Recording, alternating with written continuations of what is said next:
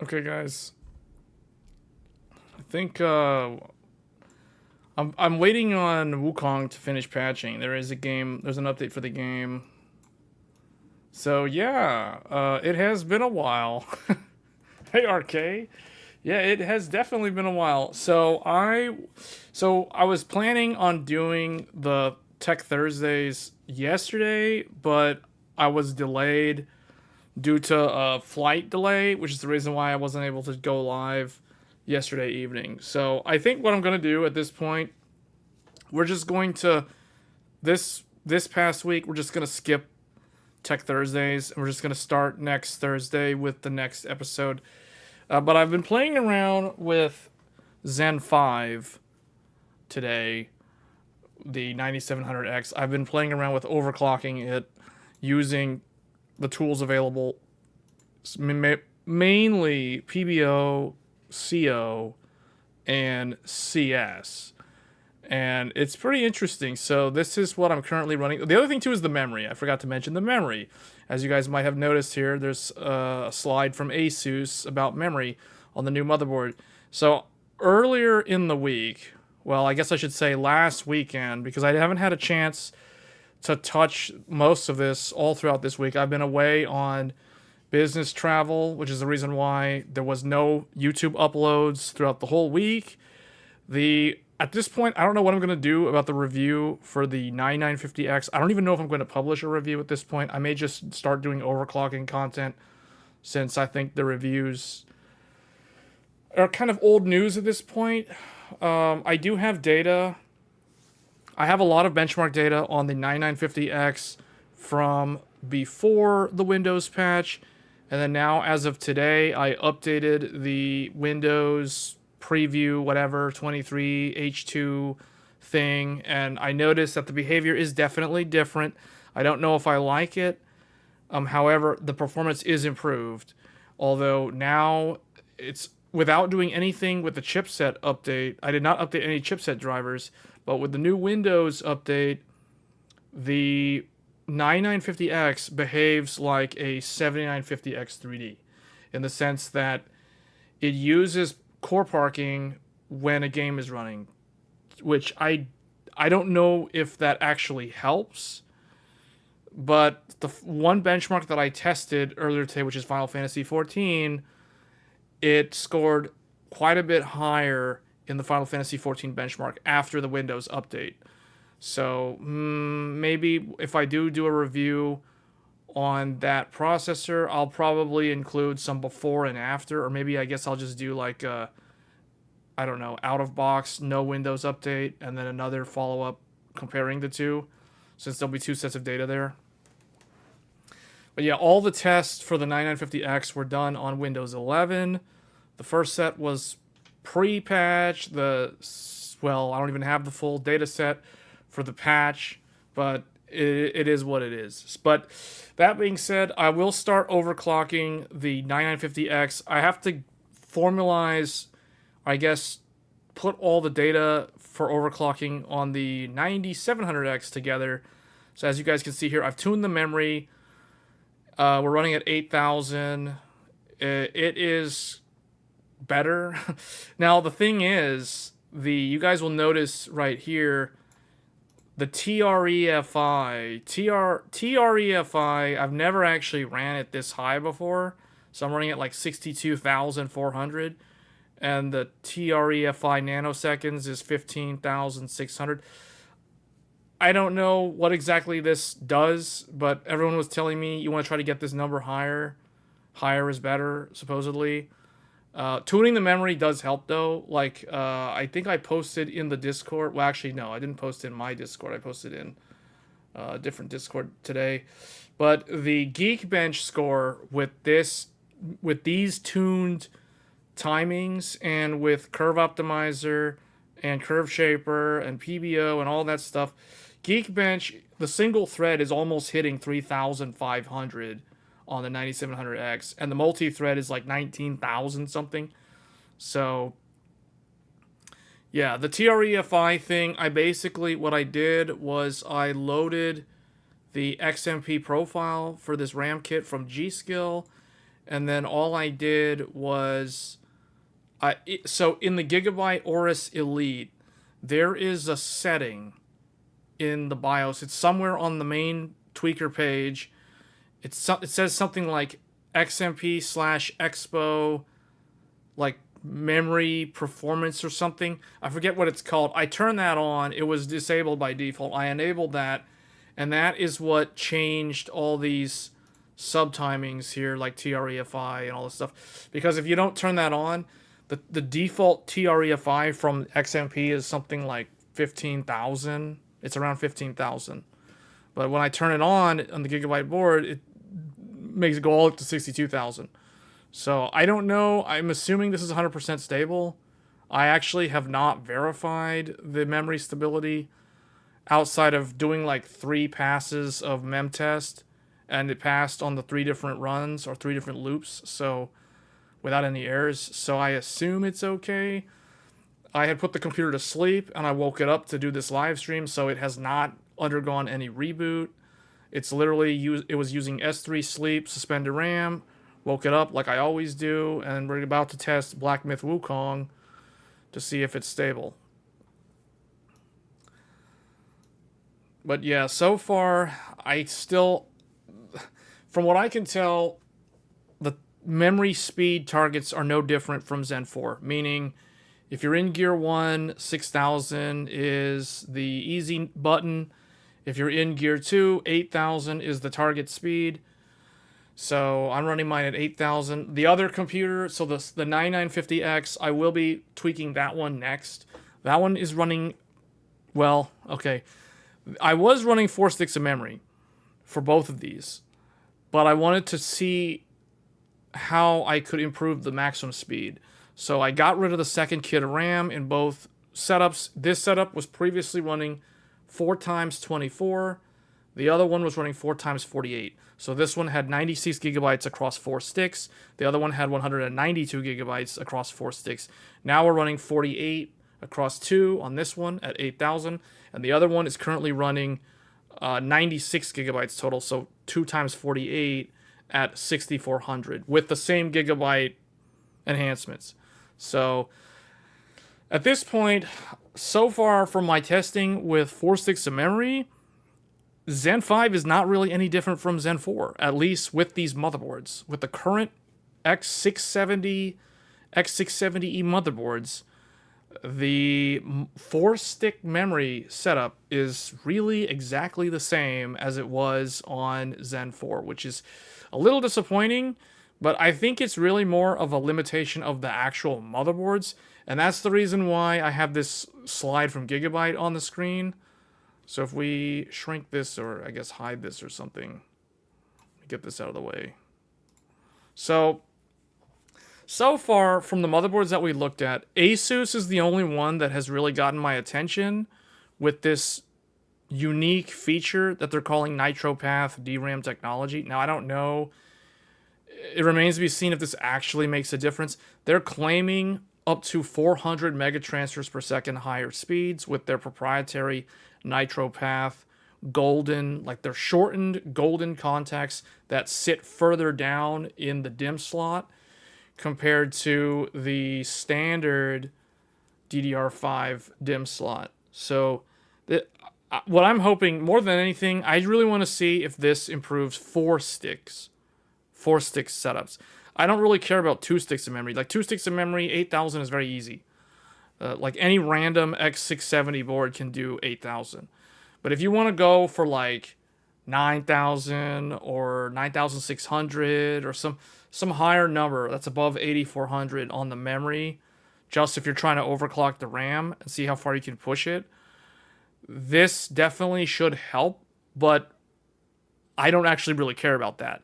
What I care about is how does this improve, if at all, the ability to run 4 sticks of DDR5. Because 4 sticks of DDR5 has been a real challenge pretty much since DDR5 launched with Alder Lake back in 2021. And there are tweaks you can do. I have videos showing how to do those tweaks to get 4 sticks to run without too much trouble.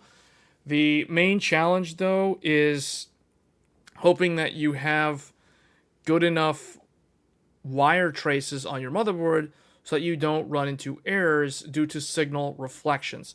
And one of the things that Asus talks about with their NitroPath thing, they actually, I don't know if this WCCF Tech article talks about it, but they say advanced layer routing in the title of this article. I don't know if that actually means anything compared to just, oh, we shortened the pins and made them further down so there's less EMI.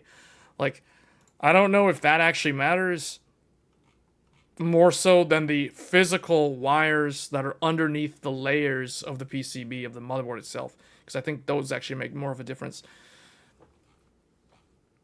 But it is something that I am very, very curious about as these newer motherboards come out. And I'm sure the other brands like Gigabyte and the other like MSI and ASRock, I'm hoping they have also done improvements with the trace layout for DDR5, because so far there hasn't really been much talk from any of them, which is kind of weird.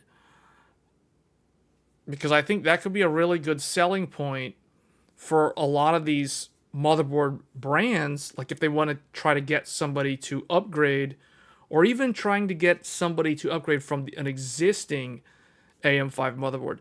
Because, see, the thing is, with AMD supporting the socket, the AM5 socket for so long, for multiple CPU generations, there isn't much incentive for somebody who buys into AM5 early, like, for example, someone who has Zen 4, so like a 7800X3D, for example.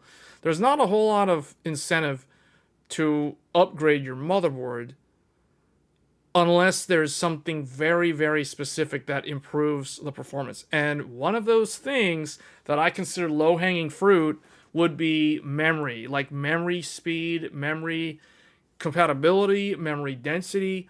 Those are the sort of things that I feel could actually entice somebody to upgrade their motherboard, especially if somebody had a really, like a entry-level B650 motherboard, and they're thinking of upgrading their motherboard just because either they need more PCIe slots or they need more NVMe drive slots. You know, there could be a multitude of reasons. USB 4 for the few people that actually might use USB 4. There are things like that, you know. But more than that, I think for enthusiasts, the memory, the higher the memory speed and the higher the density the memory can go on these newer motherboards, that could be a very unique selling point for X870E, and that could be a way for like Asus and all the motherboard people to get people to actually upgrade their motherboard, because otherwise there's really no reason to upgrade the motherboard. You literally just stay with the exact same motherboard until the very last AM5 CPU comes out, whatever that is. You know, AMD said they're going to support the socket till 2027. That's literally like 3 years from now. So, yeah, if somebody got a motherboard last year or the year before, there's really no reason to upgrade. They just do a drop-in CPU upgrade. So that's lost revenue for Asus and ASRock, etc. But if they do something like this, and it's actually beneficial, you know, like, I could see myself actually upgrading. But that remains to be seen. So I really want to hope that the ability to run 4 sticks of DDR5 is a reality, and I hope that it's not just Asus. First of all, I hope that it's a reality. It doesn't matter if it's Asus, but if it's only Asus, then that is better than nothing, I will say. But it'll be a little bit disappointing if it's just Asus that is able to handle like higher speed, higher density DDR5, because nobody else did anything different. Hey, Dante. Yeah, so that's pretty much, those are my thoughts on the new upcoming upgrade path for those that are thinking of getting a new motherboard or thinking of upgrading later this year once these X870 boards are out.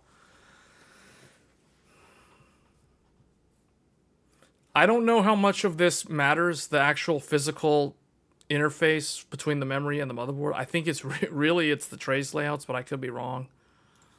But yeah. So that's yeah, that's that's basically what I've been paying attention to for the past week. The other thing I want to point out, Gigabyte did intro a new motherboard. This one I think is going to be a pretty good value. Why? Because it is X870, not X870E, and it has a postcode debug. It's postcode debug. So, and it looks like it's got multiple PCIe slots in the right positions. It has a graphics card quick disconnect button. And it's got a lot. It's got Wi-Fi 7. It's got all the USB ports that you'll need. It's got USB 4. You know, it's got the optical audio. So, yeah, this one, to me, I think this is a pretty good one. Just by the look of it. You get all the nice things that you typically had to pay $500 for in the past. But this motherboard's probably going to be like a $300 motherboard, if I had to guess. Somewhere around $300. So, but yeah, I think this is definitely one worth considering if you're looking at a new motherboard, because it has that postcode debug, and this is going to be a good overclocking board too. Today's the last day of August. Yes, it is. Yeah, this is the end of August. This is the end of August. We're about to go into the last month of Q3.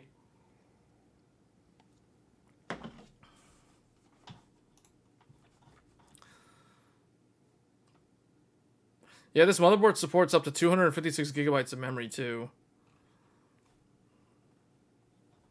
That was the newest one that I saw. So far, I still haven't seen anything from MSI. MSI did announce something, though.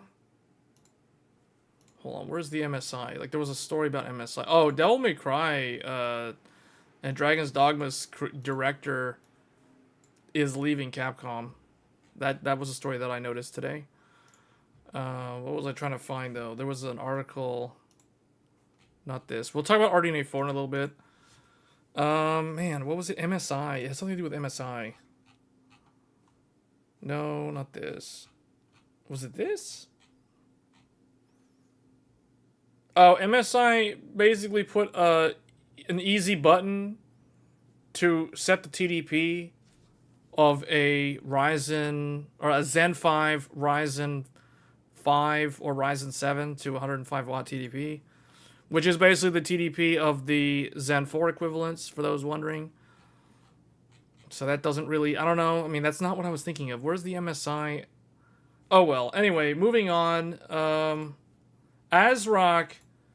So we haven't seen any update from ASRock until, well, at all. Like, really. Like, back when Computex came out, ASRock showed all their motherboards, but there was, like, no data. There was, like, no info. It's like, oh, here's the motherboards. Here they are. Yeah. Okay. And then everybody was showing, like, the Intel boards, but no one could show the socket, which I think was hilarious because it doesn't really matter. The socket literally has the same retention mechanism that the current socket, LGA 1700, has.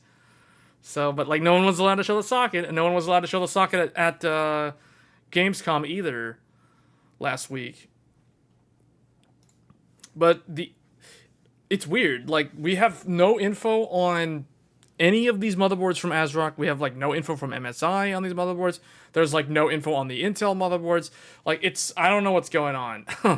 I really don't know what's going on with these guys. We've only seen, like, Asus has shown stuff off, which is good. They're the only ones that have really done, I think, the full lineup at this point. And then Gigabyte has kind of drip-fed a few over the last 2 weeks. They've shown the Aorus Master. They've shown the, what was it, the Aorus, this one. The one that we were just looking at. The Aorus something. Elite something. They have another one. They have like a weird B650E USB 4, which is very bizarre. I don't even think they're going to release that one in the US market, though. That one might be like a Taiwan exclusive or something. But I could be wrong.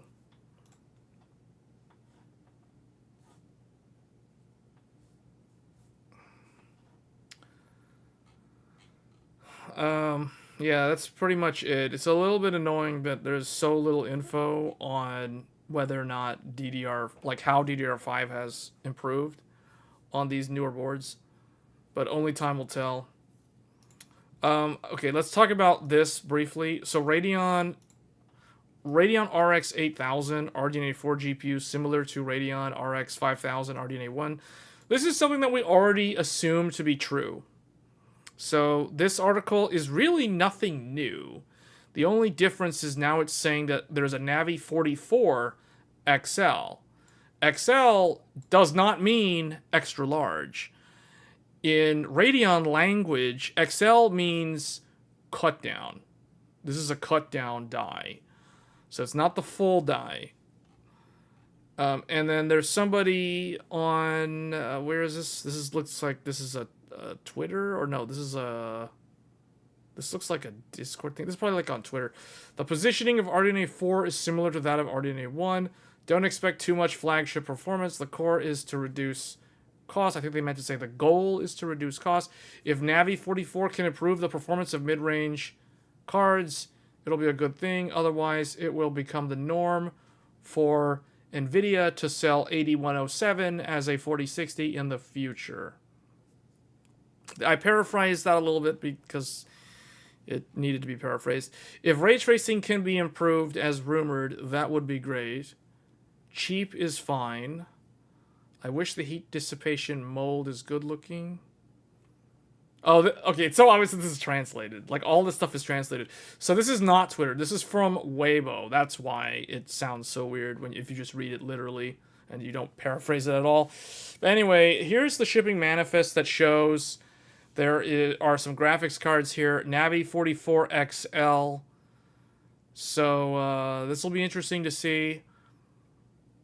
If these launch at all this year, they will launch in December at the earliest. So for those of you that are curious, in the RDNA 4, like AMD's potentially like something that has significantly better ray tracing performance than what AMD currently has, you're going to be waiting at least until December, if not until next year.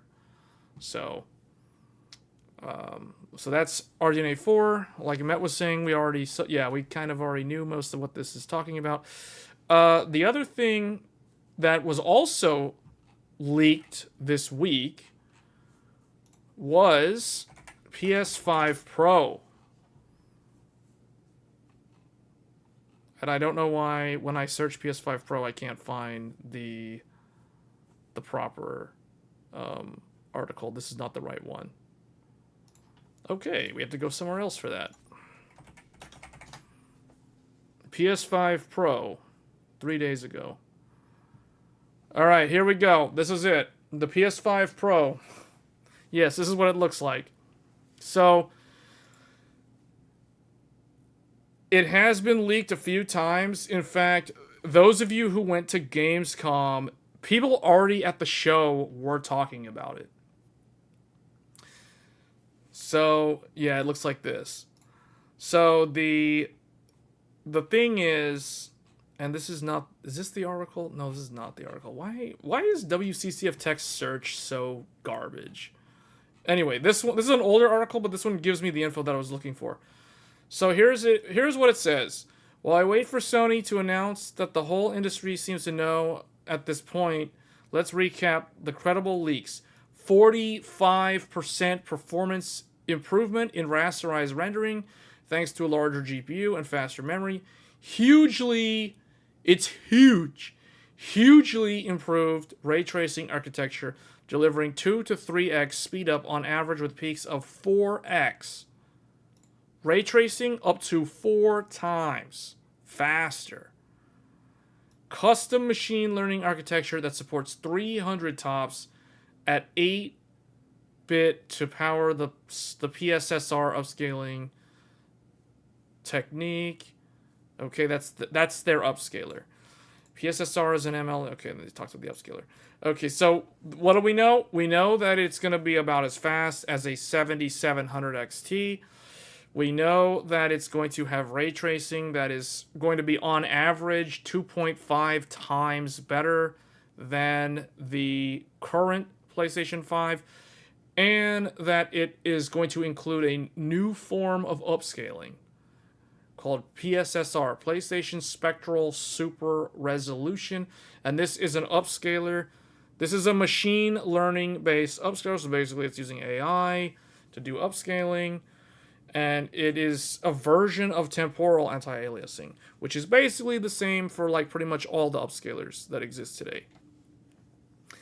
So it supports HDR, so meaning the upscaler works even if you're on HDR or you're using an HDR display and you have HDR enabled, for example.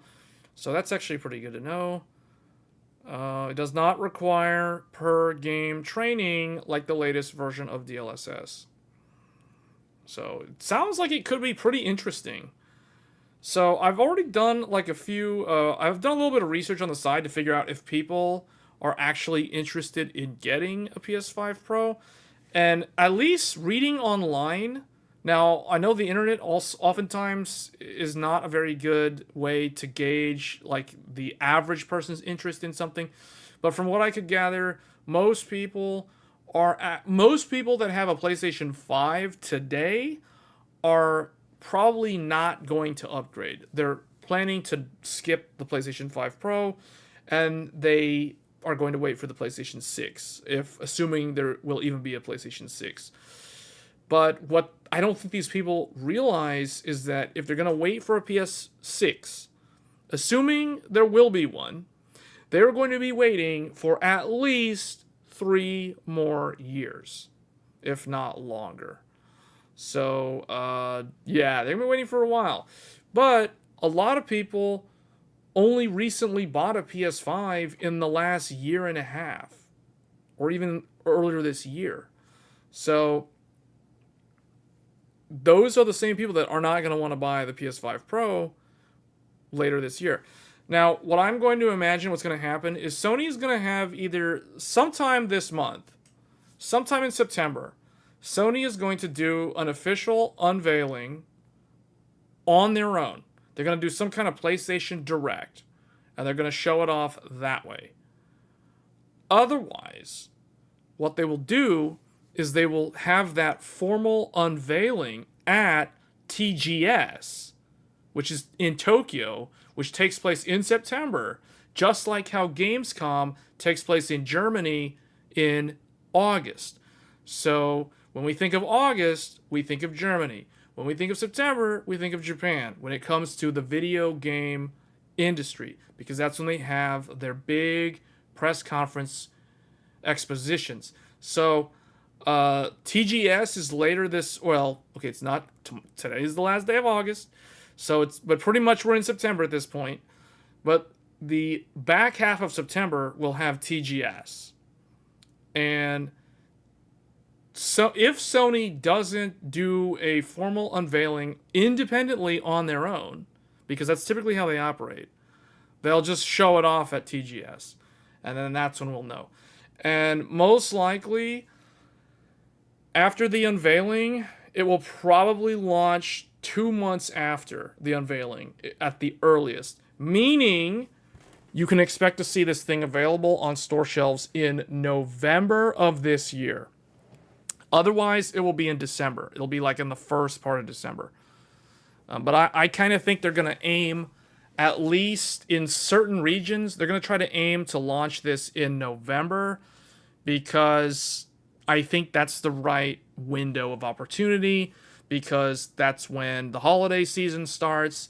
That's when Black Friday happens. So there'll be a lot of people. Don't expect there to be any deals on a PS5 Pro. That's not the point. The point is, there are going to be a lot of people shopping in November for a bunch of random other things and trying to get really good deals on other things. And if they see, oh, the PS5 Pro is out, yeah, I'm going to get that too. So they're just going to tack it onto the list for their spending. So that is the best time for Sony to launch this, would be November of this year. If they go into December, then, I mean, it's not terrible, but they'll just miss that opening, like the biggest shopping weekend at least in North America. So, But who knows? Maybe maybe it'll launch in like North America in November, and it may launch in other regions in December or something. But yeah, just in time for Christmas. Yeah. So it's not the end of the world if it launches in December. There was a leaked slide that said December 6th. There was some article that I saw somewhere. Maybe it was Tech Power Up. Let me see.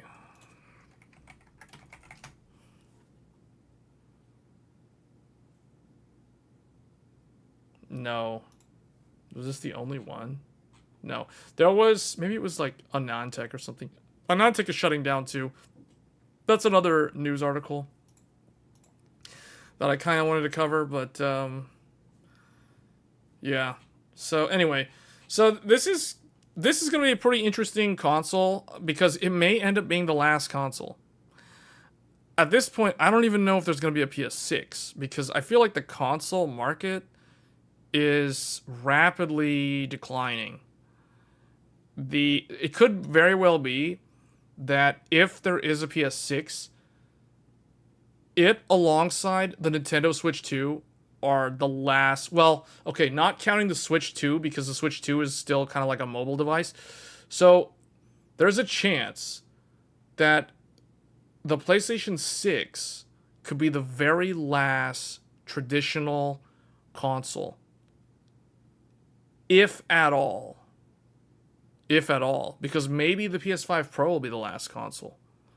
You know, so who knows?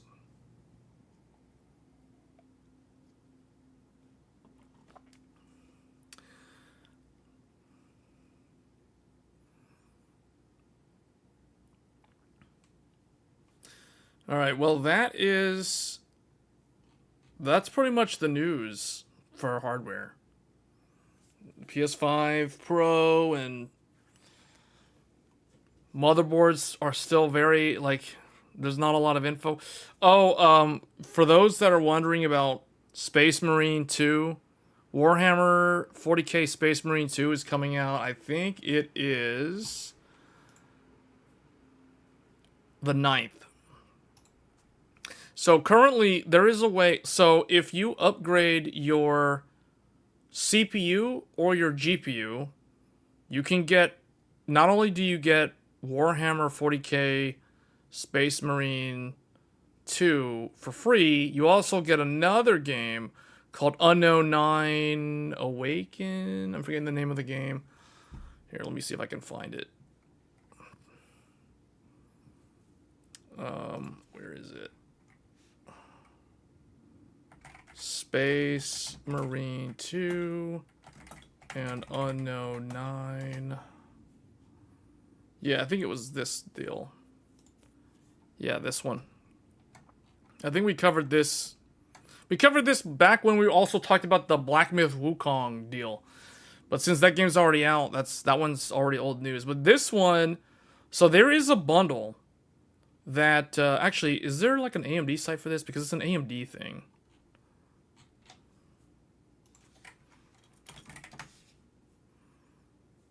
Is this it? Yeah, I think this is it.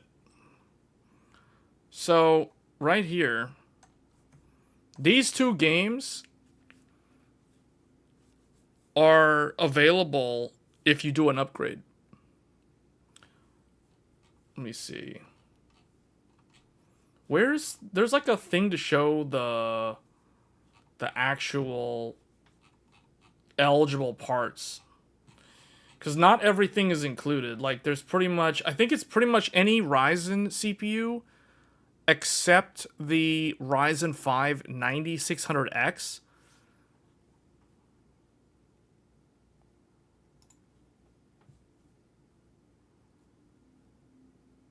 Is it this one? Wait, why is it like this? I feel like they need to do a better job at their website. It's so, why is this like this? This is so bad. Well,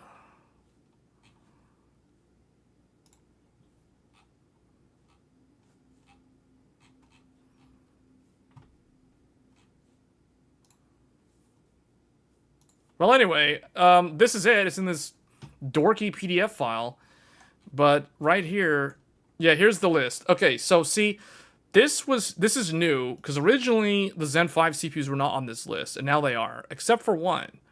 So it looks like, and actually, any Ryzen 7 and up. So Ryzen 7, Ryzen 9, all the different ones, including the Ryzen 7 7700, like the non-X, or yeah, the one that comes with the cooler, the Wraith cooler. That one is eligible for both games. So, I mean, that's probably the cheapest way to go. But the way I look at it, it's like, okay, the 7800X3D is a really good deal with these two games. I don't understand why the 7800X3D has an asterisk next to it, though. Like, why is there an asterisk? This product does not oh, it's a Japan thing. Okay. So if it has an asterisk, it doesn't count if you're in Japan. So wait a minute. Okay, so the Ryzen 7s don't count. Except the 9700X. The 9700X is the only single CCD CPU that if you're in Japan and you buy this CPU, you get both games. Otherwise, if you buy like a Zen 4 Ryzen 7, even the 3D, you don't get the games. That's really weird. That's weird. You know what that means? I think the only reason why they would do something like this is the Japanese market is probably buying only like these. They're not buying the higher end parts. So I guess AMD's like, we need to move more of the higher end SKUs in Japan. So we're going to entice them by giving them these two games. I mean, that's the only reason I can think of, like, why they would ban, like, why you can't get a 7800X3D in Japan and also get the two games. The workaround is 9700X counts. So that's the workaround. Otherwise, I mean, all these Ryzen 9s, even like the newest ones, count. So that's interesting. That's actually good that they were pretty quick to add these. They were really fast to add these. Yeah, that means I have the games. Wow. Okay. That's interesting. Okay, and then if you're getting a GPU, like if you don't need a new CPU, like let's say you're someone who already, like let's say you bought a 7800X3D last year on launch day or whatever, then you can get a Radeon card. It has to be a pretty good one though. Like, well, it has to be an RDNA 3. It can't be RDNA 4 because RDNA 4 isn't out yet, and it can't be RDNA 2 because RDNA 2 is like EOL. So but again, if you're in Japan, you have to go with the GRE as the cheapest option.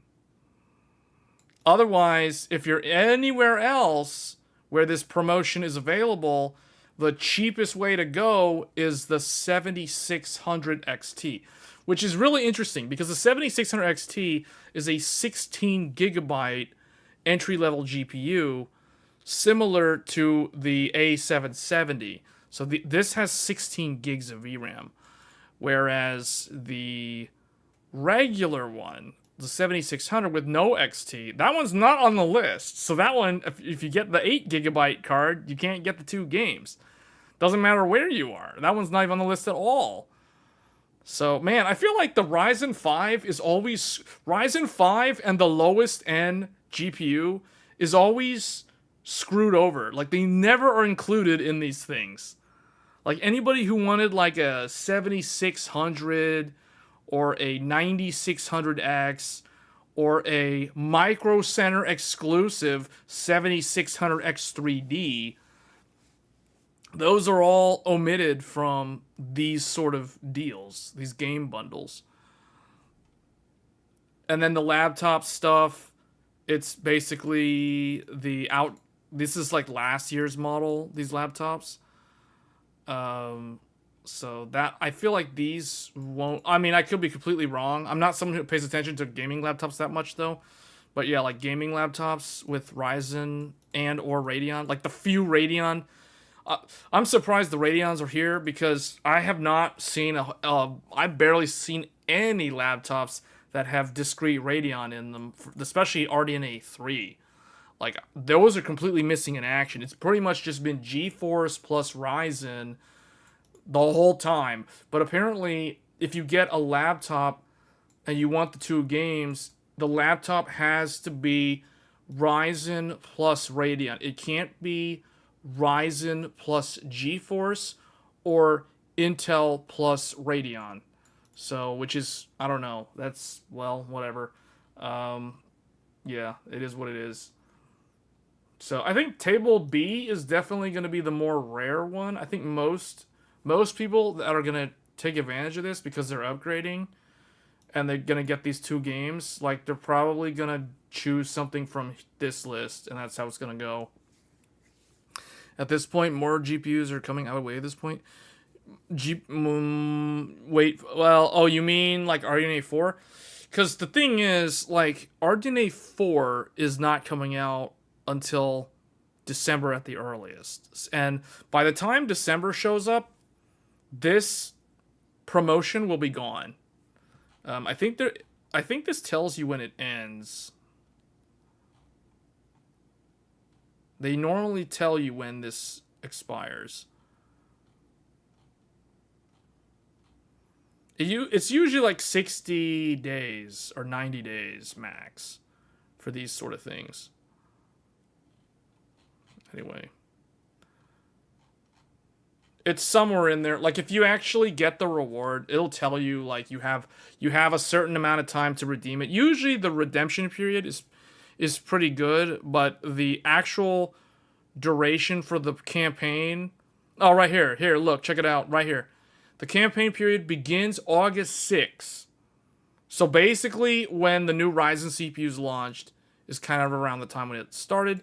And it ends on October 5th. October 5th. Which means pretty much this month is going to be the month where most people that are interested in these two games, and they're also upgrading their PC at the same time. It just so happens they're upgrading their PC. September is the month because October 5th is the end. At midnight, and then it says redemption period. So you basically have until November 2nd of 2024. So yeah, there's a pretty good amount of time to redeem the codes for the games, but the promotion, the campaign is only until October 5th. So that's why waiting for like new GPUs. I mean, RDNA 4 is really the only one that would be eligible, but by the time RDNA 4 comes out, yeah, this will be long gone.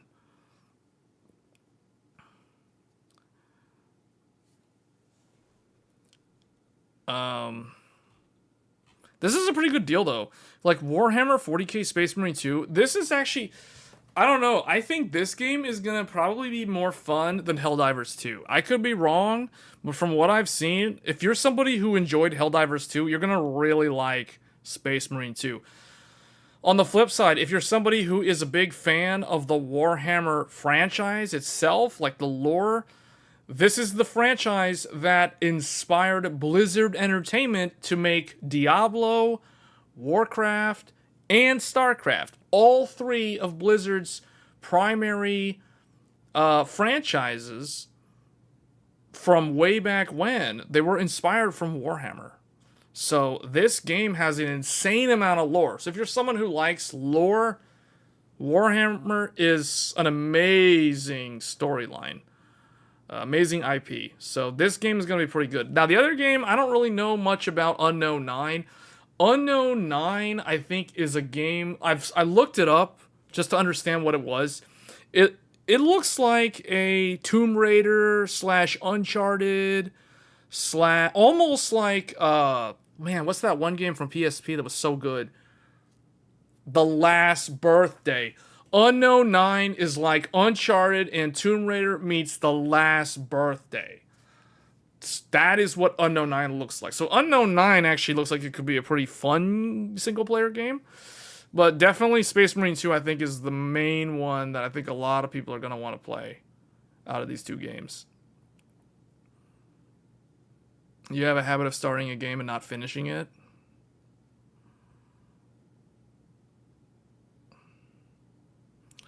Yeah, well, from what I've seen, I think Space Marine 2 is going to be really good. I think the reviews for this are going to be really positive. Unknown 9, I don't know. That's the one that's more of a wild card. But still, I mean, it's 2 free games. Like, that's pretty good. This is actually... I feel like this is a better deal compared to last year. Remember last year? Last year had the Starfield bundle. Remember Starfield, guys? You guys remember Starfield? The bundle, what was the bundle for Starfield? I think it was just Radeon. It was like the Radeon GPUs. I don't think the Ryzen CPUs were in the Starfield bundle. I could be wrong. Actually, I think AMD has the whole thing here. Oh, look, check this out. Look, they had a game bundle for these. Avatar game bundle. Avatar game bundle was Zen 4. It was a bunch of Ryzen 9s and the one X3D Ryzen 7. And then it was like a whole... It was basically like all of RDNA 3, including the 8GB card. That was for Avatar. And then a bunch of laptop stuff. And then, what do we have here? I remember the Starfield one. I don't know. The Starfield one was like a big deal for a lot of people. Because Starfield was like such a overhyped game. It was a game that was overhyped, overpromised, and then underdelivered and didn't live up to the hype. But yeah, the Starfield bundle, and the cool thing with the Starfield one was that there was the Starfield Premium, and then there was the Starfield Standard. And Starfield, I know a lot of people that were salty about this because the 7800X3D fell into the Standard edition of Starfield. Whereas the, you know, all the Ryzen 9s, basically the Ryzen 9s were premium Starfield. The Ryzen 5s and Ryzen 7s were standard Starfield. And then there was actually RDNA 2. Like, RDNA 2 was actually included in the Starfield bundles. That's what I found funny. I remember we talked about this on a live stream. Like, the RX 6700 non-XT was like the best way to go if you wanted premium edition. But you didn't need a graphics card because you basically either do this and then you'd like sell this to a crypto mining person, or you would just like, I don't know, build yourself a PS5 because this is a PS5 GPU. So yeah.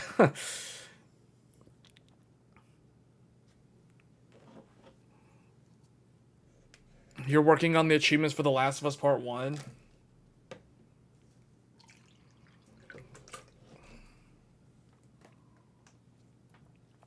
I remember the Lies of P one as well. Lies of P had everything. Lies of P was literally like you bought any random thing that had AMD's logo on it and you got Lies of P. And what's so funny about last year was Starfield was so hyped up. And everyone was talking about, like, the bundle for the premium Starfield. And at the end of the day, Lies of P, you could literally... Like, the previous thing was Lies of P. You could literally buy any random AMD product, and you got Lies of P. And Lies of P was actually a much better game than Starfield. Like, it was, like, way better than Starfield. Yeah, they had all these... Man, they got a lot of these bundles. I didn't even realize they had these many. Wow. How far back does this go? This goes all the way back to 2019. Wow. I remember the GeForce bundle last year. You guys remember the GeForce bundle? You guys know what the GeForce bundle was? Who remembers the GeForce bundle? I'm not talking about the one from this year. I'm talking about the one from last year. Does anybody remember what that one was?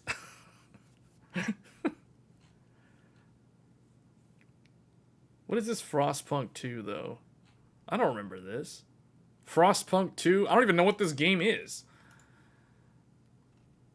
What? This is the weirdest bundle. Look at this. PS5 Pro GPU gets you Frostpunk 2 Deluxe? Why is it only the PS5 Pro and nothing else? That's weird. I didn't even know about this one.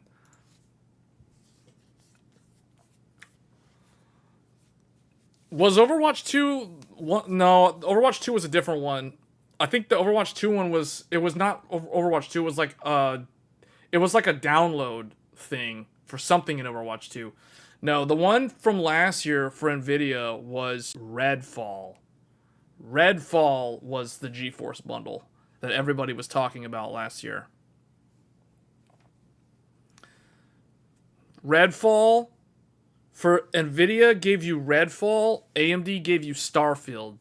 That was what everyone was talking about. Now, obviously, there was better bundles, like Lies of P was a much better bundle.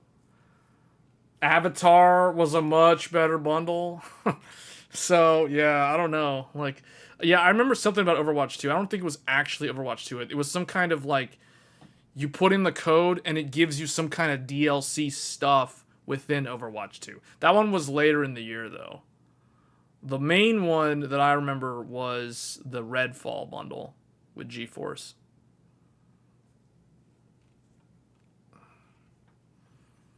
But yeah, this is a pretty good one though. Like this, yeah, man. I think this is the best one I've seen out of this year. Like, what was there besides this one? There was that weird one. This one. What is this? Japanese customers can only choose one game. Why is it always Japan? Why is it always Japan? What's going on here? Look, 7800 XT and 7700 XT. PS5 Pro and overclocked PS5 Pro triple to the max. Japanese customers can only choose one game. All other customers choose 2 out of these.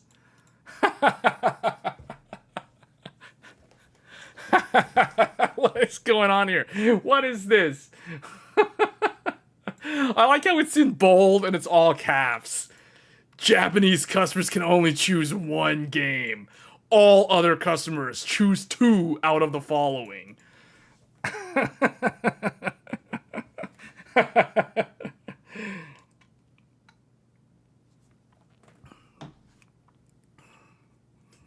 No, they're not. Lies of P is a good game. Avatar is also a pretty good game. Avatar gets kind of repetitive, though. I will say that.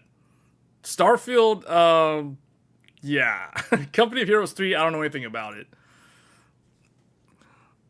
The PS5 Pro should be in between of that and that. And no, I don't think so. No. The PS5 Pro will be almost as fast as a 7700 XT in rasterization. It won't be quite as fast as a 7700 XT. Meaning, if you are to compare the PS5 Pro directly with the 7700 XT, the 7700 XT will be a few percentage points faster than the PS5 Pro. The PS5 Pro, however, in ray tracing, the PS5 Pro will be significantly faster than the 7700 XT with the RT performance. But no, it will be slower than the 7700 XT. Not a whole lot slower. It'll be very similar to it, though. But it will be slower than it. You can tell because the T-flop counts lower. Like, if you look up one of those articles mentions how many teraflops of, like, 32 precision it has. I think we closed out the article. But anyway, if you look it up, find the article that we were looking at earlier. Maybe it was a different one. One of them gives us the teraflop number. The teraflop number is less than the 7700 XT. It's a little bit less. And that makes sense because, remember, you have to keep in mind, a console is always going to be far more power limited and power constrained than a discrete graphics card. So, meaning the power limit on the PS5 Pro for its GPU component will be lower than the 7700 XT. And that is the reason why, if we're talking pure rasterization and T-flop theoreticals, The 7700 XT will outperform the PS5 Pro. I will be testing this later this year to confirm that. Now, I do plan on getting a PS5 Pro in November or December, whichever month, whenever it comes out, I will be getting one. So if you're curious to know how the PS5 Pro performs compared to a standard PS5, I will be doing a lot of tests. We're going to be doing a lot of side-by-side comparisons. I've got the PS5 ready. I will have the PS5 Pro. We are going to be doing a lot of tests. We're going to be looking at games that are hard to run on the PS5. For example, Final Fantasy 16, Final Fantasy 7 Rebirth, Lords of the Fallen. What else? We're gonna look. Those are the ones that I can remember that are hard for the console to run. Forspoken's demo. I don't have Forspoken on PS5, but I guess I can download a demo. So, whatever.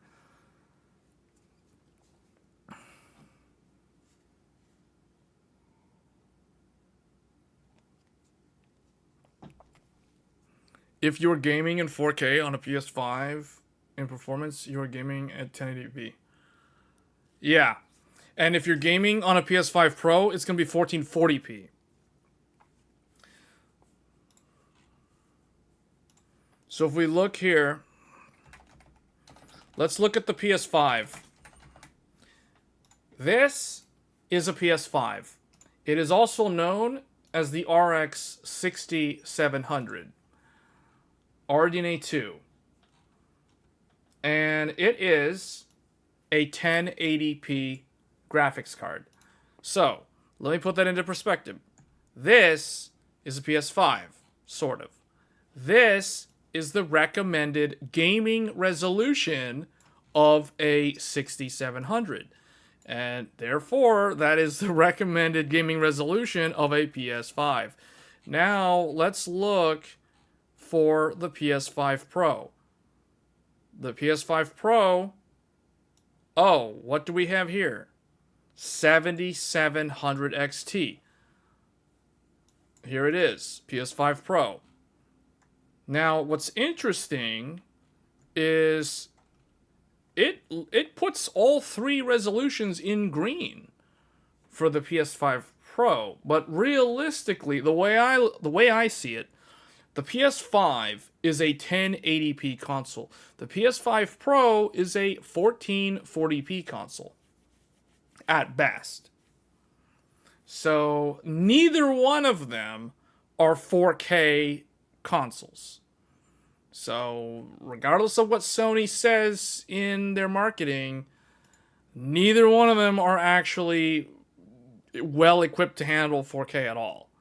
So realistically, at best, what this is an upgrade from 1080p console gaming to 1440p console gaming. That's essentially what, if someone were to go from a PS5 to a PS5 Pro, they're going to go from gaming at 1080p upscale to 4K to 1440p upscale to 4K.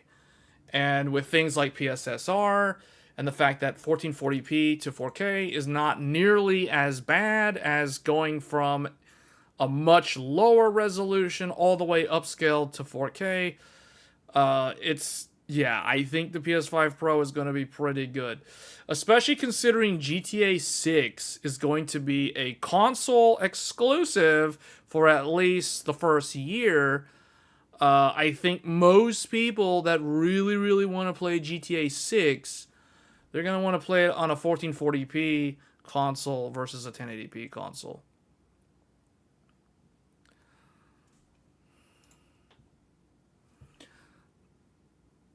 The 7700 XT. Yeah, but that doesn't matter. That doesn't matter. You're forgetting the power limit. What is the power limit of this thing? Like the TDP. The TDP of this thing is 245 watts. This is a 245 watt TDP. The PS5 Pro is going to be like at most 190 to 200 watt TDP. So The point that I'm making is the PS5 Pro needs to have more CUs if it wants to be able to match this. Because it's not going to clock as fast as this, and it's not going to have as high of a power limit as this. So, like, if we look, for example, let's go look at the PlayStation 5. Oberon. This. 2304. 144 TMUs. There it is. The PS5. The PS5. Notice that Tech Power Up agrees with me. They agree with me. It's a 1080p machine. It's green on the 1080p, but it's not green on the other two. Where's the... Oh, look. 180 watt. 180 watt. What did I just say a few minutes ago for the PS5 Pro? I said 190 to 200 watt TDP. So, that's how they're going to run it. Because it can't be loud. That's like number one. Sony cannot make it loud. It has to be whisper quiet, just like this PS5. So it's going to have to stay in the same power envelope. I mean, they can ramp it up by like 10 watts, maybe 20 watts. So 200 watt TDP max. Max. It can't go over 200. It cannot go over 200. And that's the reason why I'm saying the 7700 XT is going to be faster. Because guess what? The 6700 is faster than the PS5. It's a little bit faster than the PS5. So the 7700 XT is also going to be a little bit faster than the PS5 Pro. So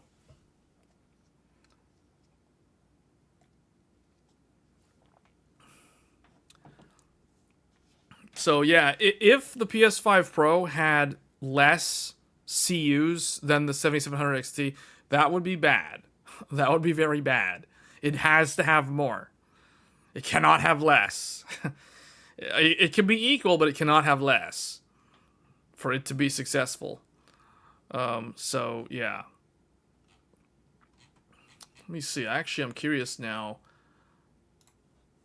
If I go back and look at the 6700, let me see, 144 TMU. Yeah, see, look. PS5 has 144 TMUs and 64 ROPs, 2304. This thing has the same exact core count, same exact TMU, same ROPs. The only difference is this has a different memory. It's a unified memory interface, so obviously it's going to have a wider bus interface, 16 gigabytes. The Series X had 52 compute units, but it was still only around that in performance. Does it have much lower clock speed? I know, yeah. That's exactly what I'm saying. That's exactly what I'm saying. I'm saying that the consoles will always be power limited. They'll always be power limited because of the form factor and because of just reliability and the fact that they want you to be able to buy a console and use it for up to 10 years. Like, I don't think any GPU manufacturer, any AIB partner for GeForce or Radeon expects somebody to get 10 years of life out of their graphics card. But Sony, PlayStation generations are a decade long. They've said that. So PS4 was it started at the very end of 2013, so we'll say 2014 to 2024. The PS4 is as of this year, this is the very end of the PS4. Starting next year, there are really going to be no PS4 games. There'll be no new PS4 games next year. So that's why they have to run at specific power windows for reliability. And they're designed so that you never... Like, the other thing, too... The other thing that I think is something that a lot of people don't bother to do, and I don't really think they need to. So you guys know how, like, tech channels will say you're supposed to... Or I don't think... Not necessarily tech channels, but, like... Tech circles will tell you need to change your thermal paste every few years. I don't believe that at all. I don't think it really makes much of a difference at all, because like these consoles, no one ever changes the thermal paste on the consoles. And servers in the data centers, that literally run 5 years or 7 years, they never change the thermal paste in the servers. So it's like, I don't think that is good advice. Like, meaning someone can buy a graphics card like this 6700. They can use it for 3 to 5 years and get that much lifespan and usage out of it, and not once do they ever need to open it up and take it apart. Like, there isn't really any reason to do that. And I'm pretty sure, like, the hardware manufacturers, like the AIB partners, they would agree with me. They never designed their products for the end users to open them up, disassemble them, and, like, redo the thermal paste.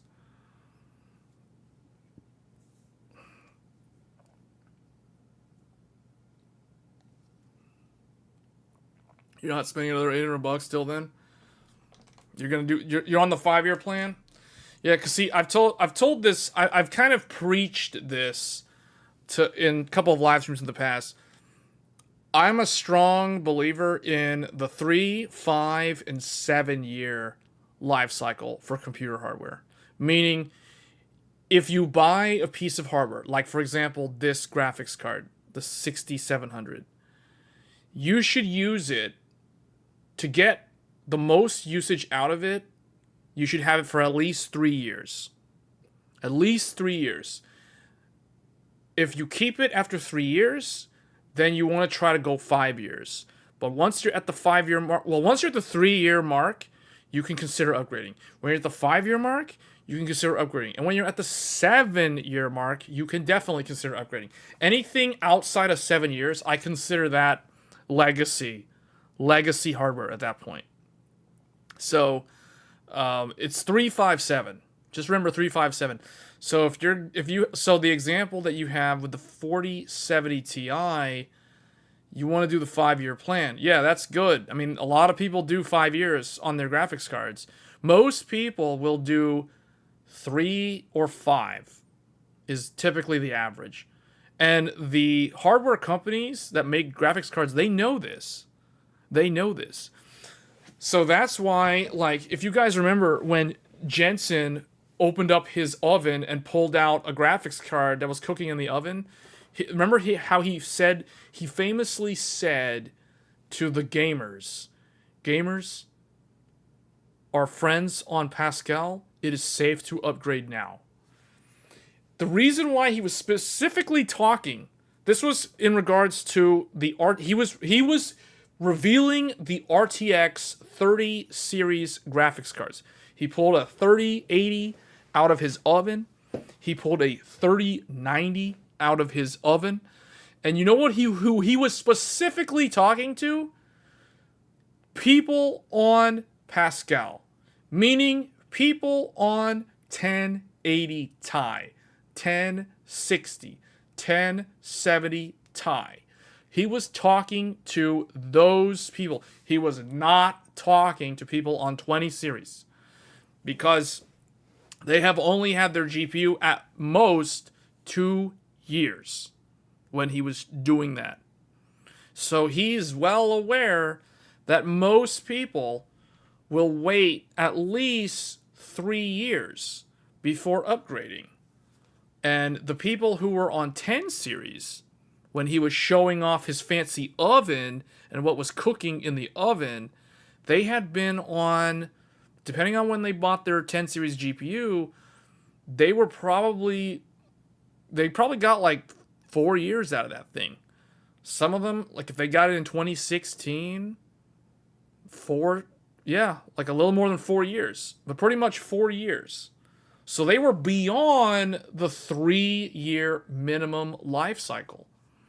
So that's the reason why he was specifically gesturing to them to consider upgrading. He was saying it is safe to upgrade now because he knows that most people keep their graphics cards for 3 to 5 years, or 3 years, 5 years, whatever, somewhere around there. If they go beyond 5 years, then either they don't play a lot of games, or they're going through a different phase of life and they just don't have the time anymore. You know, like their priorities change, life happens, we know. So it's that sort of thing. Because I mean, I know people who so I'll use one person that I know as an example. This individual had a GTX 970 that was purchased in the fall of 2014. That was when that card was new, for those wondering. So this was like summer, late summer, early fall 2014. They bought a GTX 970, and they kept the GTX 970 all the way until the fall of 2022, when the price of GPUs finally went back to normal. Because you guys remember 2021, all throughout 2021 and the first half of 2022 and the tail end of 2020 were known as the dark times. Those were the dark times for those who wanted to upgrade computer hardware. Those were the times when a RTX 3060 Ti was over $900. So, at the tail end of 2022, the RTX 4090 launched, the 4080 launched, and then at the very end of that year, the RDNA 3, so the 7900 XTX and the 7900 XT launched. So you had those 4 new graphics cards. However, this individual saw those cards and was like, yeah, no, that's stupidly expensive. I am going to buy a 6900 XT from Newegg on a Black Friday clearance deal. And that's what they ended up getting. So they went from a GTX 970 all the way to an RX 6900 XT. So what is the performance uplift of that? So if we look at a GTX 970, a product from 2014, all the way to a 6900 XT. 406%. So 306% uplift. 306% uplift. And the VRAM jumped from 3.5 plus 512 gigabytes all the way to 16 gigabytes of VRAM. Now that is a significant upgrade. But remember, that means that this individual had the same graphics card for 8 years. 8 years with a GTX 970. Imagine that. Imagine using a graphics card for 8 years. So if you wait long enough, it doesn't really matter what you upgrade to. It's going to be a massive upgrade. But that is a huge uplift in performance. So that's the reason why I operate on the 357. Once you go past 7 years, your graphics card is pretty much way outside the window of relevant at that point. Because this individual had a GTX 970 for 8 years. That's way beyond the lifespan of like that card.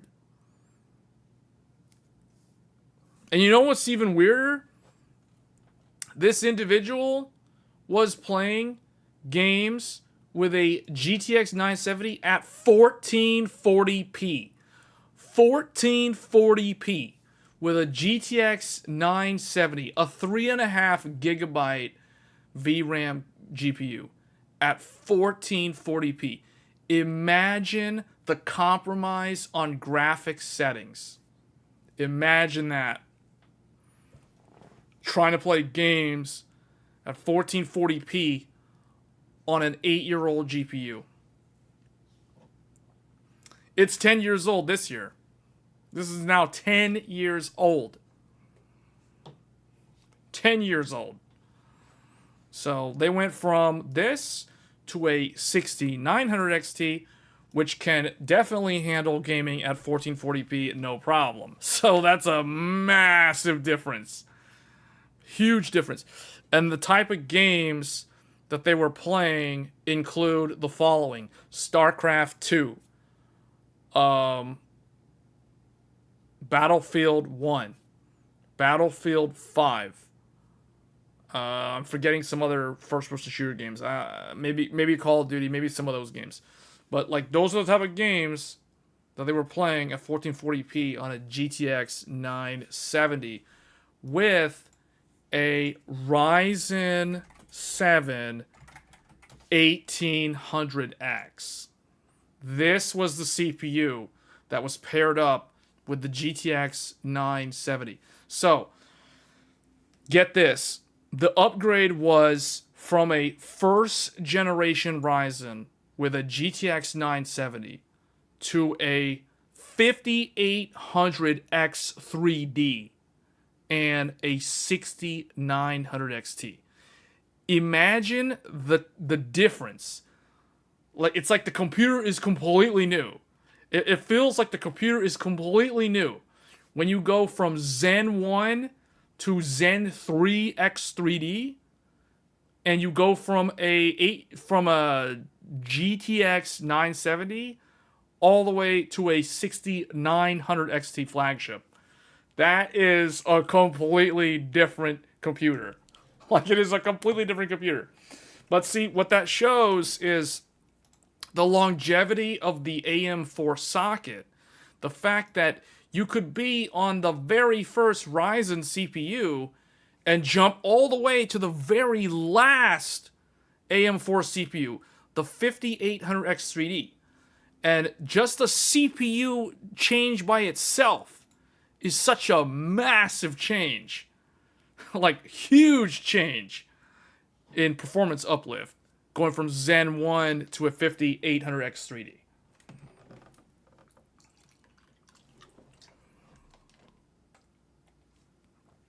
I'll use another example. And let me think this through for a second. Okay, so we're talking... So, I'll give you an example. I'll give you an example of another, like, I guess 7-ish year, 5 to 7 year-ish upgrade. You jumped from 2700X. Yeah, that's a similar jump. That's a similar jump. But in gaming, the 5800X3 is an even bigger jump. Especially considering this is Zen 1, right? So, I'll give you another example. Another example was another person who I helped upgrade back in 2022. So this was like around the same time that this other individual upgraded. This was a little bit earlier in the year. So this individual had a i7 4790K. Devil's Canyon. Haswell. 4th Gen Plus. 22 nanometer. Socket 1150. The Intel Core i7 4790K. So now we're giving another example. Actually, I should probably have Paint out so I can track these two. So here, let's do Paint real quick. So the first PC was Ryzen 7 1800X and GTX 970. And this went to a Ryzen 7 5800X3D and an RX 6900 XT.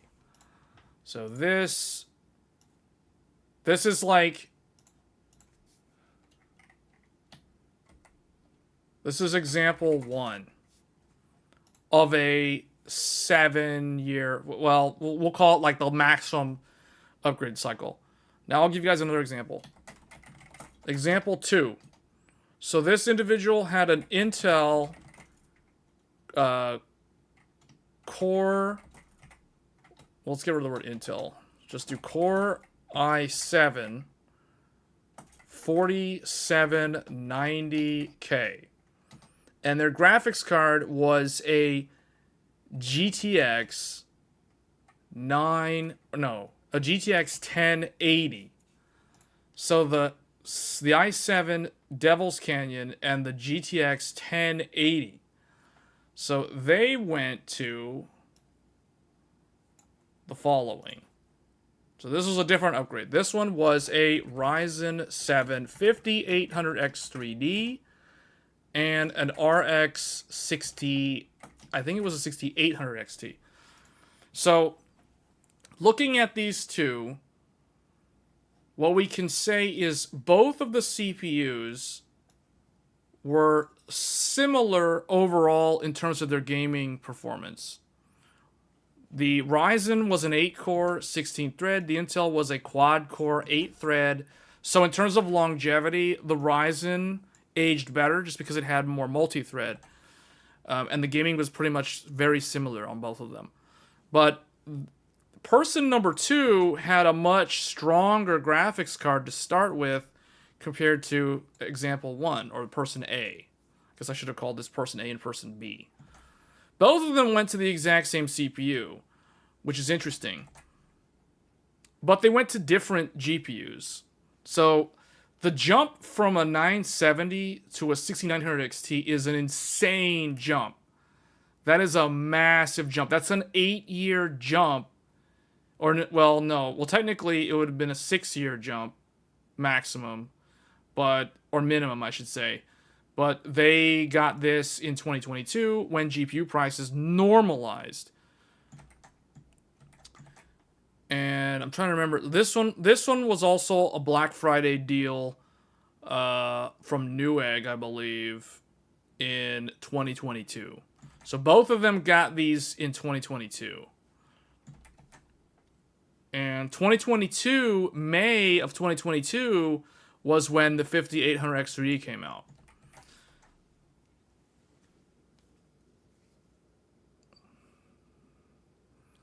So these are some examples of what happens when people sit on hardware for a very long time and what sort of upgrades await them. Meaning, I guess the moral of the story is, if you're somebody who waits and waits and waits and doesn't upgrade every generation, every other generation even, eventually, when you do upgrade, it doesn't matter if you're buying the latest generation or the previous generation. Because your hardware is so old, it doesn't matter. Because meaning what I'm saying here is both of these examples, they could have gone to Zen 4, or they could have gone to one of Intel's big core, little core options. But they chose not to. They chose to buy. So I'll tell you, the example 1 was pretty obvious. This was a pretty obvious upgrade choice because they didn't even have to change their motherboard. They kept the same motherboard. Literally, all they had to buy was the CPU and the GPU. So and this is very interesting analyzing this now, because what I see is that person A, we'll call this person A. Person A seems very, how would you describe this person in terms of, the amount of value that they got? All they had to do was buy, 2 things, and they're done. Meanwhile, person B, this is a very interesting, this is like doing a weird case study.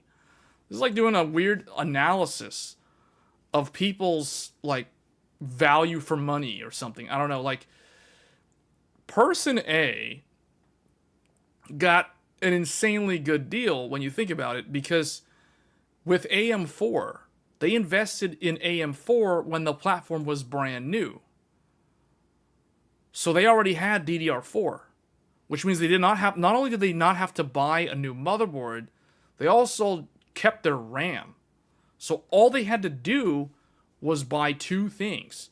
Meanwhile, person B, this is an interesting one, because person B was on an even older CPU than person A. Whereas person A had an older GPU, but they had a newer CPU. But in the grand scheme of things, both are considered very old.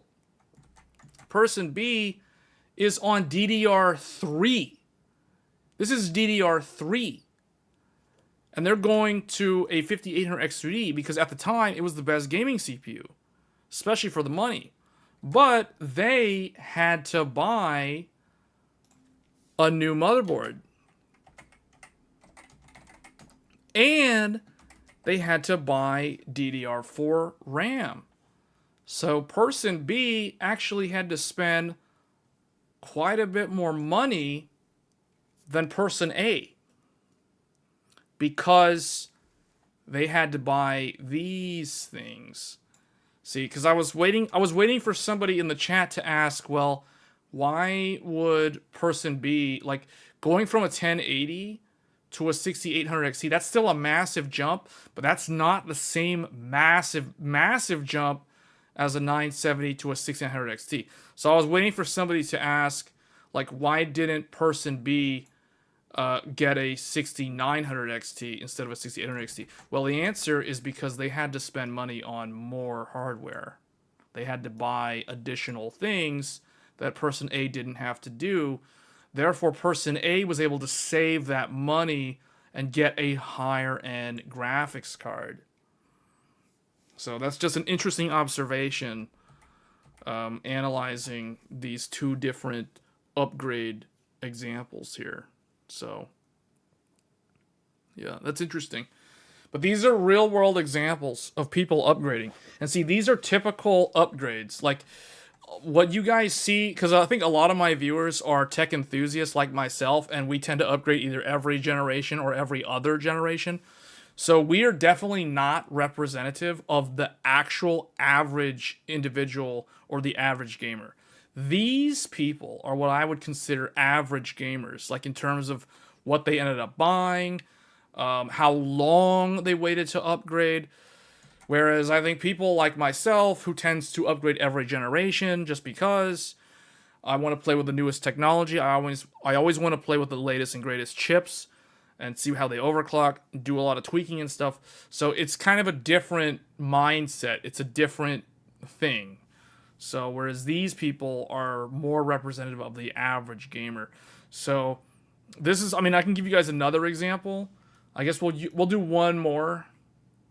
We'll do one more, and then what I'll give you guys one more example, and then the fourth example that I give you is going to be like, I'm going to ask the chat to recommend what the fourth person should do, because there's a fourth individual that I'm going to be helping upgrade real soon. So, but I'll give you guys another example. So this one was from late last year. So we'll call this person C. So person C had a Ryzen 7 2700 and a GTX 1070 Ti. This is what they had previously. And they went to the following. They went to... Okay, let's see if the chat can just get lucky. If you guys can guess what person C upgraded their CPU to. What do you guys think person C upgraded their CPU to? Like, what was the CPU that they got?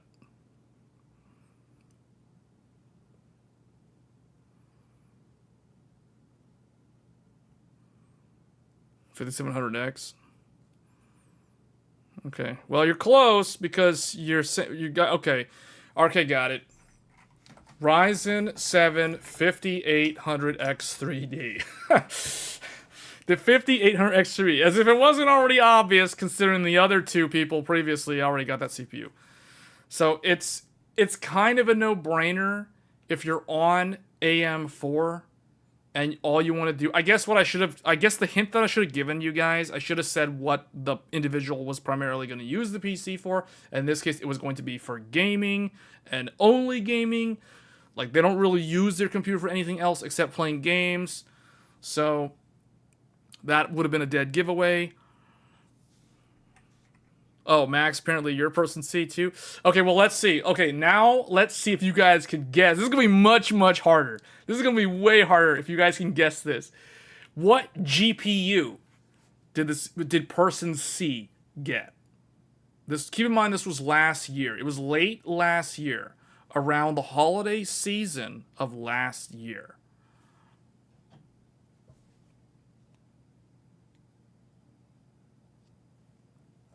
Marcelo says, "Hey Marcel, I haven't seen you chatting in here in a while." RK 2080, 2080, 2080, 2080 at the tail end of 2023. Really, a 2018 GPU? 3060 Ti. Anybody else? Max is saying, I'm thinking of getting 4070 Super. Okay. Yeah, good deal. Met got it right. Met got it right. They ended up getting an RX 7800 XT. They ended up getting a Sapphire Nitro 7800 XT. Specifically, it was that one. So that's the one they ended up getting. I think that they got Avatar with that or something. I think it was Avatar, right? Yeah, Avatar was the one at the end of the year. Yeah, so they ended up getting Avatar, Frontiers of Pandora from that.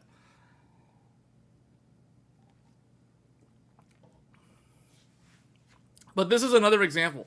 So, I mean, you can see, like, what I think the general conclusion, like, if we feed this data, if we take all of this and we feed this to an AI, like, the AI would conclude that due to the socket AM4's longevity and the X3D's power efficiency and gaming performance, it's kind of an easy predictor of what people will get, assuming they're on AM4. Because here we have two. Now, I know this person was not on AM4, but they were basically, what they told me was, number one, the first thing they told me, they don't want DDR5 because DDR5 was expensive.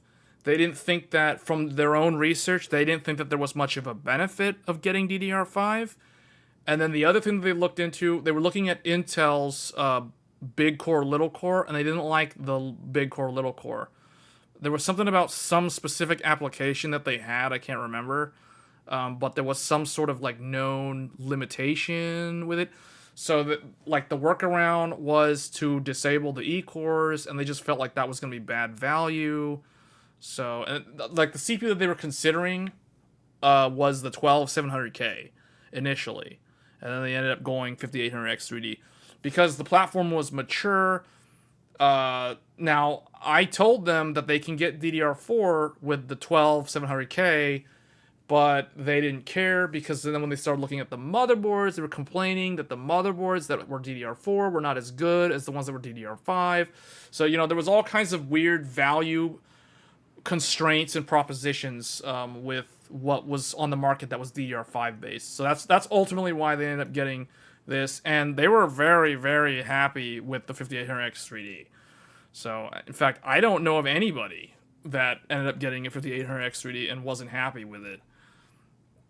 Especially if you play MMOs like New World. Like, this individual, the primary game that they were playing was New World, an MMO.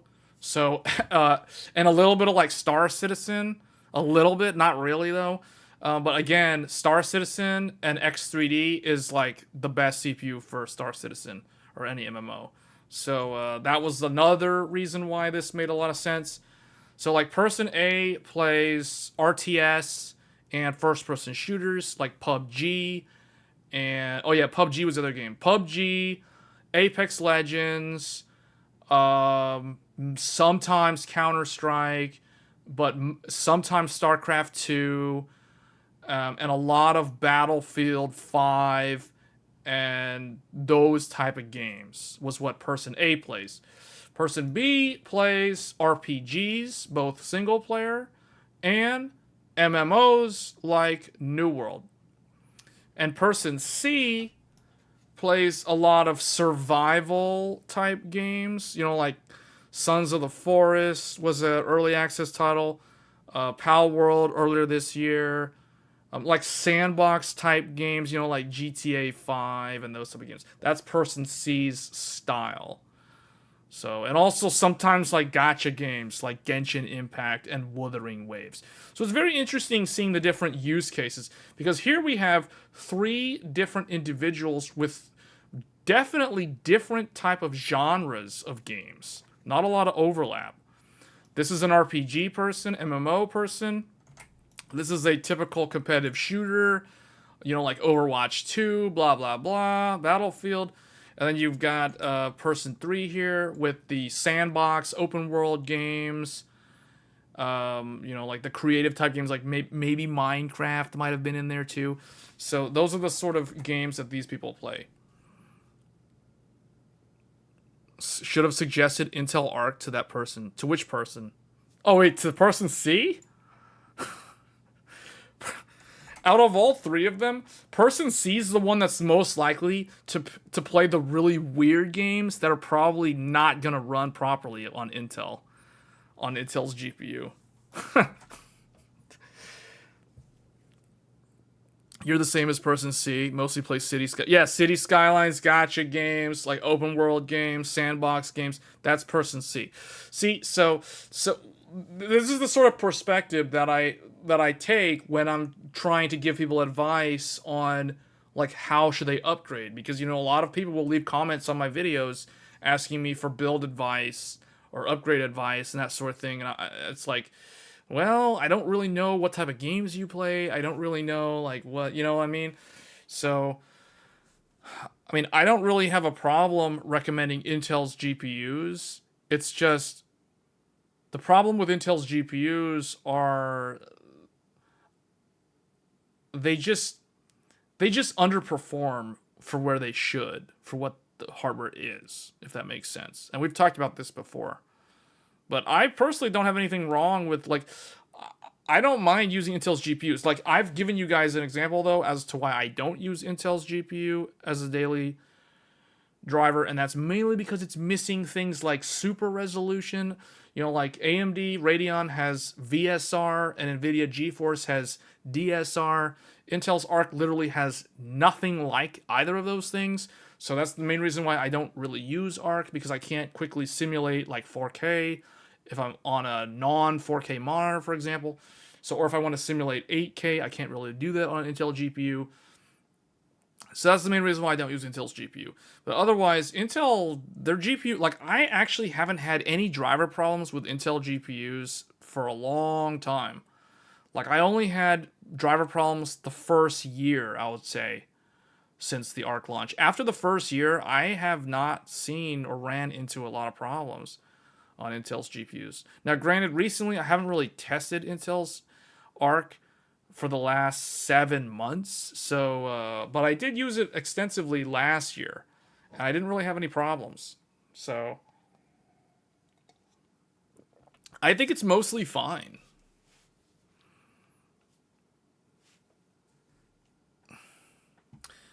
You've run into streaming issues with Discord recently with Intel Arc? Yeah, that could be more of a Discord is changing things too. All right, so now I'm going to give you guys another example, and I want you to tell me what you would recommend, because now we're going to do person D. Person D is looking to upgrade later this year. Well, actually, September. September. So, funding secured for person D. They currently have, so this is where this one's going to be interesting. So I'm going to see what people in the chat think about this. So person D currently has a Ryzen 5 5600X. And they have an RX 6900 XT. So this is what they currently have. Now I want the chat to determine, or I guess recommend, what the upgrade should be. Both, well, yeah, CPU and GPU, I guess. The GPU is going to be, okay, the budget. Okay, here's where it gets interesting. So the budget, from what I was told, They want to stay under $1,000. So the GPU is going to be really, really hard. The problem is the GPU is going to be really, really hard to upgrade because they don't want to spend more than $1,000. So we'll say max budget. Budget is 1,000 is like the max. Like that's the max spend for person D. And so it's like it's gonna be tough because they're already starting with a pretty good GPU. Met is saying only CPU. I think you're right, Met. I think they're probably gonna have to not do a GPU upgrade because $1,000. I don't know. Well, let's think about it. So, well, first of all, let's see if it's actually possible. Let's see if it's possible with $1,000. Let's see what you can get. That's a decent upgrade from this. So let's see what you guys recommend. RK's saying 7800X3D. Marcelo's saying OpenBox 7900XT. That's an interesting idea. That's an interesting idea. I didn't think of OpenBox, but yeah. The only GPU that you can upgrade is the XTX or the. Well, remember the total is 1,000. They can't spend $1,000 on just the GPU. Yeah, see, I don't know. I think you guys are right. I don't think there's a good GPU option for this individual. And that's actually what I was thinking of saying. I was thinking of telling them that if they're CPU bound today, then the best bet is like some kind of X3D or something, and then just see if that's worth it. But like the main thing is they were telling me that they want a new motherboard. That was the thing, because their current motherboard can only do, I think it's like 2 M.2s or something, and they want a motherboard that can do like 4 M.2 drives. They want to double up on M.2 storage space, and I think they were trying to get away from hard drives. Like, they didn't want to run hard drives.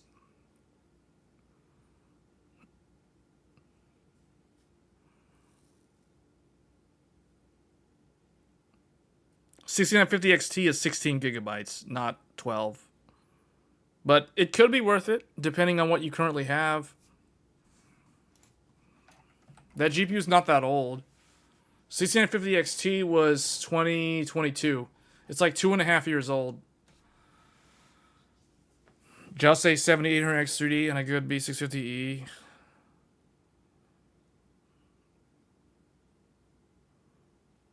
They're the same, Max.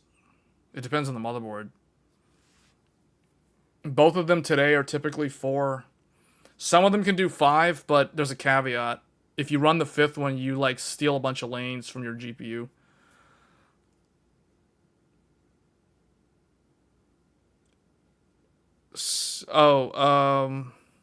Yeah, it depends on what you currently have. Like you'd have to give us more context on what the current hardware is.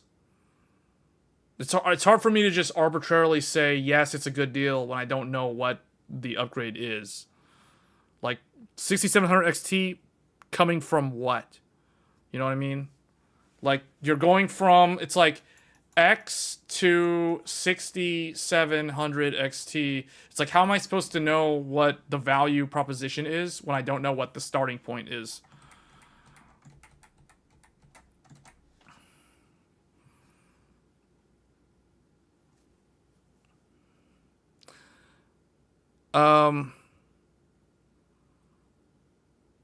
So here's what I was thinking.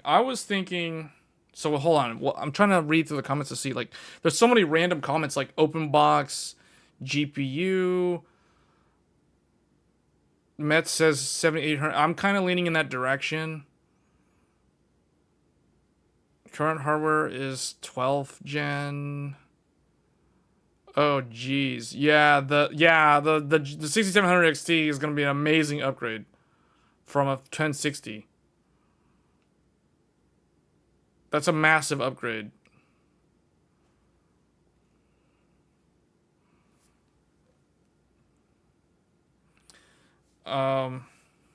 Yeah, that's a good upgrade. You're doubling up on the VRAM. So, and it's way faster. So, see, what I'm thinking is, in my mind, it would either be this or this. It's like, okay, here are the options that I'm thinking. Like that or this or maybe this. One of these?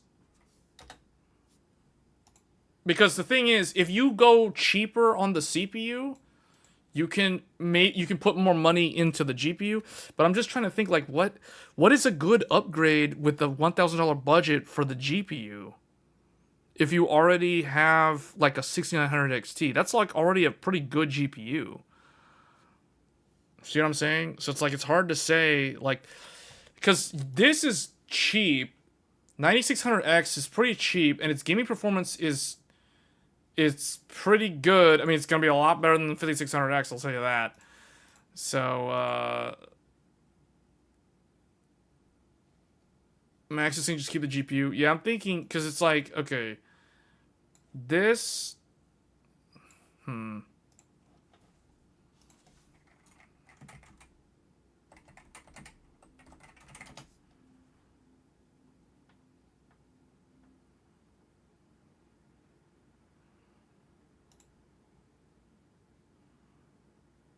okay, because see, look, check this out.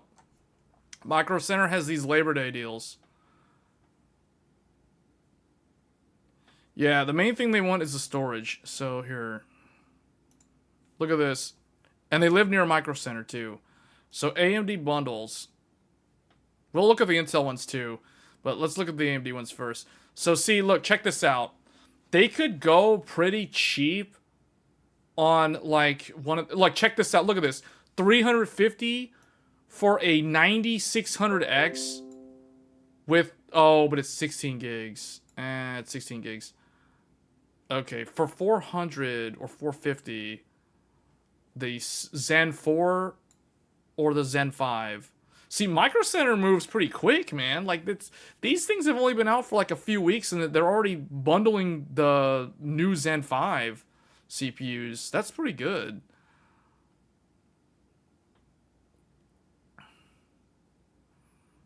But see, you could, what I'm saying is, if we are thinking of trying to fit a GPU into the upgrade, I think the Micro Center bundles are going to be used. Okay, here's the 7800X3. Okay, that's 550 for the bundle. Hold on a second. See, like, check this out. See this? Oh man, see? If they had like 4, but see, is that really worth it though? Oh, that's the 7950X3D though. Wow, this one has a 7950X3D, an X670E Tomahawk, 32 gigs of DDR5 6000, and a 7900 XT.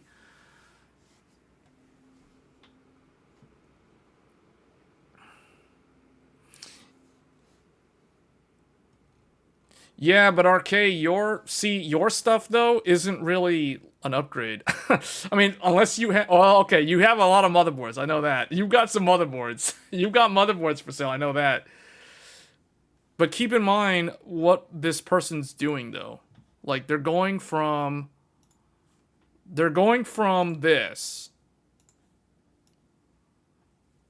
So unless you have a CPU on hand that's, you know, for sale, that's like significantly better than this.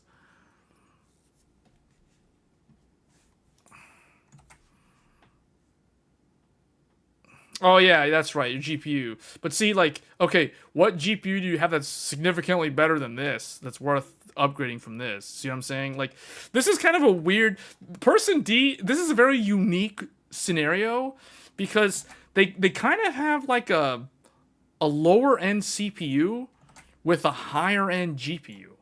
And the budget is $1,000 max for the upgrade. So it's kind of weird. Like, I almost question whether they even need to upgrade at this point. But like someone else was saying earlier, I think Max was saying, or somebody, has anybody mentioned this though? Like, how come no one has talked about this? Does this make sense? Because all they gotta do... Oh, the motherboard. Yeah, never mind, never mind. We figured that out earlier. I almost tripped over my own thinking for a second. Because they told me, like, they don't want to get the 5800X3D because they need more capability on the motherboard. Because they have, like, a relatively entry-level motherboard. And they can't add M.2. They don't have a lot of, like, storage options. So it's like, yeah, it's kind of weird. Yeah, okay. Okay, I remember now. Yeah. Yeah, so this is an interesting case because the use case here is more of like storage and like, I guess, okay, gaming examples that I can give you. Person D's gaming genre is very diverse. It's a mix of like Person C's open world sandbox games and Person B's RPGs and MMOs. But Person D will also play like Overwatch and PUBG with their friends from time to time. So it's kind of like an all-rounder type individual who plays a bunch of different types of games. Sounds like X3D is the best choice though. Because the type of games are so diverse. It's almost like I just want to throw X3D at the problem and say, here, just get X3D and don't think about it. You know what I'm saying? But then what about the GPU? It's like, okay, maybe they don't upgrade the GPU. Maybe they just save money for next year. You know? That might be the best choice. Just 7800X3D and new motherboard and DDR5. So basically a Micro Center bundle then. Just get a Micro Center bundle. I mean, unless, because, like, I don't know, like, what do you guys consider? What do you consider is the minimum? What is the minimum performance uplift that it would take for you to upgrade your GPU? Most people, it's like 40%, or I guess minimum will be like 35% for most people. Meaning it has to be like at least around 1/3 faster than what they currently have to justify spending money. But the problem is, the more money you spend, the higher that percentage uplift needs to be. Marcel's saying 25% at least. RK saying about 30%. Okay. Dante says 25. So if we go here, I'm just going to look at Tech Power Up's GPU database and look at the 6900 XT. So if we go here, so this is the 6900 XT, and you guys are saying like 2530. So check this out. The 7900 XT, according to Tech Power Up, is about 26%. The 4080, which you can't actually get anymore, so 4080 Super is 45% faster, and the XTX is like a 47% faster. So, I mean, the minimum would be a 7900 XT. That would be the minimum, based off of what people in the chat were saying, at 26%. 3090 Ti is not applicable because it uses way too much electricity, and this individual has an 850 watt Corsair power supply from 12 years ago, and they're not upgrading their power supply. That's not budgeted for, so keep that in mind. They cannot upgrade the power supply, and the power supply is an 850 watt 12-year-old Corsair RM series. It's the very first Corsair RM. It has a yellow or orange colored RM logo. It's not white like the new Corsair power supplies. It's yellow or orange. So it's like, yeah, 3090 Ti is not applicable, unfortunately. So the choices are slim. And it's like, if you go down to the 4070, the 4070 isn't even worth it. Because it's like, or the 4070 Ti, first of all, the 4070 is slower. Even the 4070 Super is slower. The 4070 Ti is only like 13%. Like, that's nothing. So that's not worth it. And then the 4070 Super, the 4070 Ti Super is 23. Like that's like just under the minimum threshold. So it's like it starts with the 7900 XT. 4080 Super at least. Okay, that's 45% faster. Yeah, that would, I agree. That would be a decent upgrade. But the problem is this thing, the 4080 Super costs $1,000 and the entire upgrade budget is $1,000. So the 4080 Super will never fit in the budget, neither will the XTX. That's why these aren't even considered. So it's really only like these two, realistically. And I don't know, guys. I don't feel like this is a good upgrade. You know what I'm saying? Like, I would feel bad telling this individual to get a 4070 Ti Super or a 7900 XT because the performance uplift, the amount of money they're spending, $1,000. And they're only getting like a 25% uplift on their GPU. I don't know if that's a good, you know what I'm saying? Like that, to me, that sounds like not very good advice. RK saying just get 7800 XP and wait on the CPU, on the GPU. Yeah, that's what I'm thinking. I'm thinking that makes more sense. Just wait until next year. See what RDNA 4 does. See what NVIDIA's 50 series does at this point. It's starting to look more and more like that's... Maybe wait for Intel's Battle Mage. I feel like that's probably the right thing to do. Because, man, 6900 XT... this is a pretty good GPU. I'm just straight up. Like, monolithic, 16 gigs, a VRAM... 6900 XT is a pretty good GPU, man. RDNA 2 was AMD's best GPU series in a very long time. So...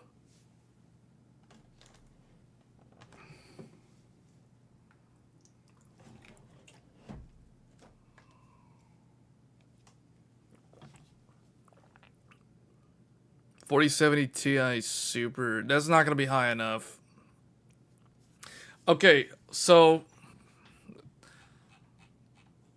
you're saying 23% for $800. Spending $800 to get a 23% uplift. Is that good value? I don't know. First of all, that won't work because where's the Micro Center thing that we were looking at? So, okay. So, first of all, one of these have to be selected. We haven't even looked at the Intel ones. Where are the Intel ones? Let's look at the Intel bundles. Okay, so Intel's got... Micro Center has a 12600 for 260. For 300, a 12700K. For 420, a 12900K. And, oh, by the way, these are DDR4 bundles. Those aren't DDR5 bundles. 16 gigs of DDR4. 16 gigs of DDR4. The DDR5 starts around 420 for the 12900K. That one comes with 32 gigs of DDR5. The 14700K at $500 comes with 32 gigs of DDR5. And then this is a very interesting bundle. For $450, you get an i5 2021 CPU from 3 years ago and 16 gigs of DDR4 memory and a Sparkle Intel Arc A770. 4-in-1 combo for under $500. A CPU from late 2021. That's wonderful. Buying a 2021 part when we're like halfway through 2024. That's great. And then 16 gigs of DDR4 halfway into 2024. Sounds like a great deal, doesn't it, guys? You just want to throw money at that.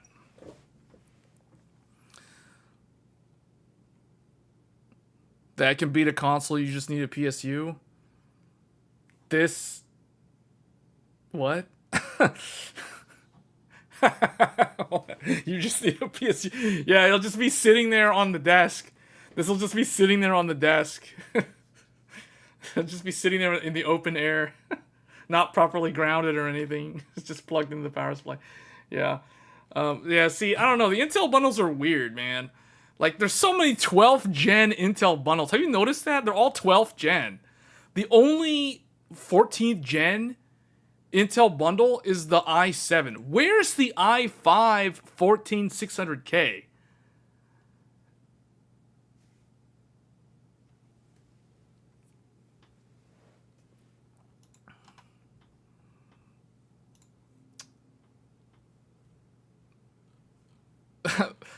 The AMD bundles are, to me, these, well, first of all, these are all DDR5, but some of them are like 16, some of them are like 1 stick of RAM.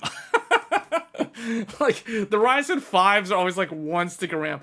Every time I see the Ryzen 5 bundles from Micro Center, I always look at them and I'm like, why can't they put an option? Because look at this. This is hilarious. Look at this. Micro Center gives you, like, okay, for a Ryzen 7 9700X, for $10 more, for an additional $10, you get 48 gigs of RAM. Why do these bundles not have that option? Why is there no, like, for an additional $10 or additional $20, you can get 32 gigs of RAM, 2 sticks of memory? Like, why is this a thing, but yet the Ryzen 5s always get screwed with like 1 stick of DDR5? Like, what?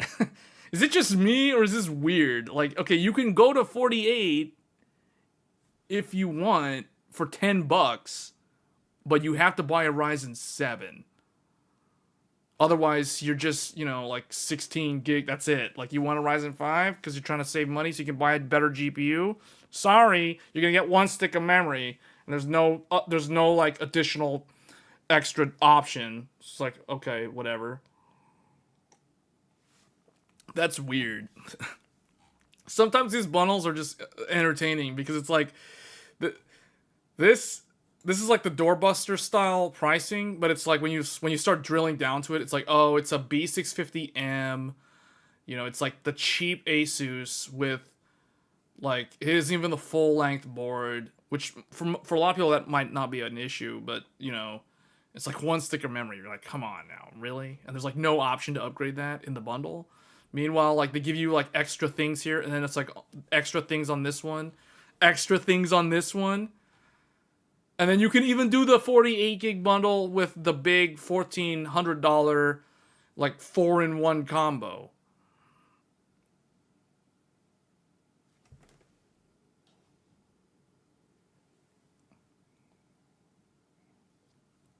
You have 12900 and DDR5 6000. About 600 all three on Amazon. Wait, 600?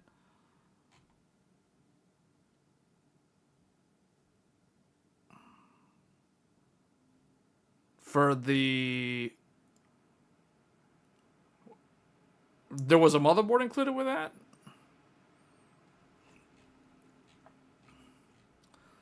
So...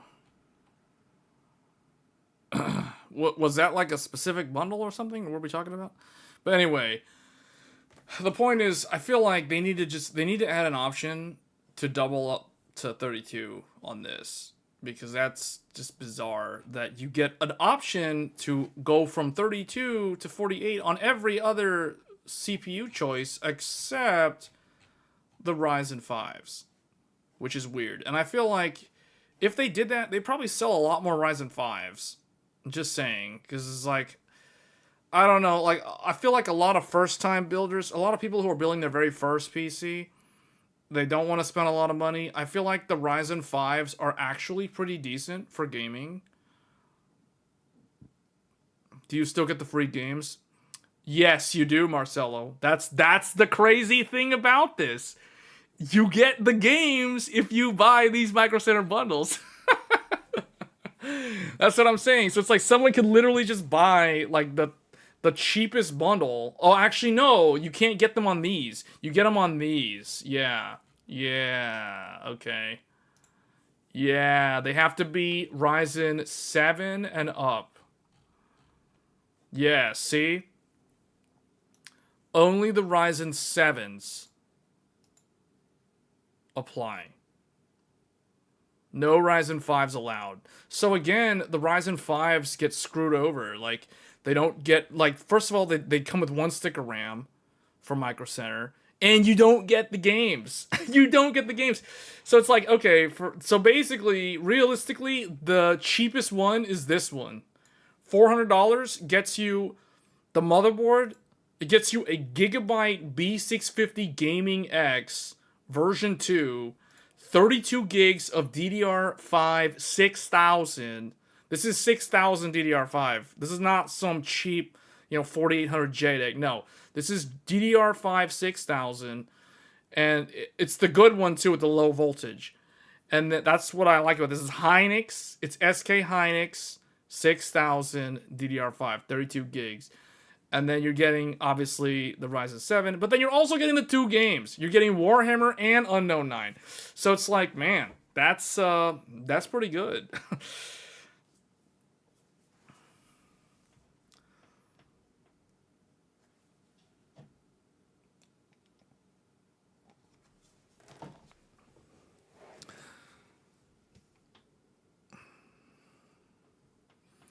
Okay. Yeah, so hold on. Let me see something here. So if we just do build with it. Just choose this one.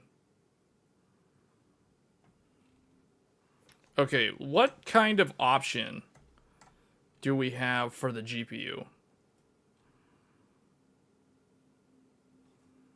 See, this is with bundle discount. Oh, wow. So the CPU is basically $191 because of this bundle. The motherboard's 153 and the RAM's like 104. Okay, so the only thing is the graphics card.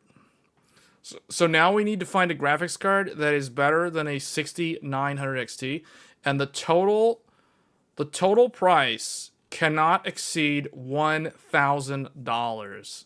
That's the maximum. Currently, we are already almost at half. We're already almost at half, which means the graphics card can only be like $500. So is there a graphics card deal better than a 6900 XT that is worth spending $500 on? So let's see. The price cannot exceed. So it would have to be like in this range. Hold on. Let's go with the most expensive first, because I filtered it by this. Okay, so here we go. Here are some $500 options. The NVIDIA GeForce RTX 4060 Ti Gaming X triple fan 16 gig. This is slower. This would actually be a downgrade because the 4060 Ti is only 70% of a 1600 XT. So that would be a waste of money. That would be a catastrophic waste of money. Okay, get 2 free games, blah, blah, blah. Okay, here's another. Oh, they've got another game code. Okay. 7800 XT also would give them 2 more of the same free games. 7800 XT, $500, Asus Dual, Hellhound from Power Color, $500. What is up with these 4060 Ti's? These things are like, what is this? $500? This thing isn't even faster. Okay, the red, that's the same card, only that's a different model. Okay, so the way I'm looking at this, I don't really see any good options, except maybe is the GRE in this price range? Have we looked at the GRE? Is the GRE worth it, though?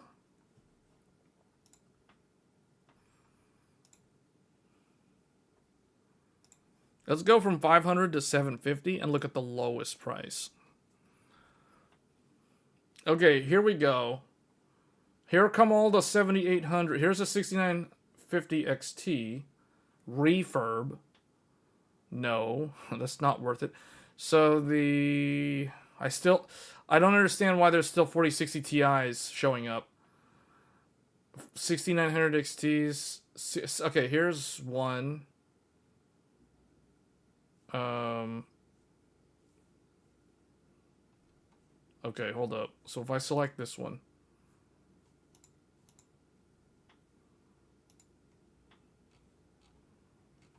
Does this one make sense?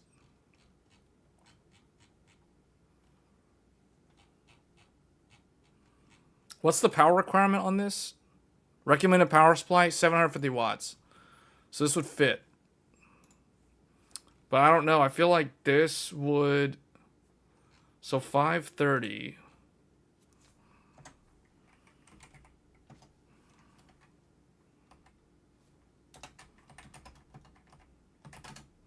That's it. It's not gonna be a good upgrade. Because when I look at this, the GRE is only like 7% faster. That's not worth spending that much money on that. Man, I don't know. I think like what RK was saying, what others were saying, I think Max was saying this too. Don't get a GPU, just get a bundle and just wait on the GPU, save money. Cuz this will be like half of the budget right here. So then the funds can build up more again for a better GPU later. I think that's probably the right choice. So something like this. Actually, you know what? How do I... Hold on. Get out of this. So, okay. If... You know what? If there's no GPU, then they could go for the X3D. And a better motherboard, I guess.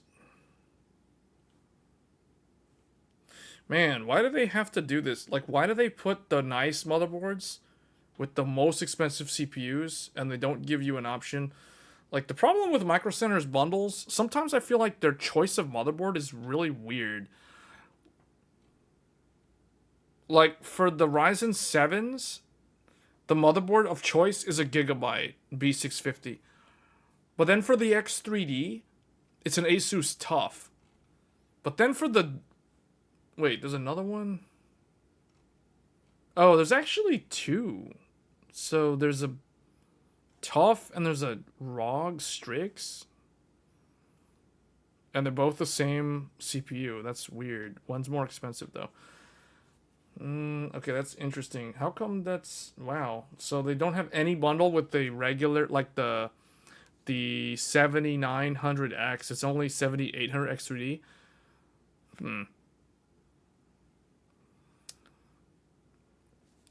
Well, the thing is, I don't think they're going to get a good value for the GPU. So I don't think they should upgrade the GPU. I'm starting to think that that's the conclusion. I think they just upgrade the platform and just stick with their current GPU. Because that's what Person B did at first. What I never mentioned was that when it came to Person B only... initially, Person B only upgraded the CPU, meaning they got rid of this and they got this. But they kept the GTX 1080 for a while. And then they got the 6800 XT like later in the year for Black Friday, like on a Black Friday deal from Newegg. I think they paid like $335 or something for the 6800 XT on the Black Friday deal. And they got whatever the AMD game. They got like Dead Island 2 and some other game. I don't know if it was Forspoken or something. They got like 2 games from getting the 6800 XT. That's all I remember. But they initially had the GTX 1080 paired up with a 5800X 3D for a while. For like a few months. So I'm thinking Person D can do the same thing. They can do a platform upgrade... And then they can just keep using the GPU for the next few months until something better comes along. I think that's really all they need to do. Overclock the GPU? No, overclocking the GPU won't really make much of a difference. The other thing that, okay, the other thing that I never mentioned, I never gave you guys, I'm surprised nobody asked this question. No one asked what monitor resolution are these individuals playing at.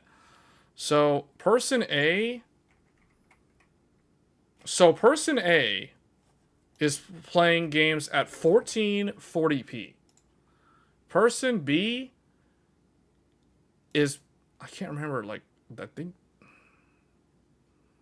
think they're 1440, but they actually downgraded to 1080p. Person C is, okay, person C was 1080p, but upgraded to 1440p. So this one is now, meaning when they had the 1070 Ti, they were on 1080p, and when they went to the 7800 XT, they went to 1440p. So they're now 1440p. The person D is at 4K. So that is another thing that I left out. They're gaming at 4K today with this setup. So I don't know. It's kind of a weird use case. It's kind of the weirdest example.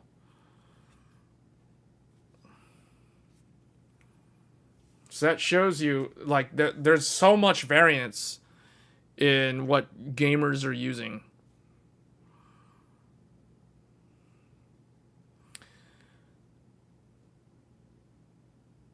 With a low-end CPU and that GPU, I assume they were in 4K. Marcelo said 4K. Oh, interesting. Yeah, they were 4K. So, I'm trying to remember what they were using before they got the 6900 XT. I'm trying to remember what that GPU was. Oh, I think I remember. So the GPU before was RX Vega 64. Yeah. They used to use a Vega 64 at 1080p. And then they went from 1080p all the way to 4K. And that's why I think they got this thing. I think that was why. So that's what they were on before. So, yeah, I don't know. I mean, I can see the benefit of these, even at 4K, for, like, MMOs and those type of games. But, yeah, I don't know, man. I feel like the reasonings need to be reevaluated if this is worth even doing at all at this point in time.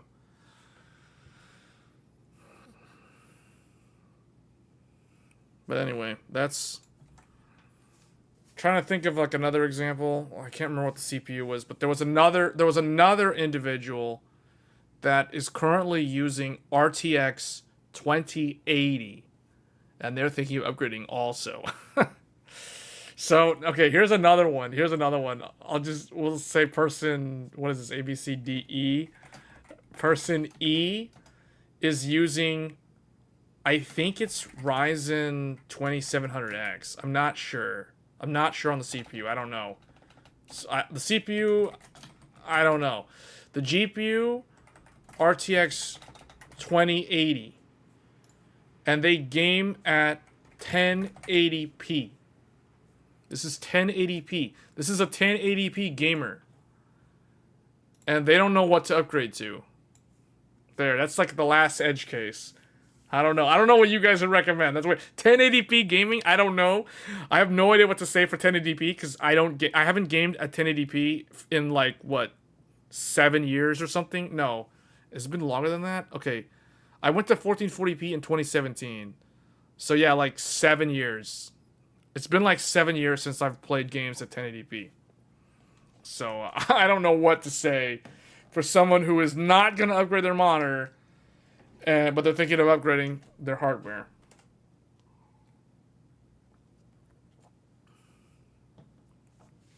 $7,700 XT or 4070 for 1080p gaming.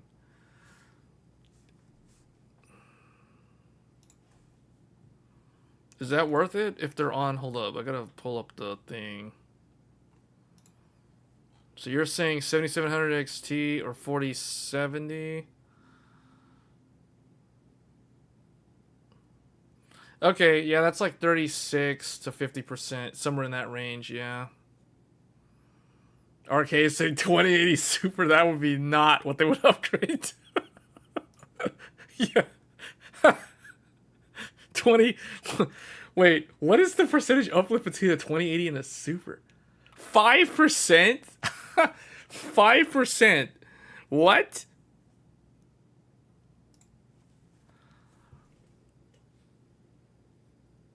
$1080p gaming for in 4 years will need 12 gigs of VRAM. Oh man. You've been building computers for 12 years, but gaming only for the last 2 years.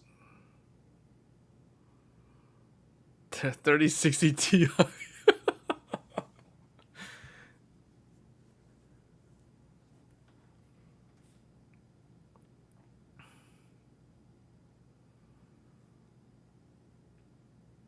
You got a good deal on one? for 5% uplift?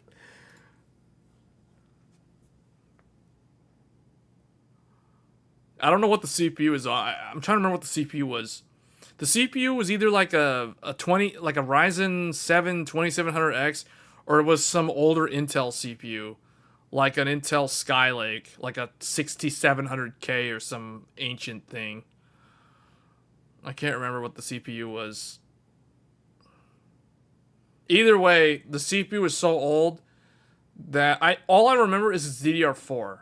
I know they have a DDR4. I can't remember if it's an Intel or an AMD, but it's DDR4 and they have a 2080.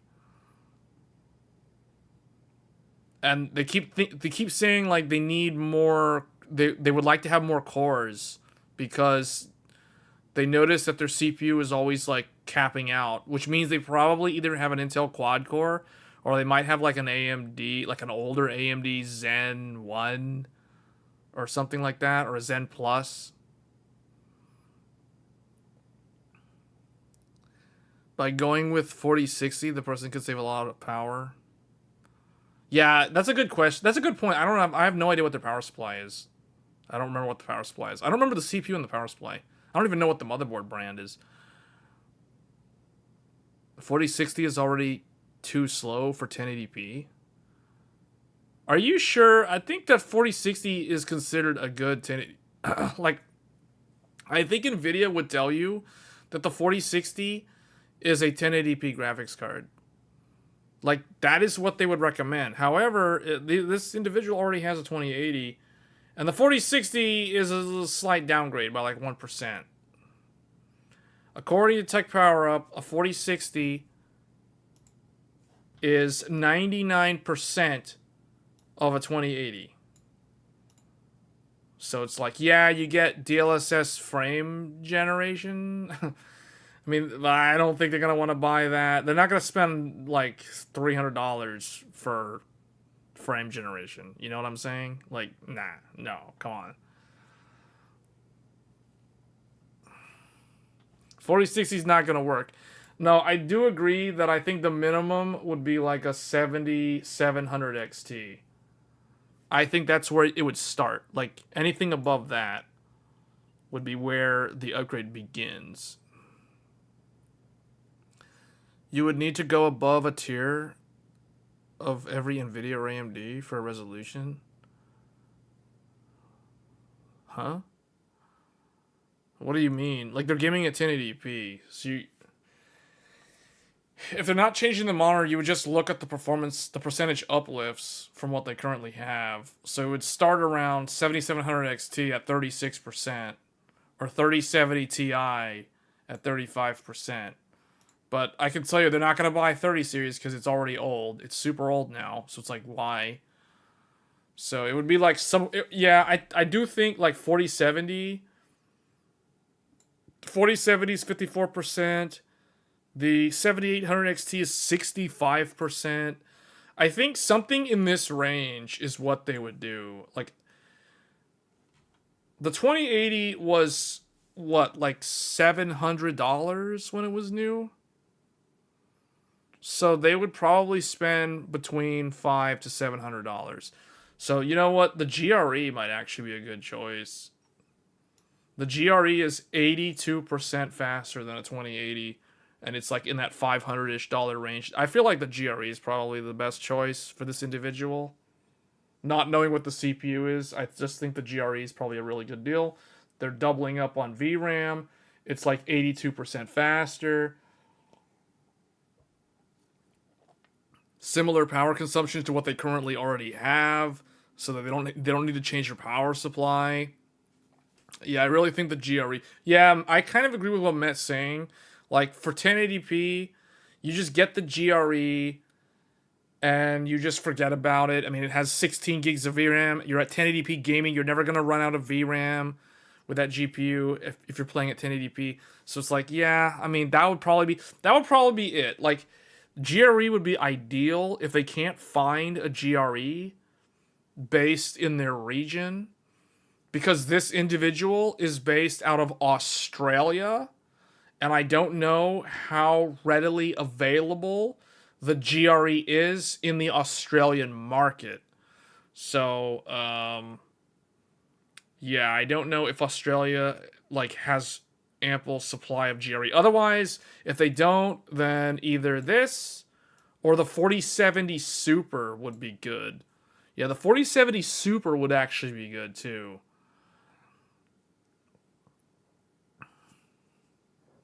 The 7800 XT would also be good. It's going to be cheaper than the 4070 Super. So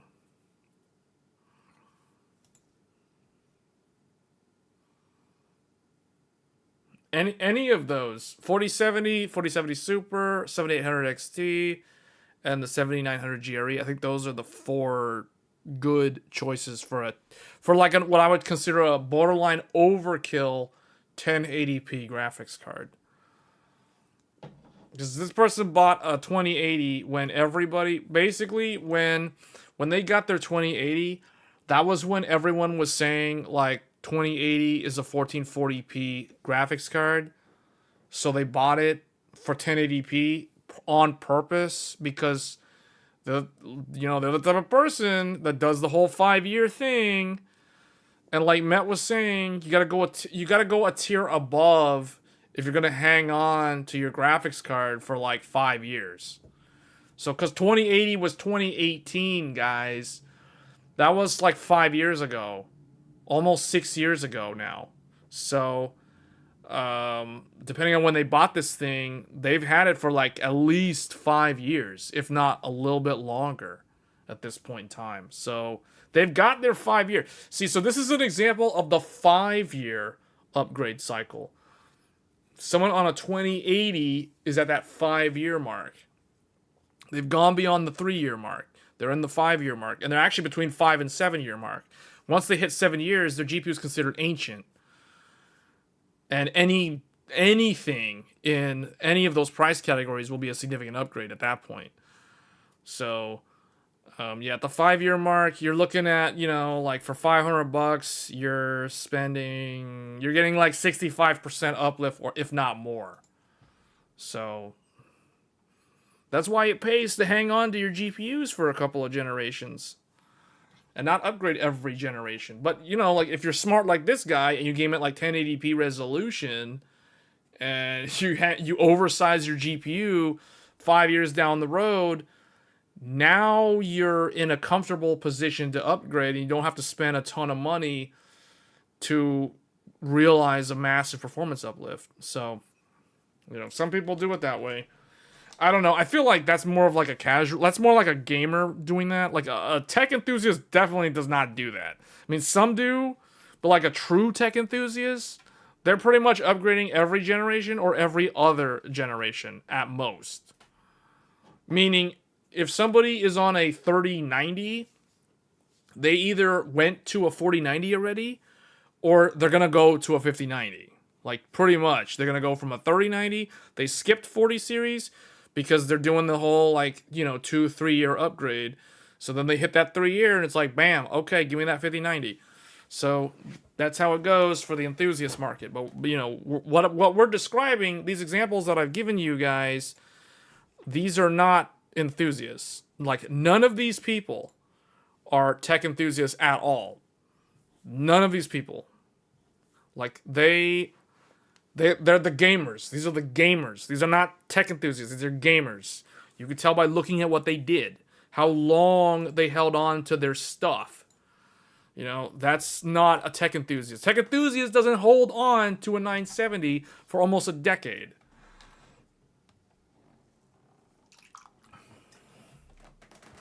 Anyway, I was supposed to stream Black Myth Wukong, but we used up the whole time talking about average people who upgrade.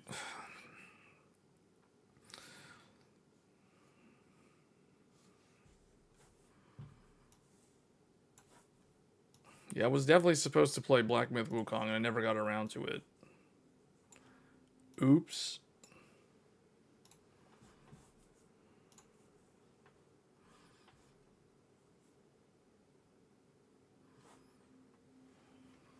They're just average people, which is fine since it's a better value. Yeah, I know. Yeah. At least 4070 Super will give a lot better ray tracing over 7900 GRE. Yeah, well, Person E doesn't play any games that use RT, though. You know what Person E, the person with a 2080, you know what type of games this individual plays? Like, probably the most demanding game that they play is, like, Tekken 8. Because that's a UE5 game. That's, like, the easiest UE5 game to run. No, Person E plays games like Stardew Valley and a lot of indie games. You know, like, games that are, like, $6 on Steam or $10 on Steam when they're brand new. You know, like, one-time purchase. Sometimes they'll play gacha games like Honkai Star Rail or Genshin Impact. Like, those are the type of games that Person E with their 2080 plays at 1080p. So it's like, that's one of the reasons why they can go for 5 years and be like, hey man, you don't need to upgrade. It's like, every game is easy to run. It's like not a big deal. That's because they don't play games like Black Myth Wukong.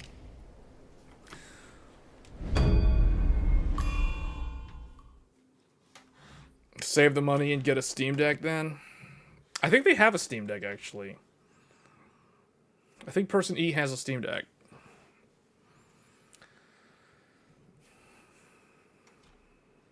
So no UE5, yeah, no. At least none of the ones that are hard to run, I'll tell you that. They don't really play a lot of the, like, high-budget AAA titles either. They're more of, like,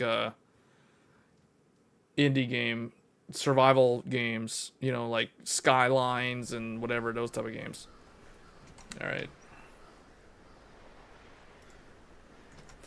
Alright, let me play let's do a little bit of Black Myth Wukong, because I am in Chapter 3. The title of the stream says Chapter 3, so I'd like to at least show some of it. So, I am much further along than where we left off the last time you guys saw me playing this game. I was in the very end of Chapter 2. I have since gone pretty far into Chapter 3. I think we're at least more than halfway through Chapter 3 at this point. But this game has grown on me. Initially, I said that I didn't really have very high expectations for this game. I went in with a very, very low bar for what this game needed to deliver. And yeah, this game has impressed me, to say the least. I like this game. This game is really, really good. It's like playing Ninja Gaiden with way better graphics.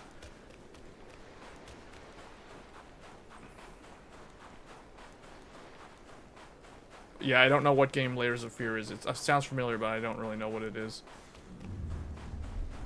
So we're riding on top of a giant turtle or something. There was some boss that I beat, and that's where we left off. So Chapter 3 apparently is the snow level. It's also the dungeon level, which is very reminiscent of the Duke's archives in the original Dark Souls. At least the first part of this chapter. No more dawdling, boy. Bringing Wukong back is what matters most. My old friend! You must have had it rough all these years in this shithole! Rest easy! Once we're ashore, I'll take down that blasted temple to avenge you and Brother Snake!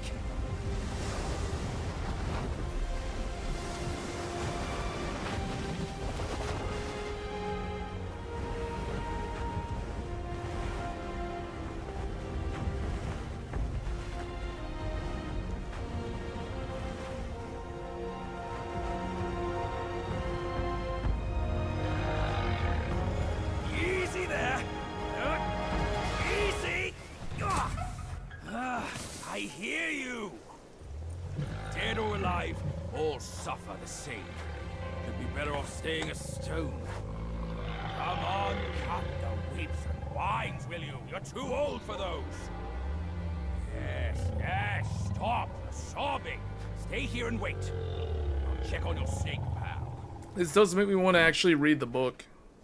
I never read all of Journey to the West. I think I read like a little bit of it, the very beginning part. But it is, yeah, playing through this game is very commercially successful, and it's because of that book. And it stays true to the book from what I've been told from people that have actually read the book.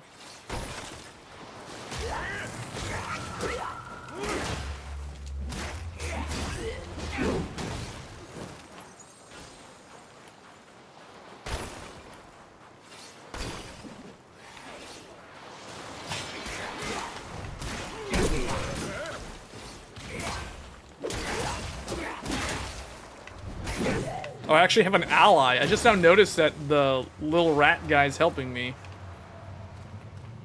Yeah, this game looks really good. It's visually impressive.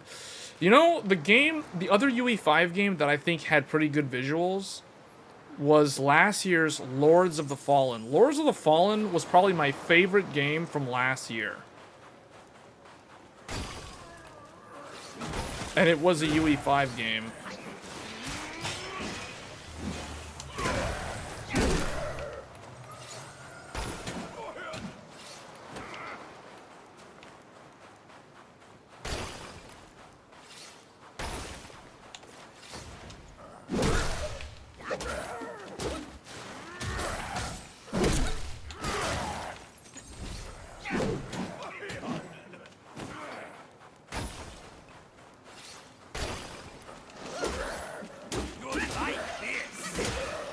Alan Wake 2 looks good, even on low settings. Yeah, Alan Wake 2 is a game that I never played. It was another one that it did win a lot of awards last year. I never played it.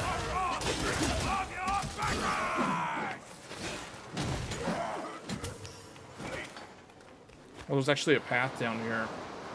Yeah, this game's level design is also really good. It has a good amount of exploration, too. So it looks like there's a path that goes toward a cave, and then there's something over here. This might be a mini-boss or something.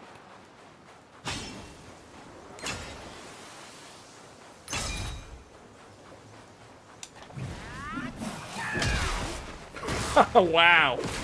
That thing had a lot of HP.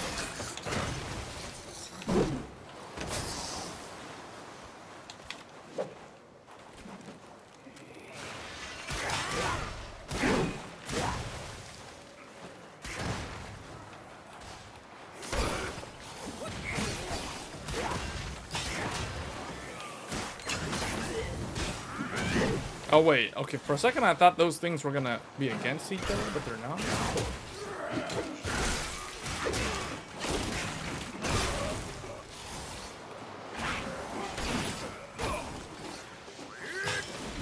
It's like a gargoyle? Oh, it's in the stone form? Let's try this real quick. Let's try this. Ring of Fire.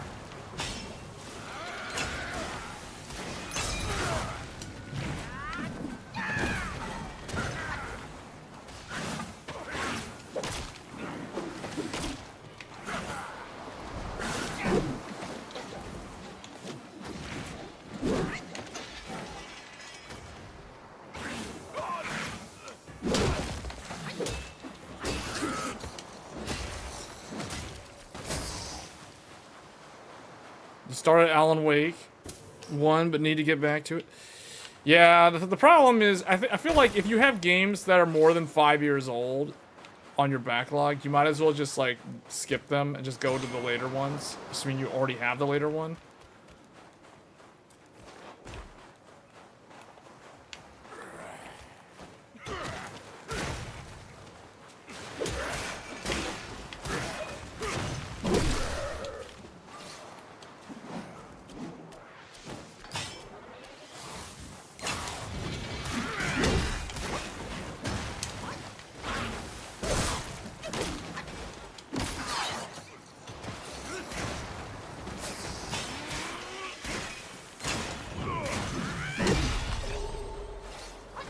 Oh, I leveled up from that. This must be the snake general. No, nothing but bare bones. That yellow brow is surely cruel. I'll give him that.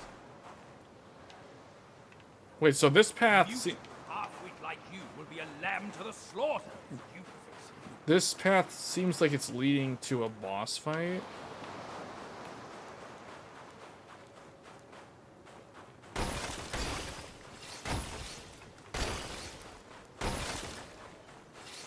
I think that might trigger a boss fight. It looks like it would be. There's something over there. What's over here?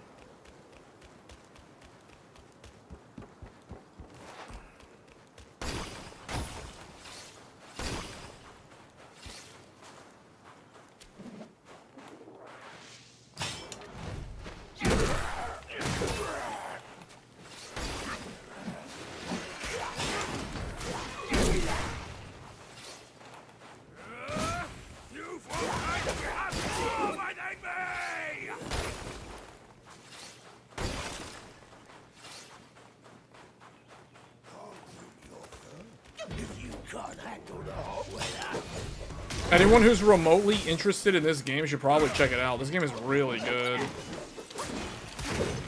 Although, you have to like action games. If you don't like action games, you're probably not going to enjoy the gameplay. Wait, that was a new enemy. A wolf guardian.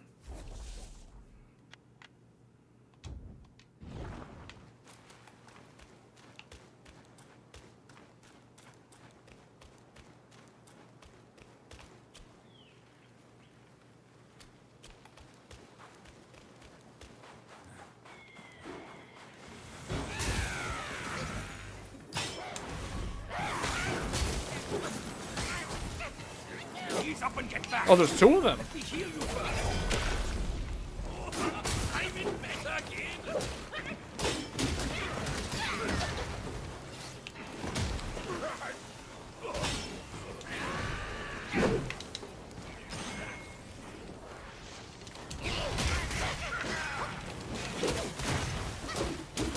This looks like a Tengu. Whatever the Chinese equivalent is.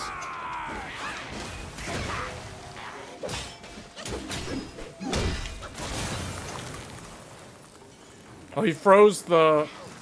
whatever that guy is. He's like a boar or something?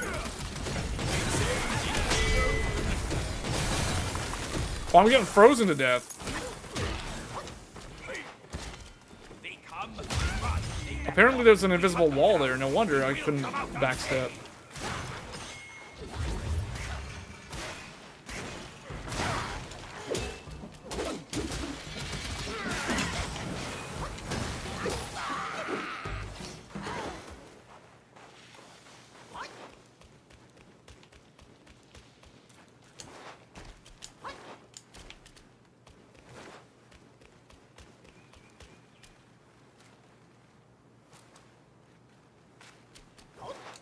Yeah, the game can be really hard for people who are not accustomed to action games. Like third-person action games. Like Devil May Cry and Ninja Gaiden. Those are the best examples I can give you. I mean, Nioh 2 also. Nioh 1, to an extent. It's kind of like those games.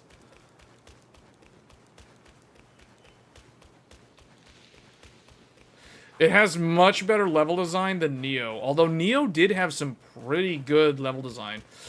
But it's one of those things where it's like... the Chinese developers are very intriguing. I feel like the Chinese gaming market is really starting to expand at a very, very rapid pace. And this game is an example of that. But obviously, you know, all the success with the Chinese gacha games, like Genshin Impact, that's another example of how their gaming industry has basically gotten to the point where it's gone global now.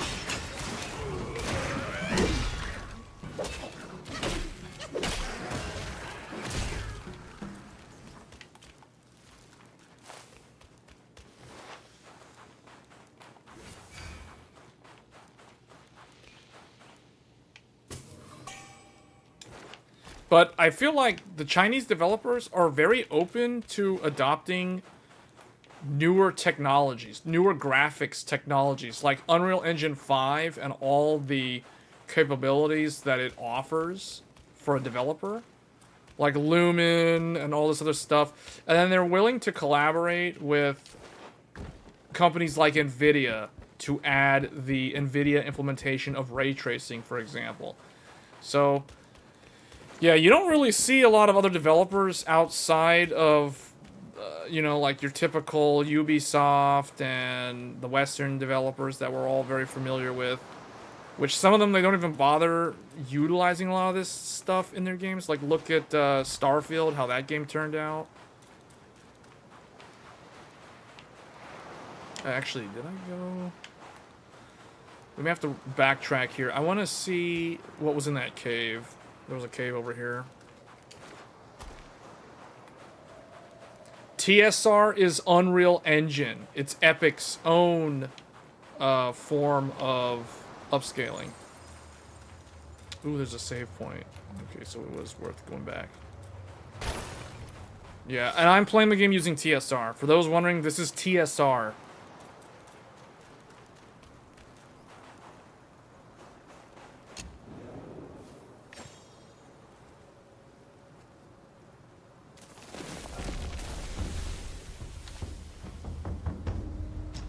Yeah, we're pretty far into this chapter, so we've got Bitter Lake, Pagoda Realm. That was a very interesting place.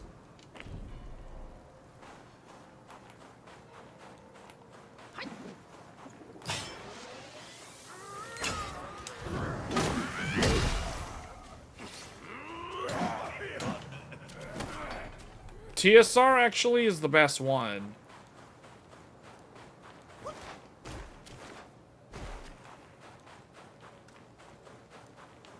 TSR is going to be the closest to native.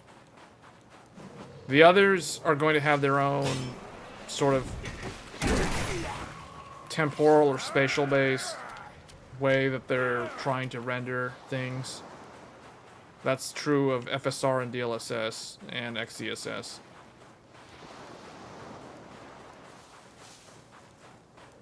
I don't think I've been over here. What is this? This is an interesting. This is another area.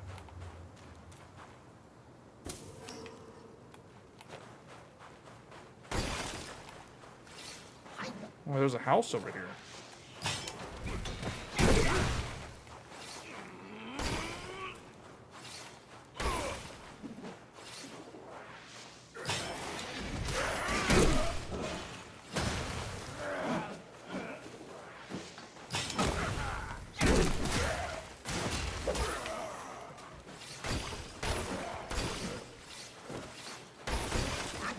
What console? It's on PS5. It's only on PC and PS5.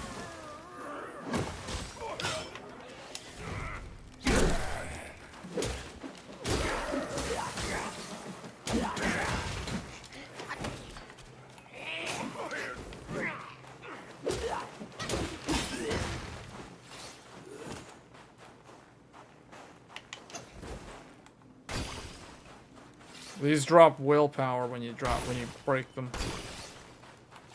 These guys froze to death.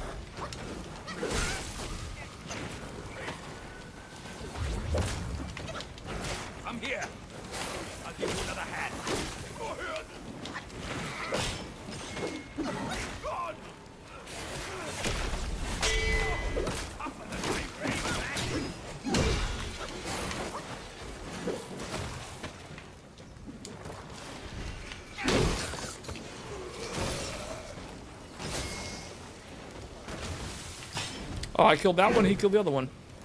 This game sold 10 million. Yeah, I know. This game's pretty good. This game's a good game. Wait. You won't eat me, will you? I was on a treasure hunt, but I ended up being the hunted. I owe you my life, sir. I'll share the treasure with you once I find it.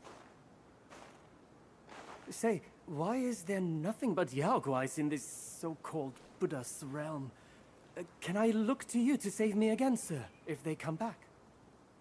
Green without, round and sweet. Red within, a summer treat. Where can I find something like that in this frozen land? Green without. Green without, round and sweet. Red within, a summer treat. Where can I? Okay, so this is a side quest. I gotta go find something.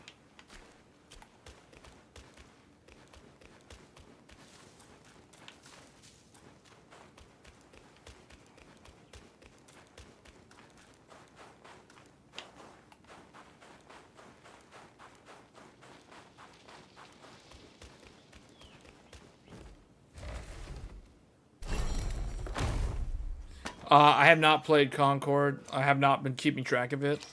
The only thing I know about Concord is that I remember seeing the trailer for it back in... When was it shown off? I think it was like Sony's State of Play or something a few months ago. I don't know anything about it other than it is a hero-based shooter like Overwatch. That's all I know about it. What is this? Wait, what the? Ooh, what is this? Blue Bridge Romance.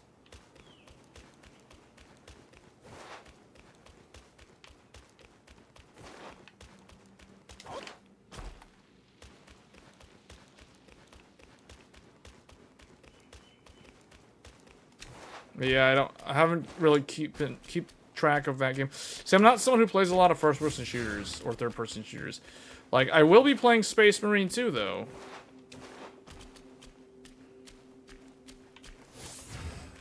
I will be playing that. That's the next game on my list. There is another game that I will be streaming soon, though. It actually came out, I think, 2 days ago.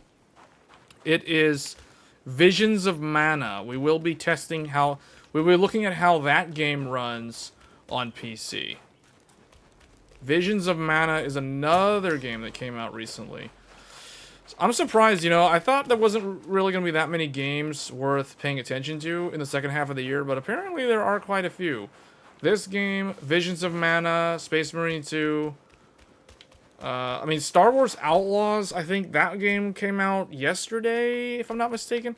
But I'm not going to be playing that, as far as I know. I don't have time for that game, unfortunately. So it's not on my list of games to cover. I heard it was pretty good, though.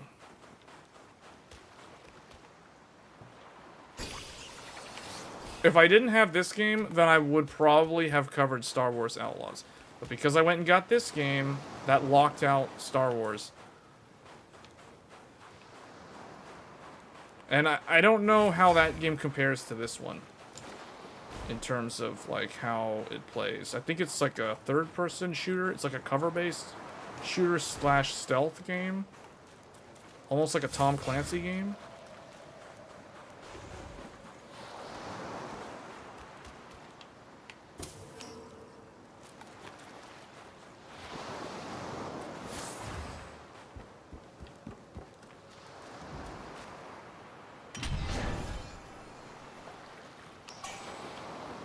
Star Wars Outlaws and Indiana Jones. Oh yeah, Indiana Jones, I think it is coming out at the end of the year. Isn't it? That's another one. I don't know if I'm going to be covering that one. Indiana Jones. I was not expecting it this year, so I did not plan on covering that game.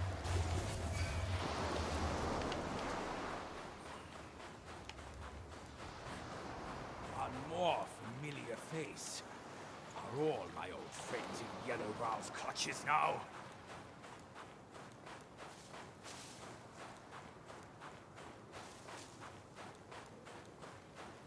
Wait a minute. I think I recognize this path. Yeah, this is the path that we came through.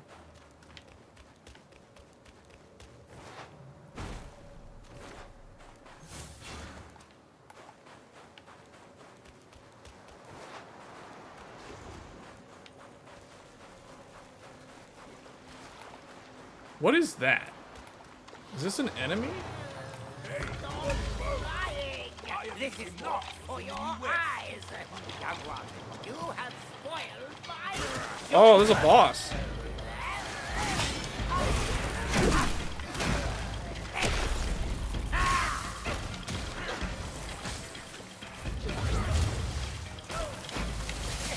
Whoa! The electricity on water is a deadly combination.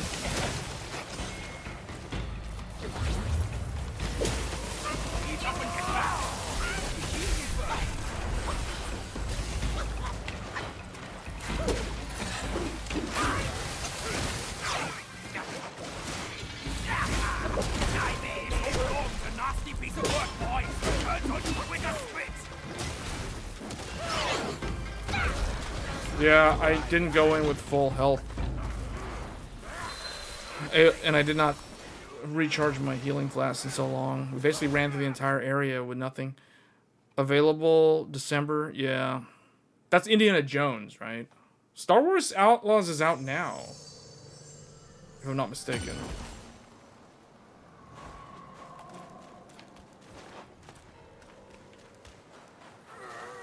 Was this guy over here?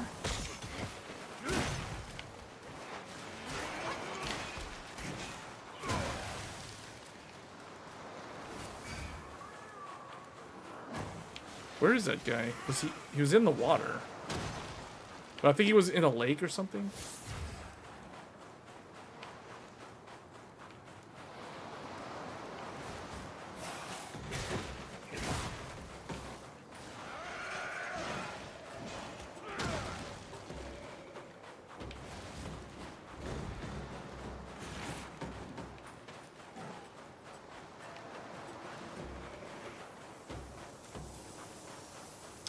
Oh, I bet this is the main boss.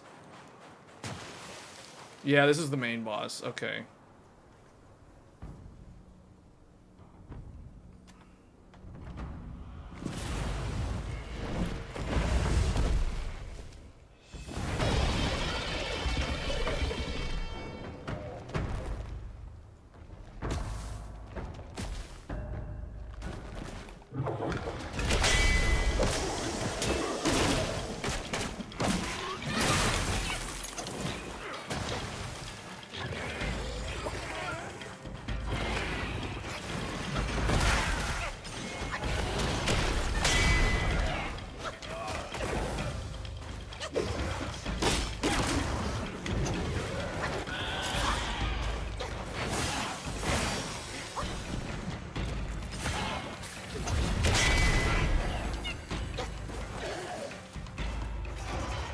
Why am I so... It's so hard for me to catch up to him.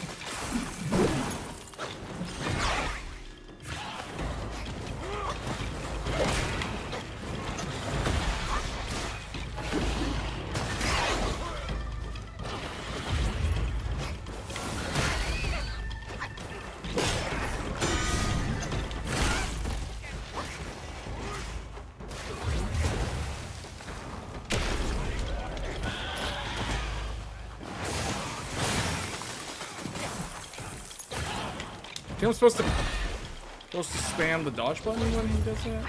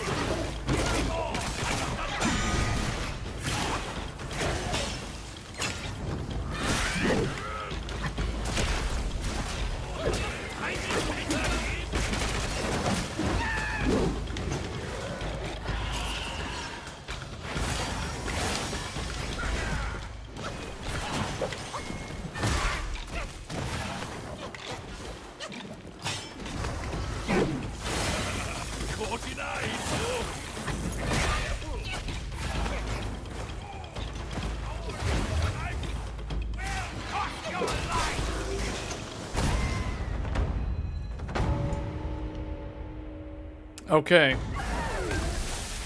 I think I was supposed to do the side quest to be able to fight this guy more easily, though.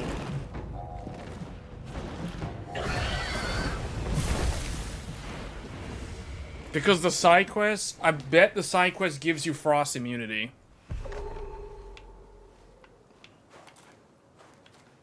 Hold on. I don't know if I want to interact with this thing first. Because I might...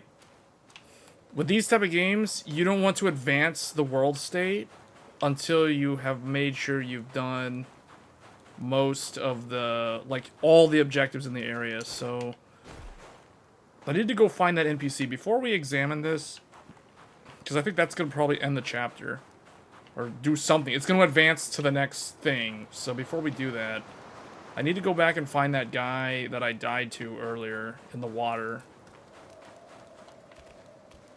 Actually, we need to go back and heal.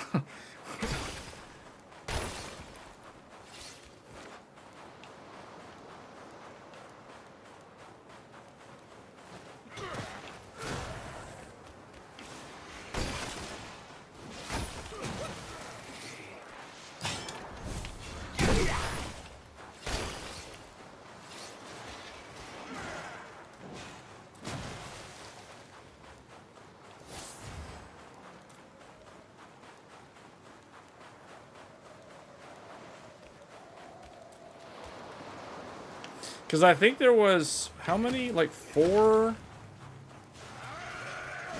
There's 4 bosses.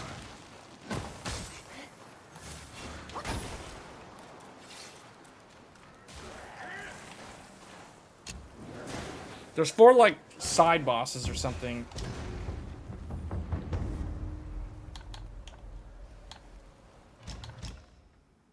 I can actually...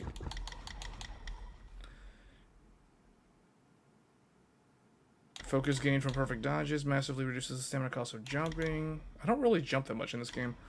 Initiate heavy attack during... No, I never do mobile spin. I don't really find it useful.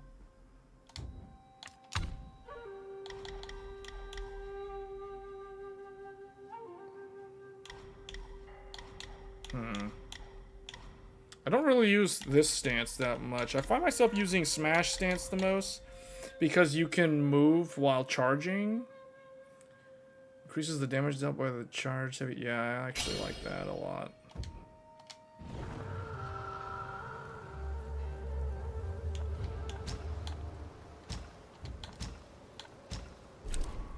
Also, I need to go back and talk to this guy in the jail. We're gonna go back to the jail. I need to see if I can advance his storyline because I've killed another major boss thing just now. Or actually, whatever, we advanced the state. This area was surprising. The lower pagoda, the pagoda realm was very interesting. This place has some, like, Resident Evil, Silent Hill stuff going on in this chapter. So if you don't like thriller type games, you probably would not like this part of the game.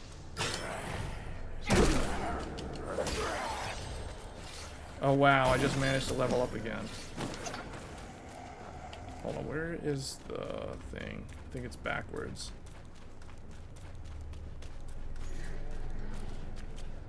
Yeah, I think it's back here.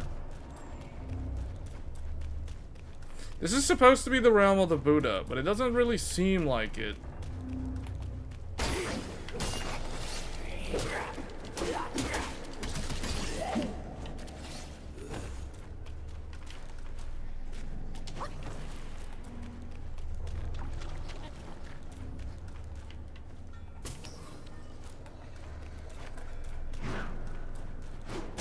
Who is doing that? What the heck?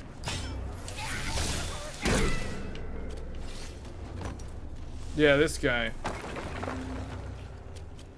With that relic, Yellowbrow now harbors greater desires than ever. Your chance may arise as he grows obsessed with his own ego. that relic. Yeah, I don't get it. So now he's just saying, so I have the relic now. What is the relic that I have?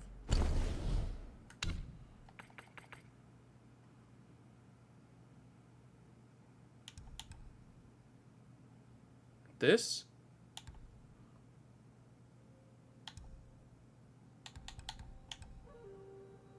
Oh, these are the things. I'm supposed to get like 4 of these things. So I have 2 of them. So that means there's 2 more bosses in this chapter then.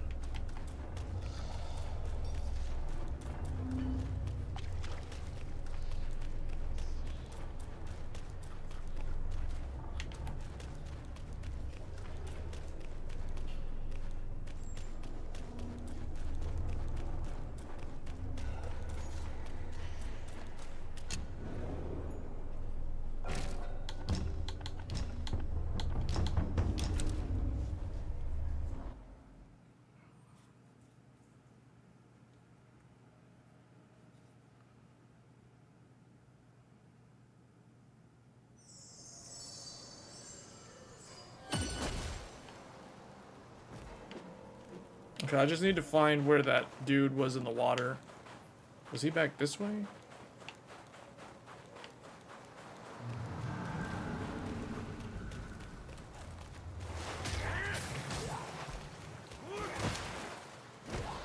I think this is where... When we first arrived here, I think this is where we were. What the heck? Oh. Oh, there he is. He's like over here.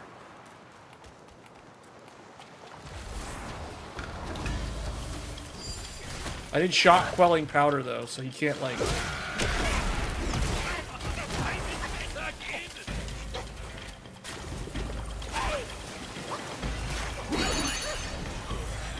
Come over here. Wait, did he mess up my attack?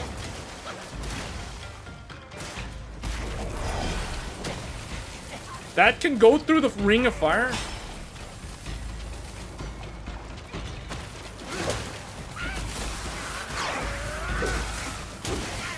Man, this guy's annoying.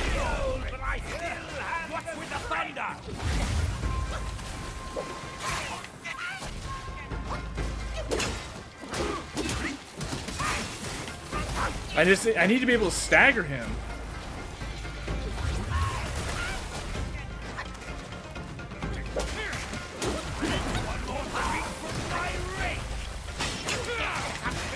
He keeps interrupting all my attacks because of his thunder.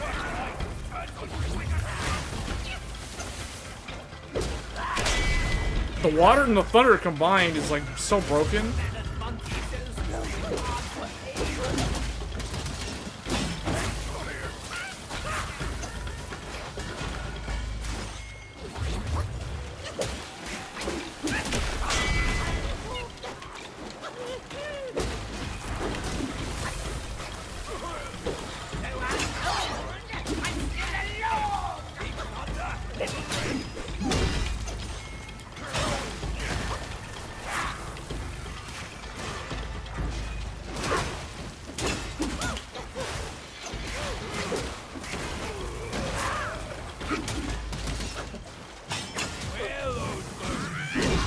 There we go.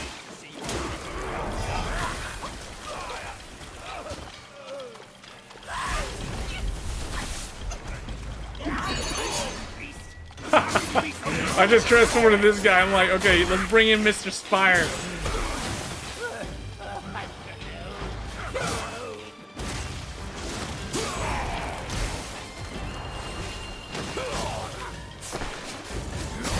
There. I might as well die. No chance at immortality. And forced to suffer your torment.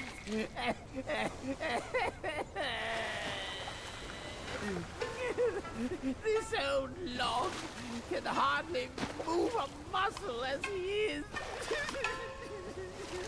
Only one of Wukong's resurrection pills can save me now.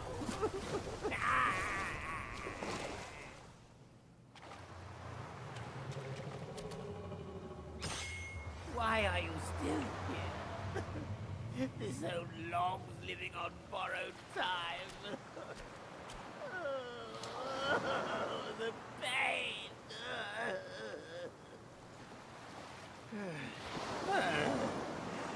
I was cast down to the mortal realm. My powers much diminished. I asked for nothing more than to live out my days peacefully.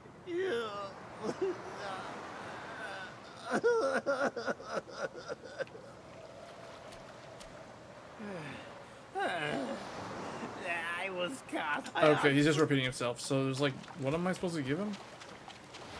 The immortality pill or something? Like what? Oh, we did come through here. Oh, this whole place is like a big circle? It is a temple, no doubt. But inside? Oh, lighting above.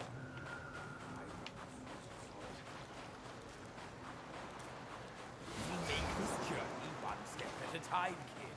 Have some patience.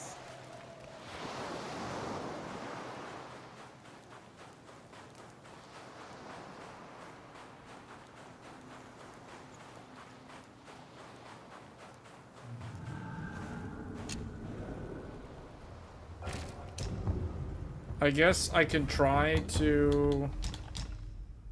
Oh, we can level up again. Each talent level set increases the charging speed of all stances. Yeah, that's good.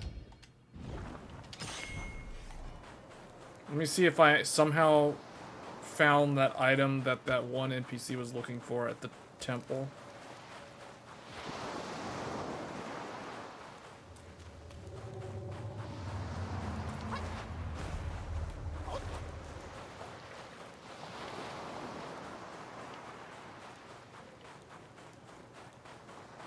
Wait, this guy, is he like an NPC that sells stuff now?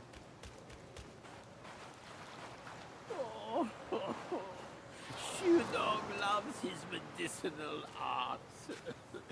Given his nature, he's surely tending the furnace flames somewhere. The furnace flames. Oh, I know who he's talking about. Wukong, given his Yeah, the dog. Okay, I know where he is. He was back in chapter 2. I need to go see that guy, actually, yeah. Because I could probably get some good upgrades from him.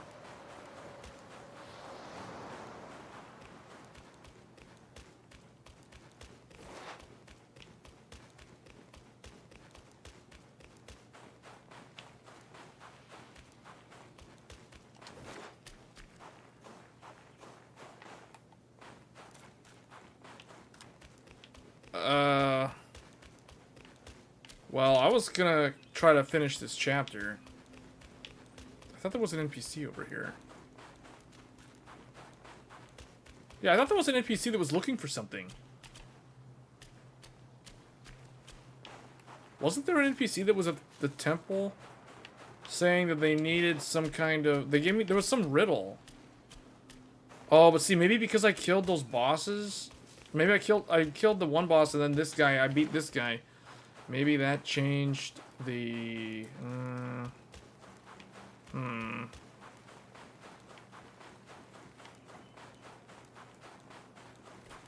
I guess the only thing to do now is to interact with that dragon bone thing.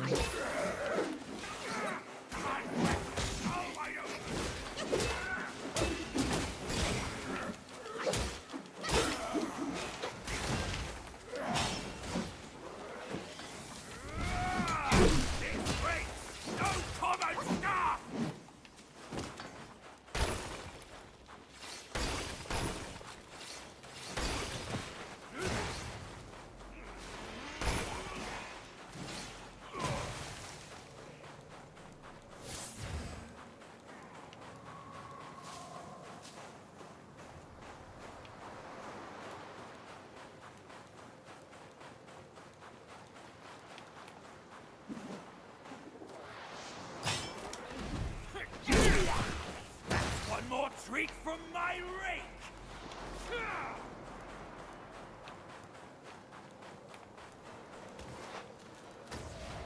You'll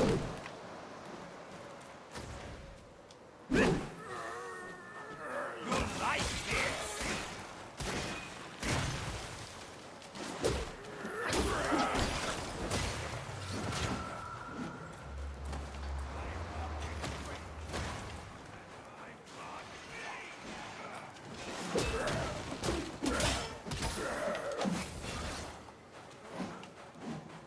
Did I go up here?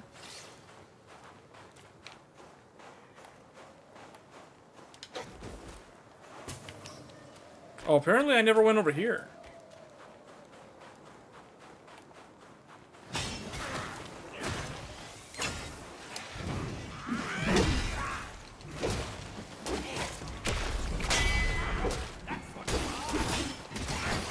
This guy's got a lot of poise.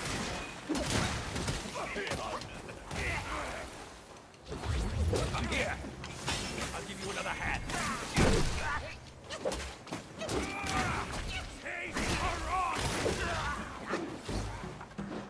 That thing had a lot of poise.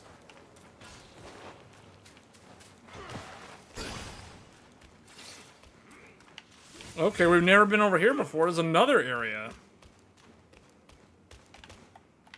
Easy are you. Where the path narrows, danger lurks.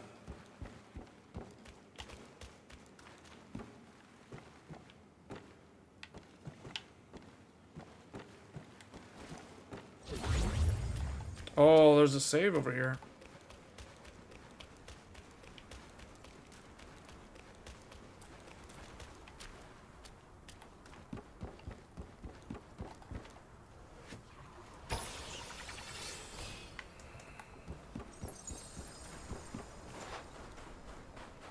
That means there must be a boss fight over here. There must be a major boss too.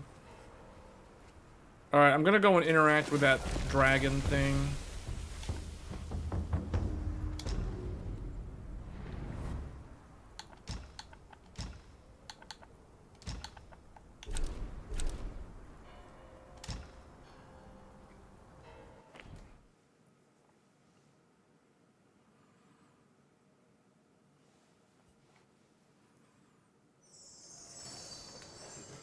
Yeah, it's just straight ahead.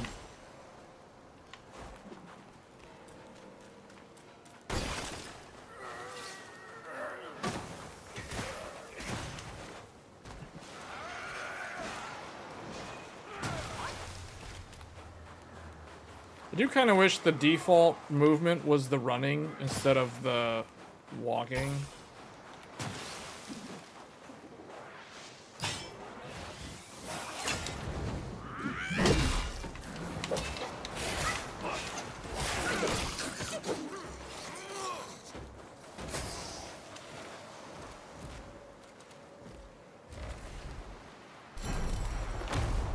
Didn't see this the first time I came through.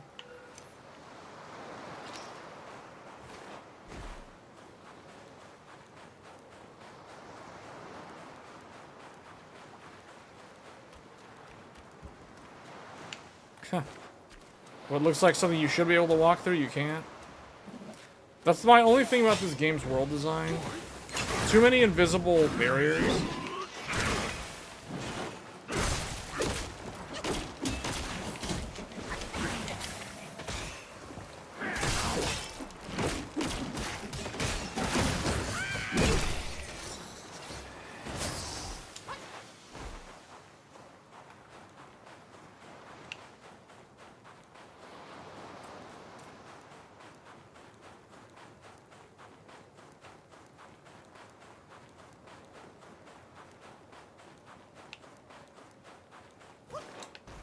Oh, you can actually go up here? Wasn't expecting that. I thought there was going to be an invisible barrier.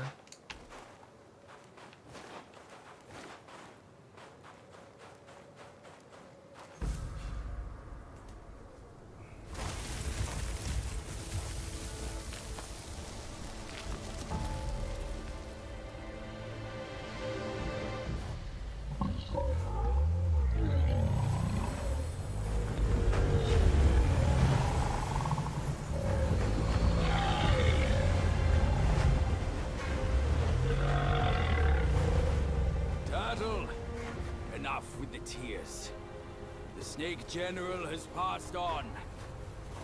The once mighty generals, now tortured and shattered.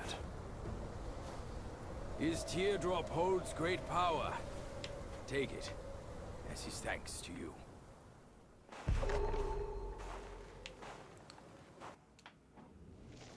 Turtle General. Okay. Wait, is there a key item associated with that?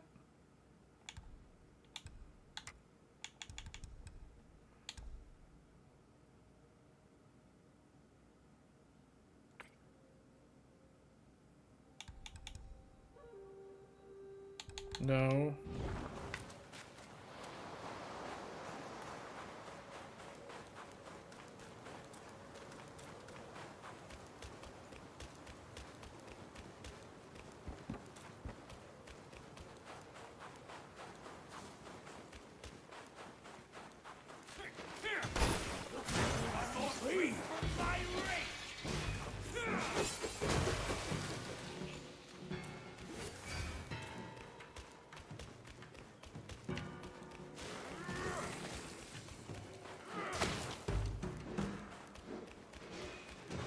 Wait, does this go up to the cave?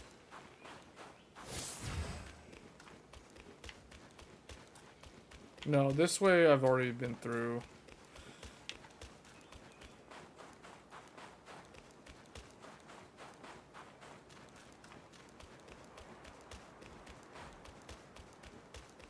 What the heck? What is this?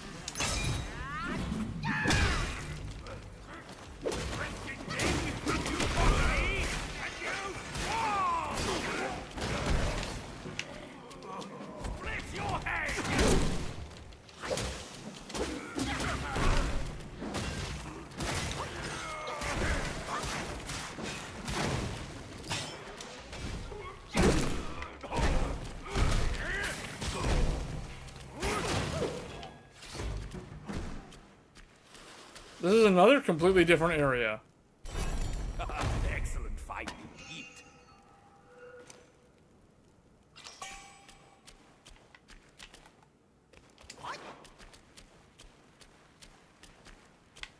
What about that statue?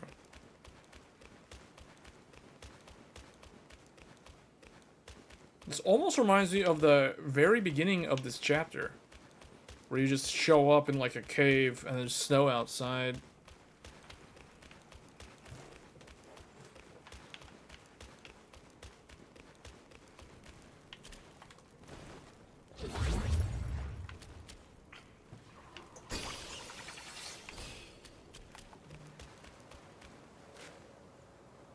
Oh, it does. Okay, so this loops to the cave entrance.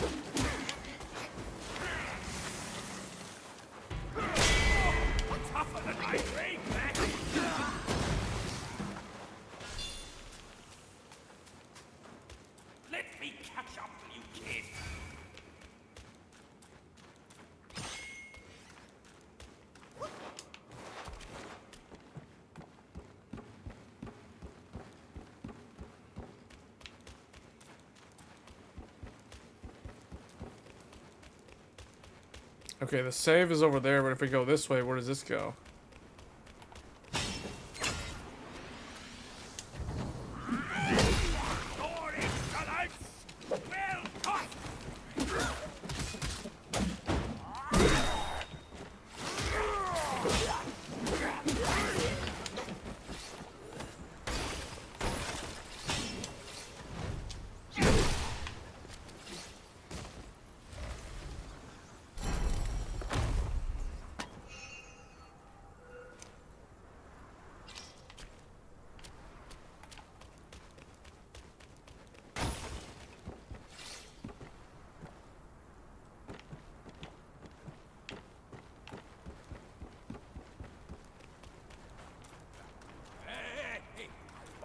ditching me.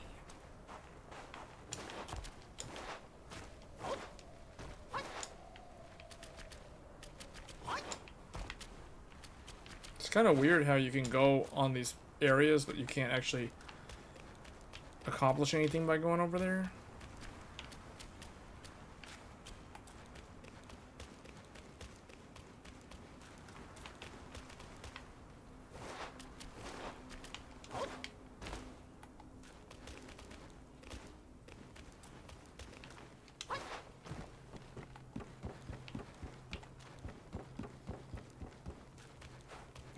The chill.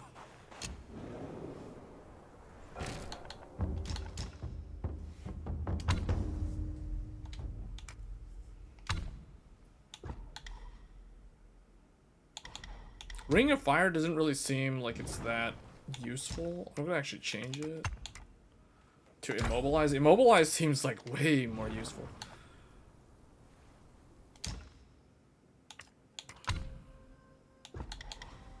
Hitting the immobilized enemy with light attack only extends the duration. Stack up to 5 times. Yeah, let's go with that.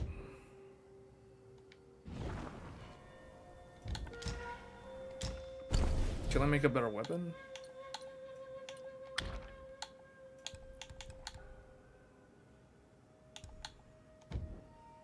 I think that's still the best one that I've got. Craft armor.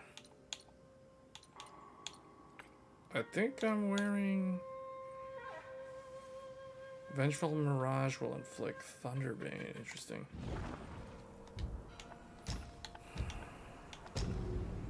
Alright, I'm gonna take a quick break. I think we're at a boss fight, so we'll try to clear this one, and then I'll probably call it a stream.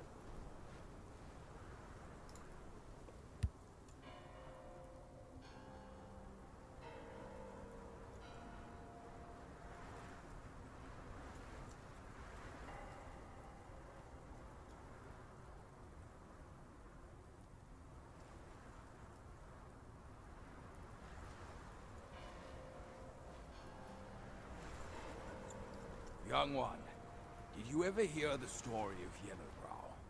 He used to be a measly altar boy to Maitreya in the east. Stole his master's vessel to gain great power in the mortal realm. When we journeyed to the New West and his new Thunderclap temple, our master strolled in and knelt right into a trap. Yellowbrow tried to slaughter us all and take on the journey in our stead. That's never changed. Even after all these years.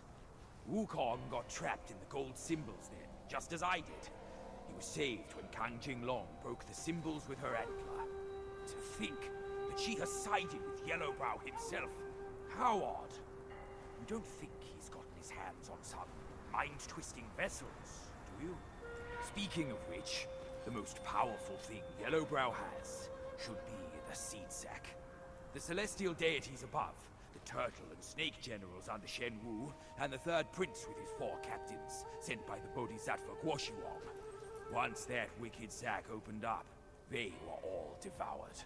Just as Wukong was losing his wits, Maitreya himself appeared. What were the chances? That pot-bellied monk came right as we were all out of options. With his master present, Yellowbrow soon met his defeat. But I don't think he ever truly gave up. He's always had it in for Wukong for wrecking his plans.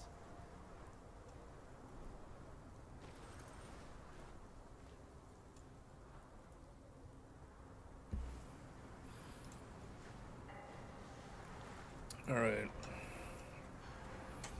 Okay. Let's see, make medicines. I don't think we need to do any of that right now.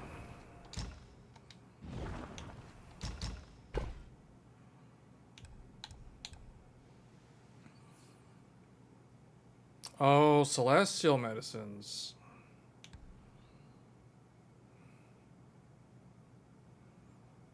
You can be used in crafting armor. Yeah, these are good, actually. I'll buy all of those. Wait, what else? Crafting weapons. See, I already have... Hold on. Celestial medicines are the ones that... What is this? Used to make medicines. I don't have any of these. Can be used to make medicines. Celestial pear. Okay.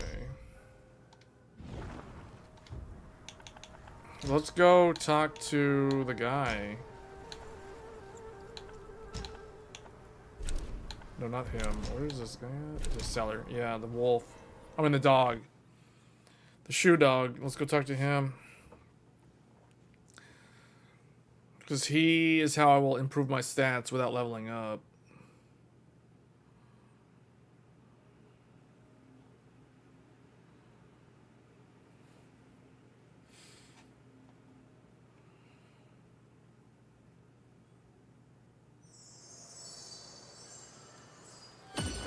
Oh, you guys know Final Fantasy 16 is going to be using direct storage on PC. That's going to be another direct storage game.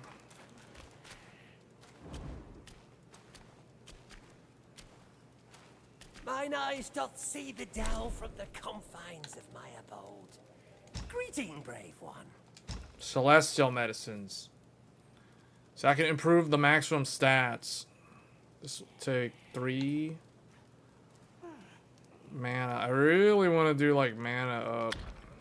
Uncover the secrets of sky and earth, and thou shalt have pills.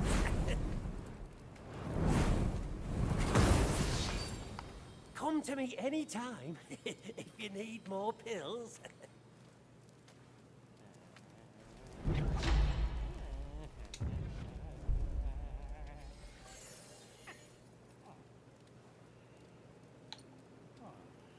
See, that still only costs 2. I want to do that one again. From yin and yang, 5 elements emerge. From without to craft pills. I like being able to do my abilities. The blue bar, to me, is just so useful. Yeah, I might just go mana again. Just max the mana. Uncover the secrets of sky and earth. It's unique creation.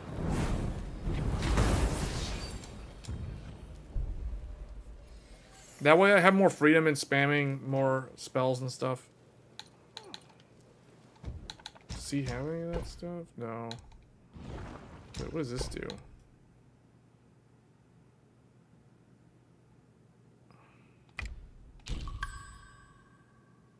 Upon use? Wait.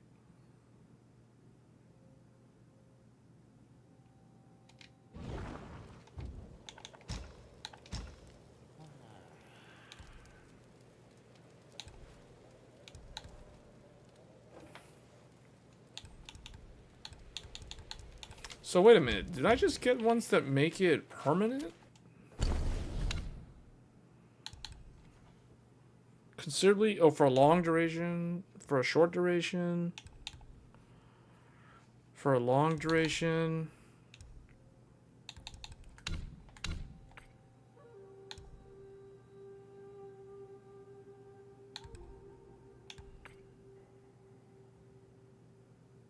Each sip recovers 36% of maximum health, moderately increased movement speed. How does this work? Oh, that's, I can apply that. Ingredients. Oh, okay.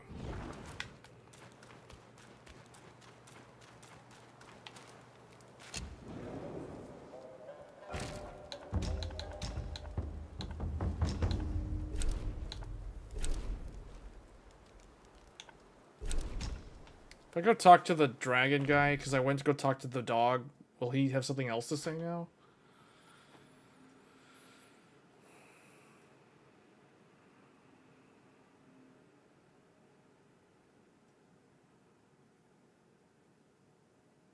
It may not rival the Skyward River, but Turtle General's help was necessary. When me and Wukong braved across that river, we were surely a sight to behold.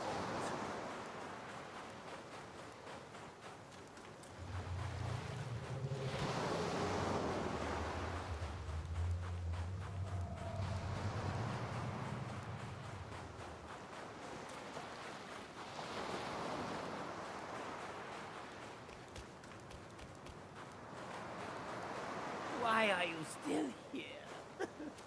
This old log living on borrowed time. I was cast. I asked for nothing. He's just repeating the same stuff that he said earlier. Why are you? Okay, so this guy's not helpful.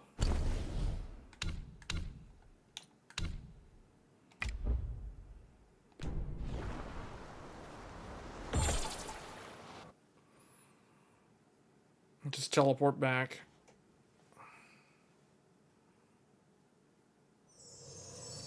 Man, Black Myth Wukong, this game's good. This game's just good, man.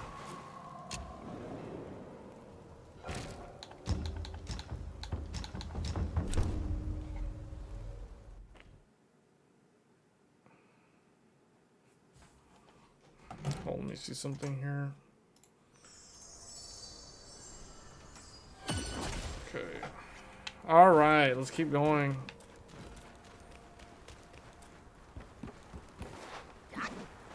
You're a good one. We should be friends.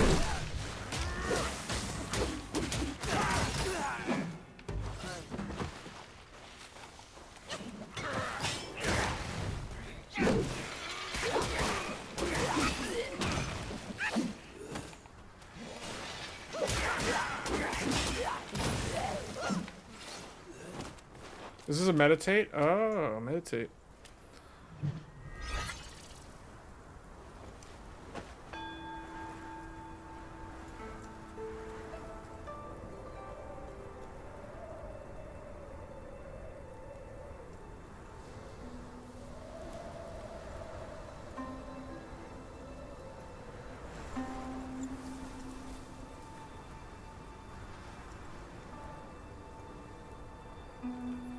Oh, I forgot to mention, we are testing this PC with an overclock. I have overclocked this CPU now. The memory is tuned as said at the beginning of the stream, but the CPU is also using Curve Optimizer and Curve Shaper, and it has a Scalar 10X overdrive, so it is trying to boost up to 200 megahertz beyond the Fmax, which is, I think on the 9700X, it's 5.5 gigahertz. So we're trying to boost to 5.7 gigahertz. Your eyes are sharp. I'd think you once lived here. Wait, that was all that was over here.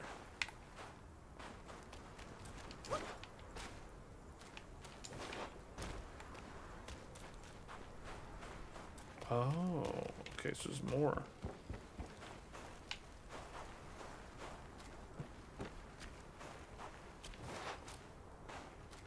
There's a path that goes that way, and there's a path that goes this way.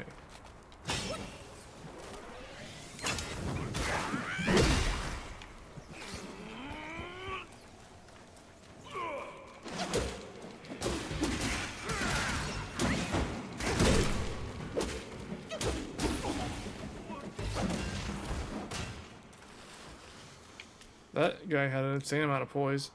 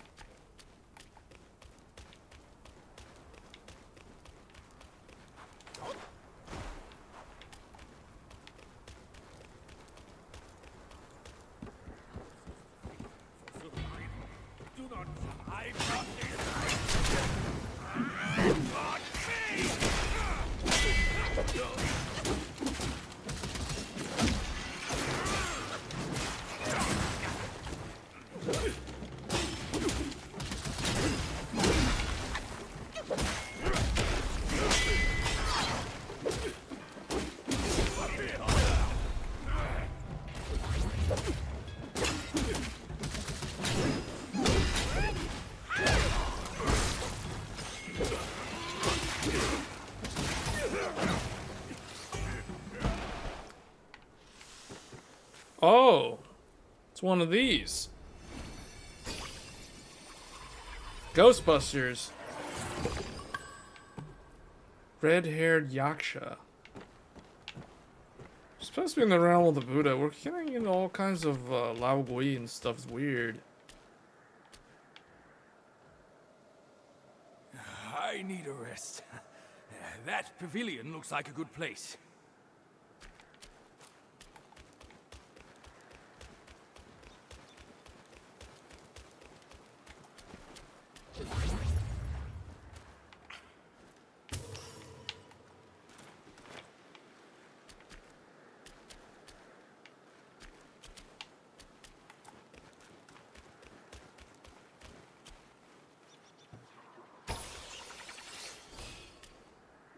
It's a lot of will. 720.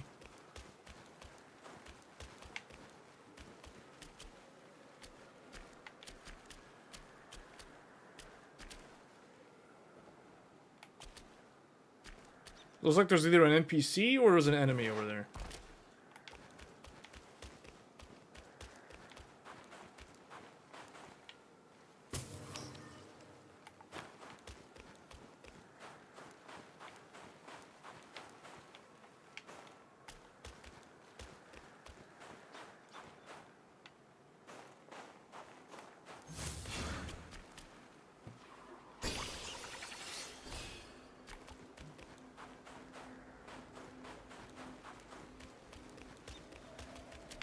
It's almost like I've made it back to the very beginning of the chapter with the way this looks.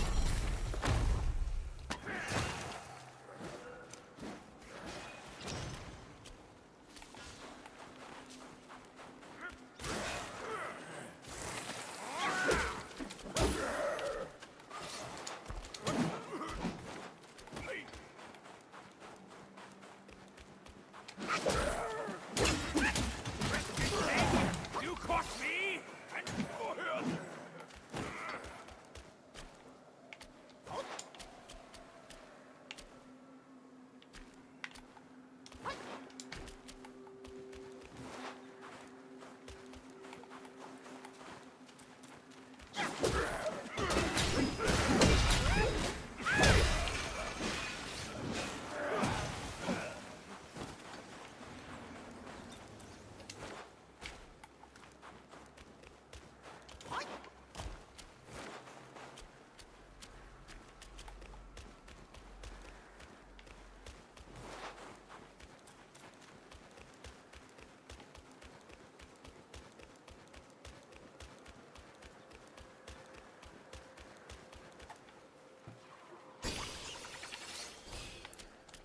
Kind of weird that it goes around like this. Wait, all that for just this? What? Well, I guess there was that one treasure chest. Seems like a whole bunch of stuff for like not a whole lot of things over here. That's strange. Unless... yeah, that's okay, whatever.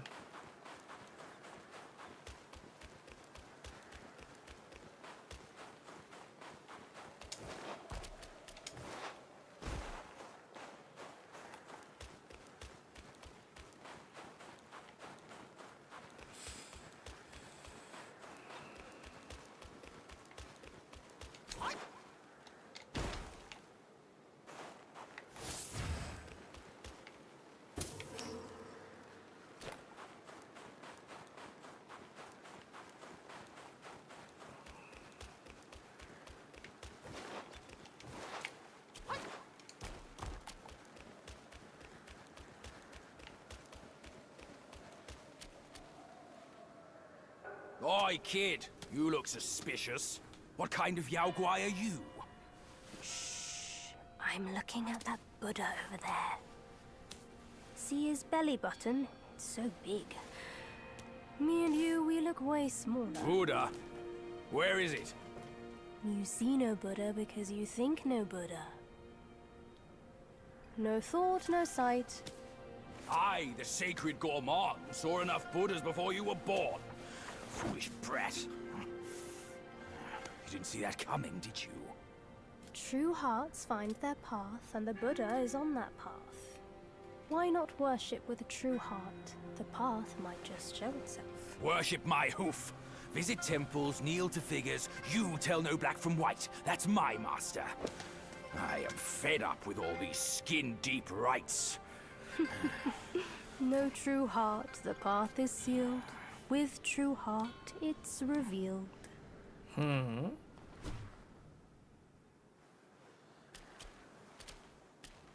The path is sealed unless you have a true heart.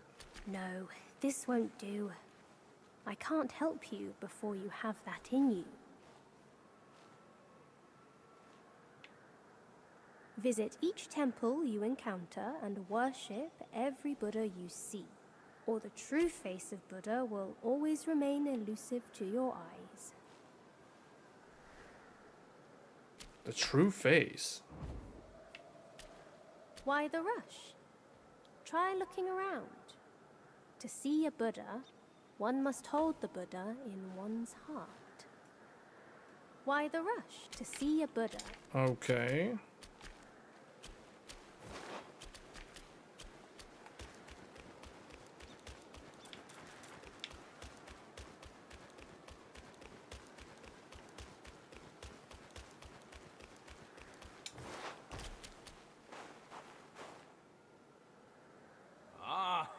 I get it now. For Buddhas, that boy said. There must be 4 Buddhas to worship. Loony monk. Can't reason with him. We have to worship the 4 statues.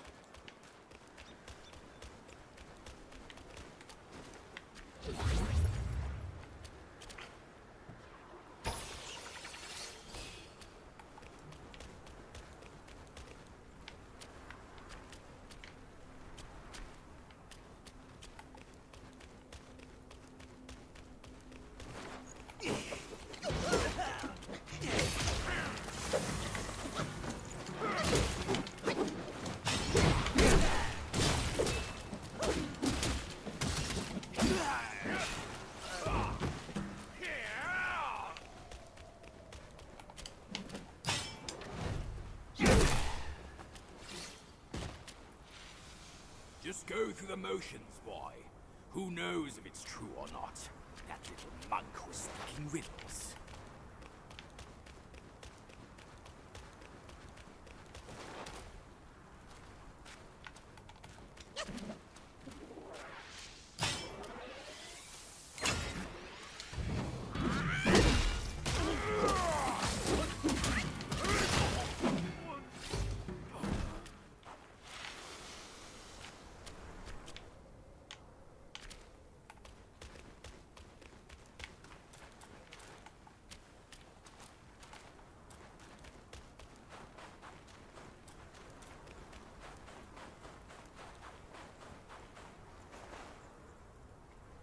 Back when we journeyed to the New West, our master took it from Mount Lingshan. He visited and kneeled to every figure until Yellowbrow captured him. I'm not my master.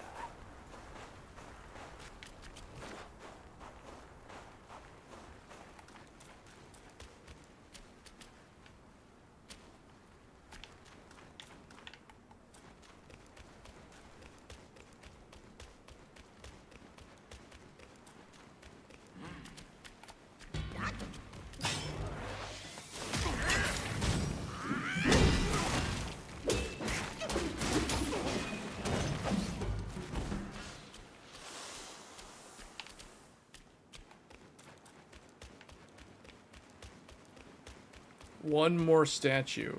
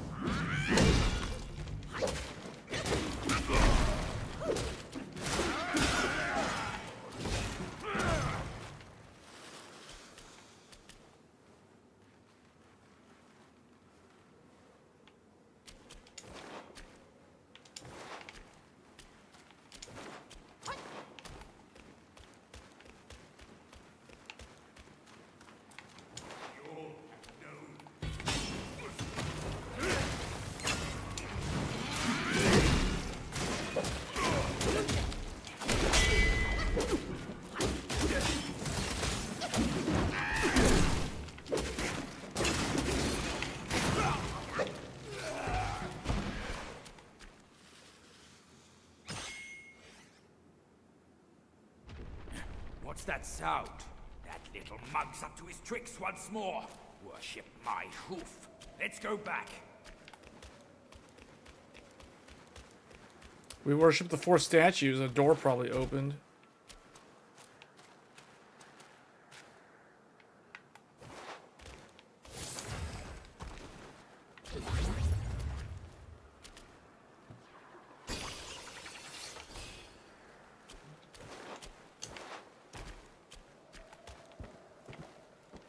Someone was telling me on the previous live stream where I was streaming this game that someone was saying chapter 3 was like really long. Yeah, it is. This is a very long chapter. So far, this chapter alone has exceeded the entire runtime of like the first 2 chapters combined.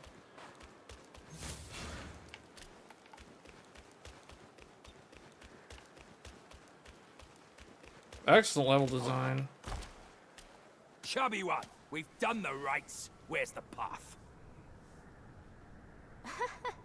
The path? Isn't it always there?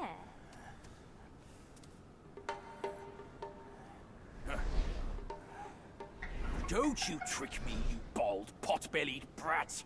All I'm seeing are mountains, no path at all. He sees wisely with faith. You are daft without it. Cut your nonsense. You must be that trickster himself, fooling us all along. Take my rake.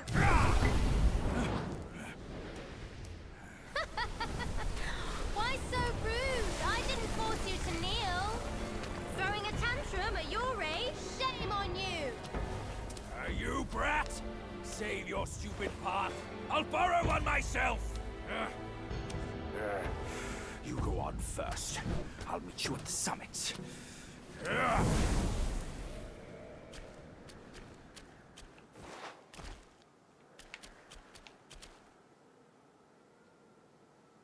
It's gotta be that path that we went on. It must be over here. It's gotta be over here. That weird path that seemed closed off on the first run through.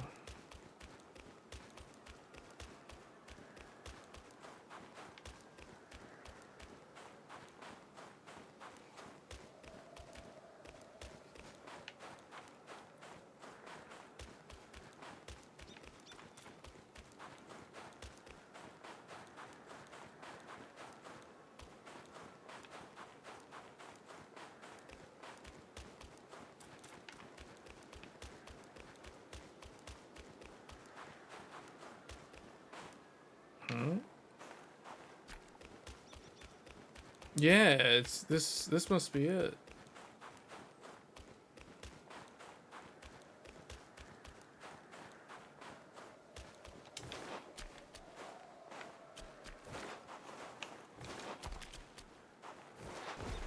Yeah, this was closed off earlier.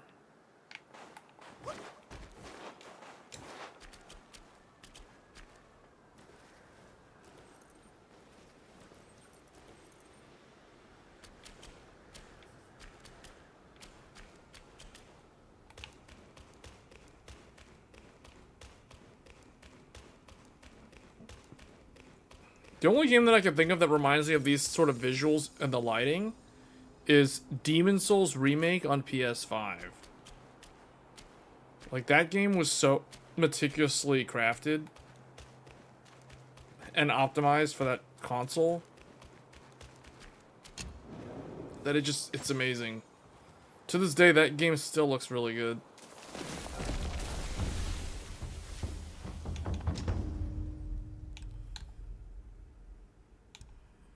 I wonder if I should craft... Okay, chill resist.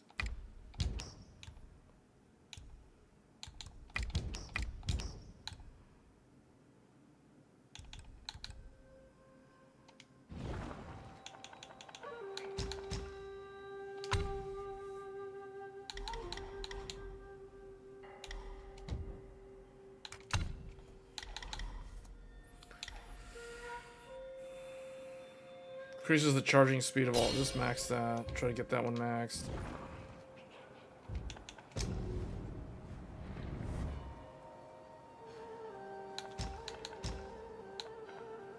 Oh, we're in a new area now.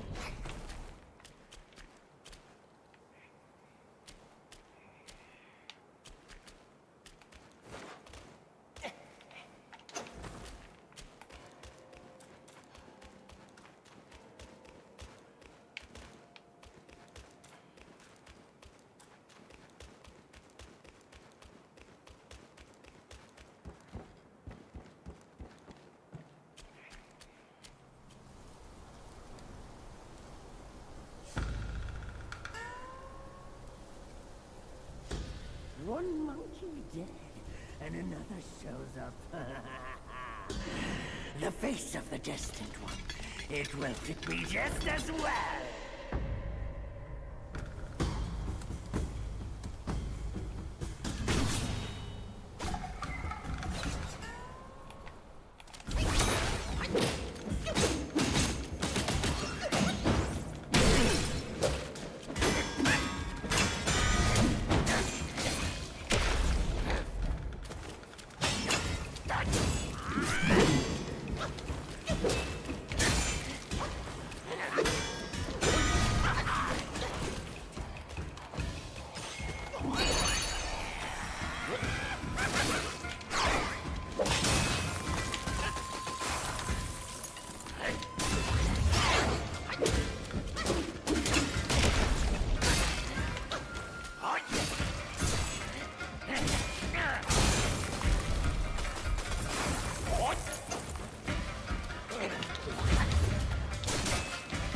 How come none of my stuff's activating?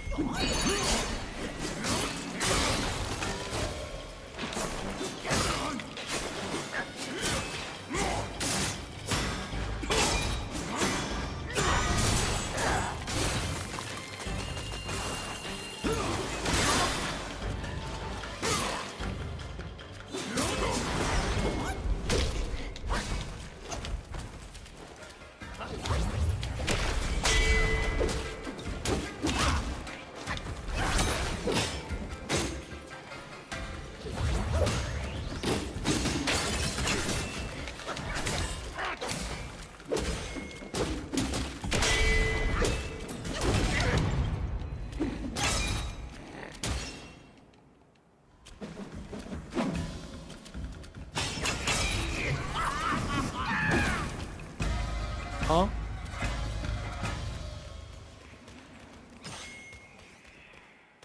He ran off.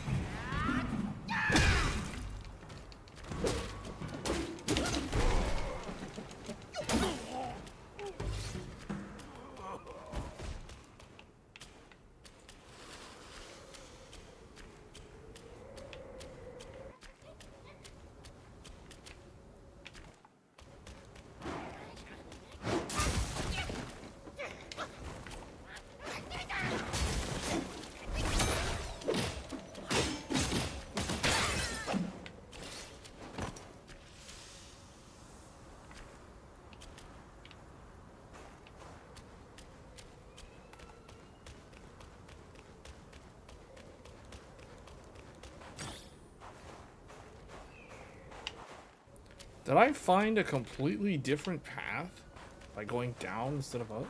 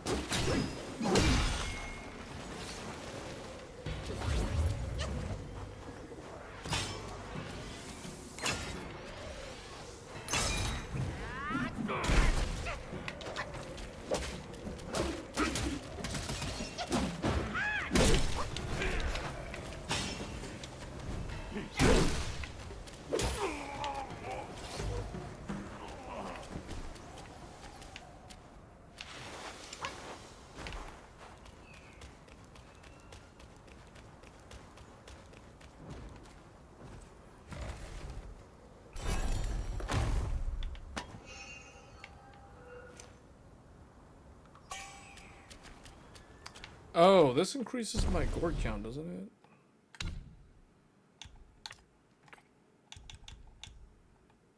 it? I thought one of those things like... Oh, do I have to use it at save point? What did I just pick up? I picked up like a gourd.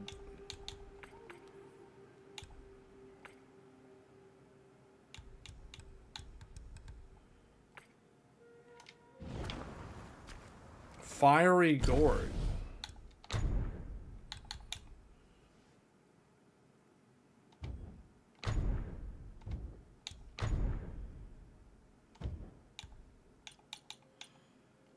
Oh yeah, I can change this guy to something else.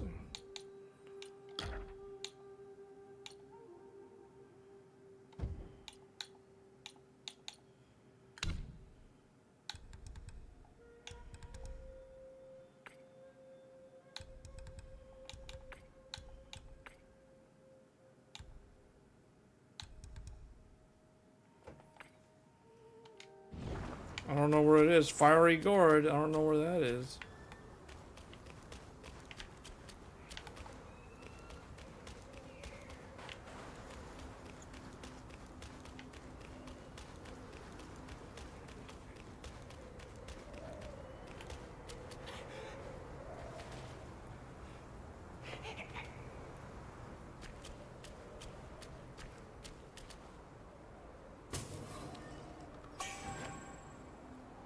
Key item.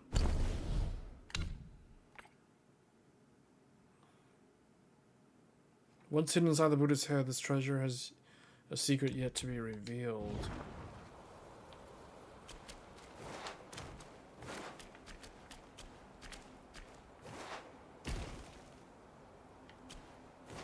I don't think I wanted to jump down just yet.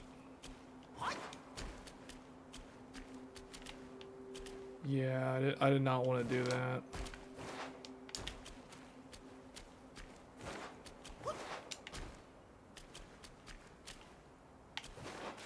Wait a minute, did I just go in a big circle?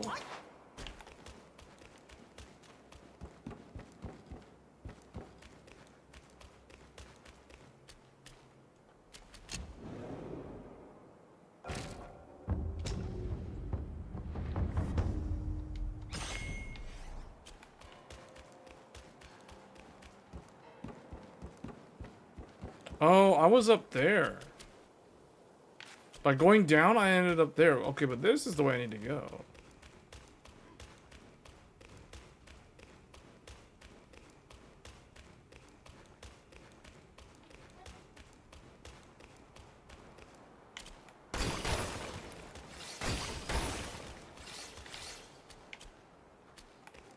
Wait a minute.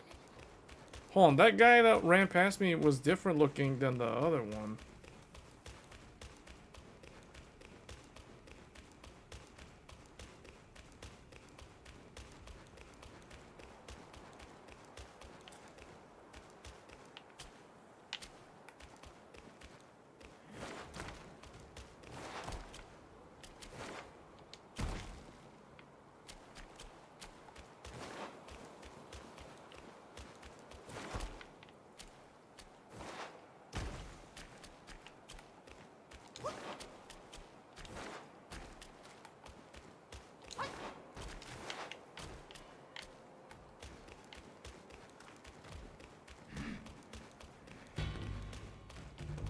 Did he go downward? No.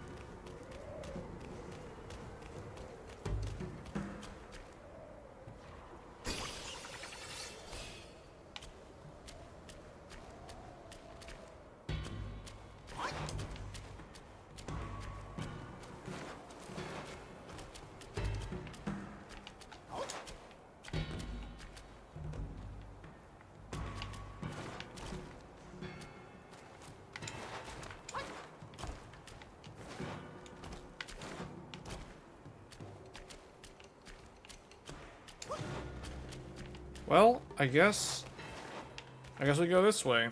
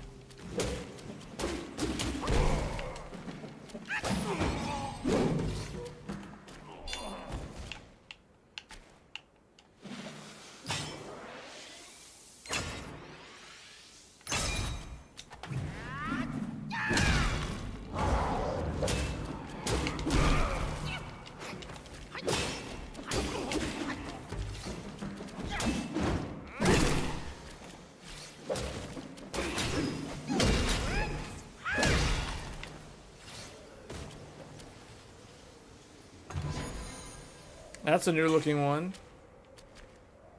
Curios. What does this do? Land enough successful hits on the enemy to avoid the next fatal blow. What?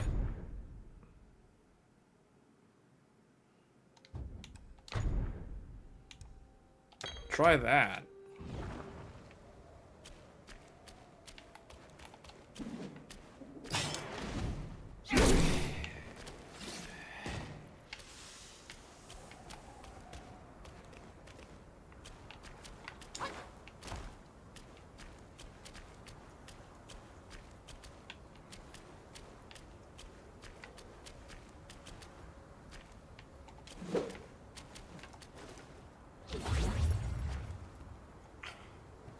Have you checked out the new Star Wars game? No. I probably won't. I don't have enough time. The next game that I'll be playing is Space Marines. Well, Visions of Mana is next, and then Space Marines 2. So unfortunately, Star Wars Outlaws is gonna be a big skip for me. The real shit starts now!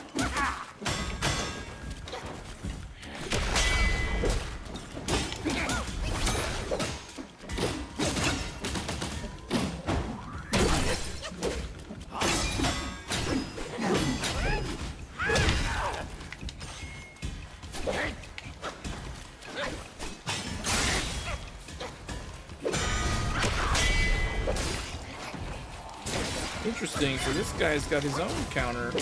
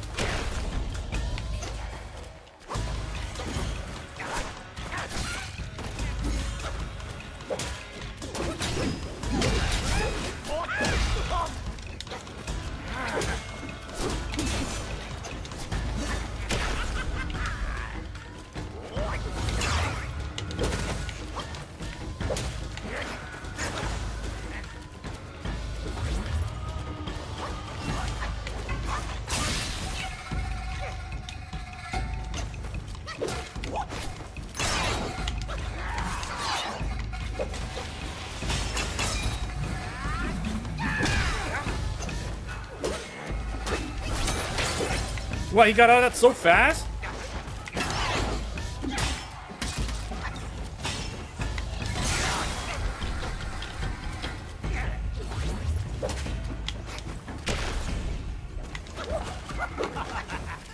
Change the lead.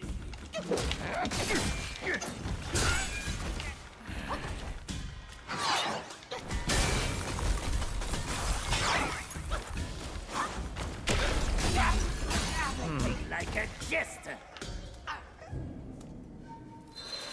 I should have played more aggressively against this guy. Too much dodging. I should just try to stun lock him.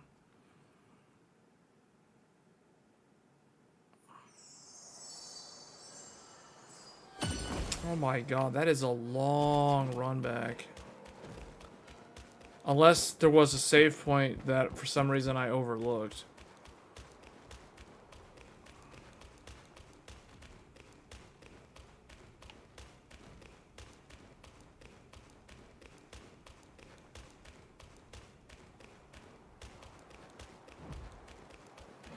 What does this guy use? Let's put this, I guess. Body warming also prevent the stupid frozen stuff. Get out of the way.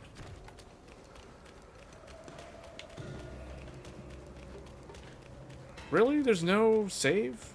This far out and there's no save?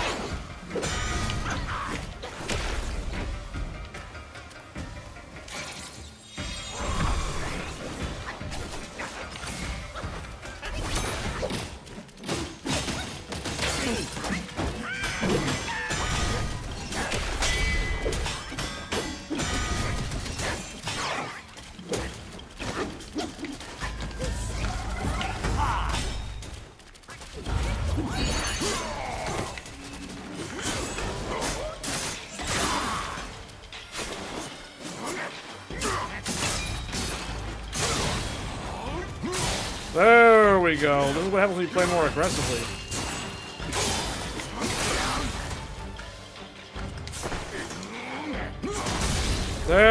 go. That is how you do it.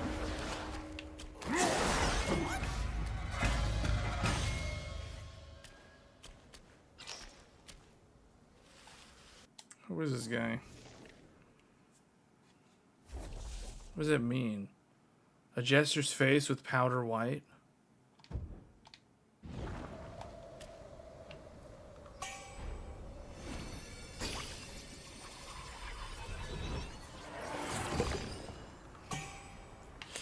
Oh, okay. So he's one of the spirits. He's not one of the... Wait, is he one of these? What does he do? Moderately increases poison and frost damage.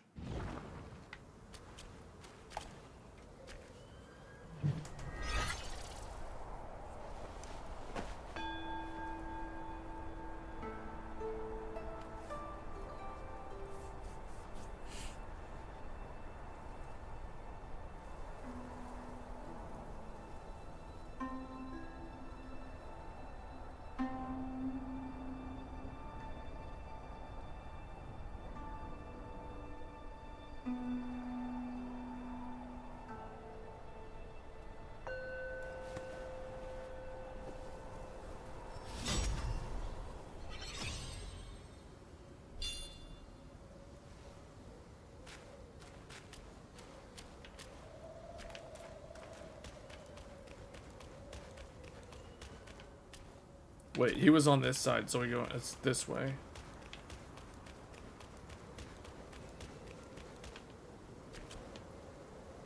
I guess we go down.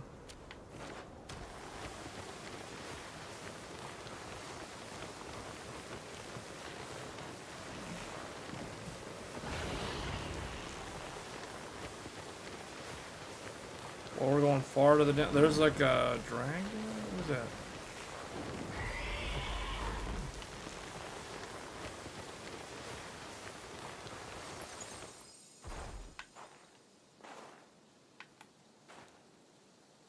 Can't really go up, huh? That was a one-way trip.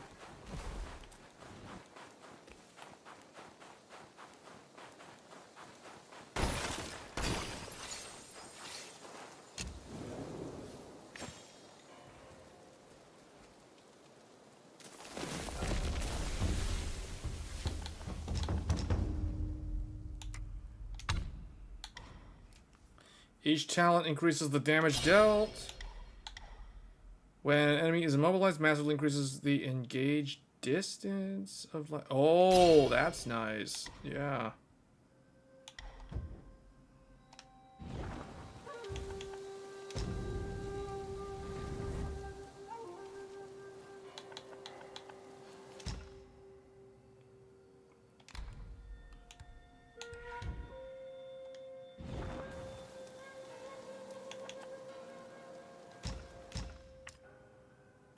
Did I didn't get any new spells, huh?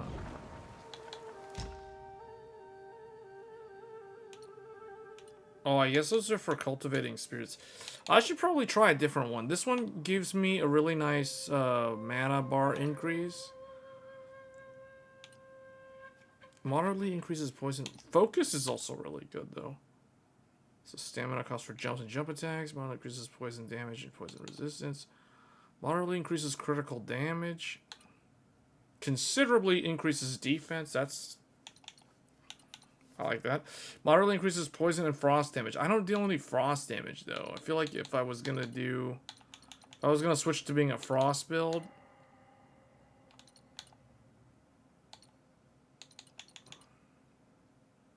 And just keep using this guy.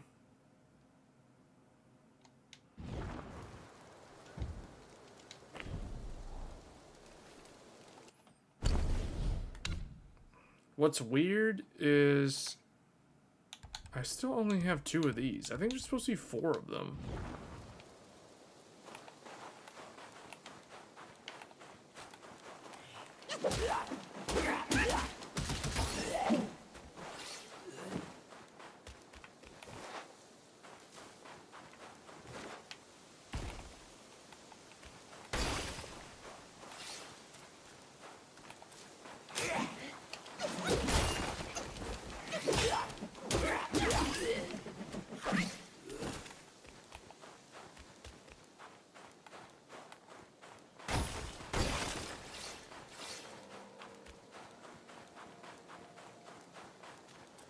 Wait, see, so there's a path.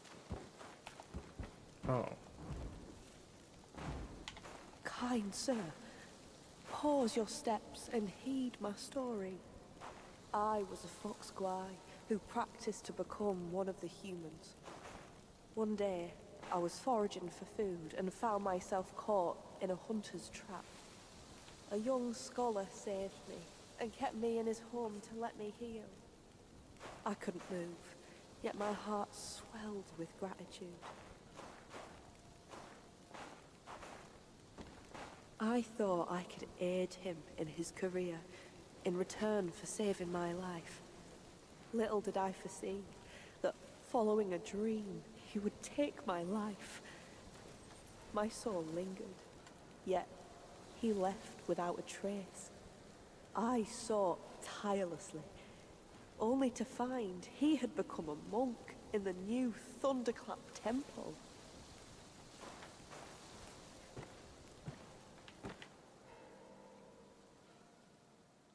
I beg you, sir, to take my fur and wear my form, confront him and calm my sorrowful heart.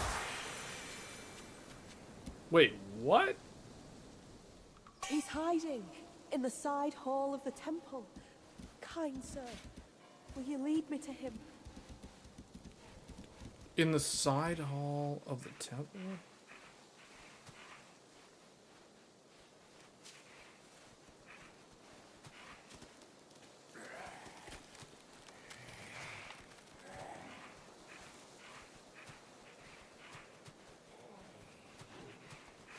Can't pick up anything while I'm in the fox form.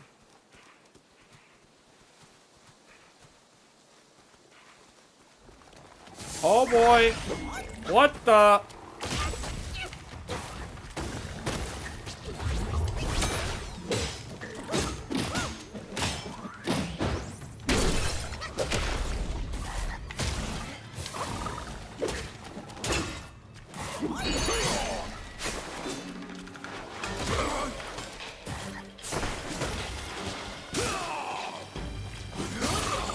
I would imagine this thing is weak to fire. A lot of stuff here should be weak to fire. Because this stuff seems to like the cold. I don't know how an amphibian can survive in the cold, though. That's kind of weird.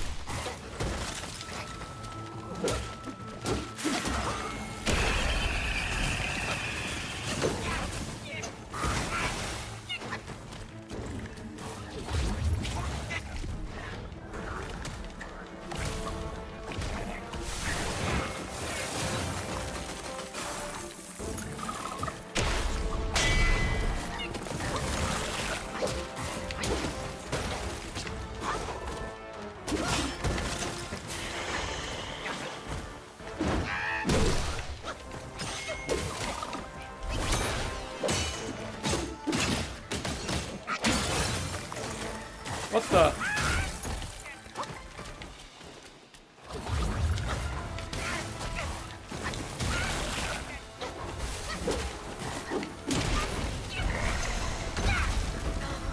Dang. These random side enemies.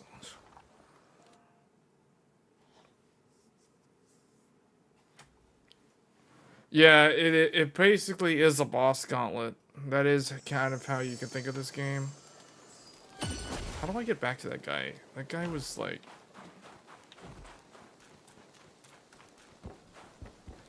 Oh man, I can't do this again? I can't do this because I failed it? What the... Seriously? I can't pick up the fox again? What? I mean, that thing was like, take me to the temple. I don't even know where the temple is. It's like, that's kind of weird if you can't do that again.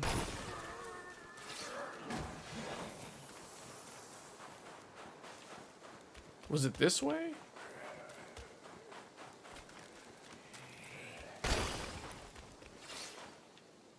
He said hiding in the side of the temple?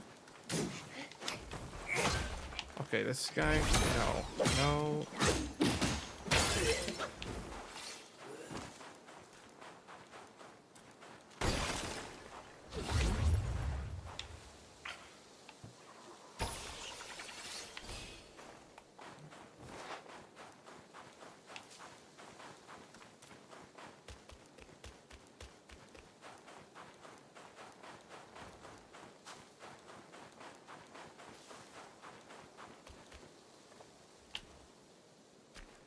This is a completely different path from the way I went the first time.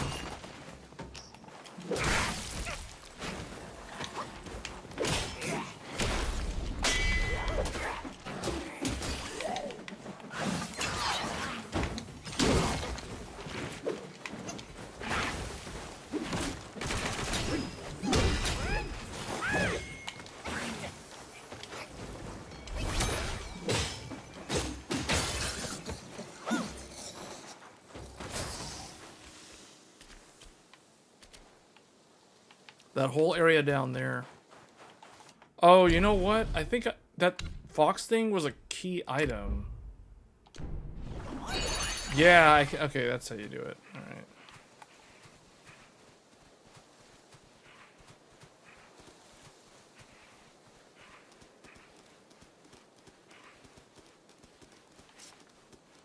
Is this it?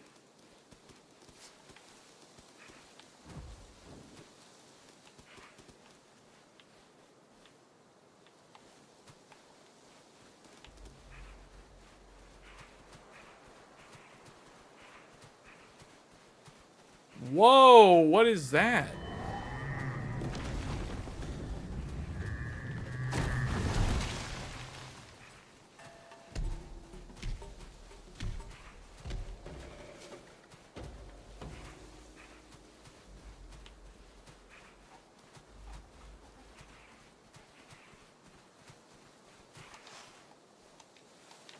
Okay, yeah, I don't know where that... What is this?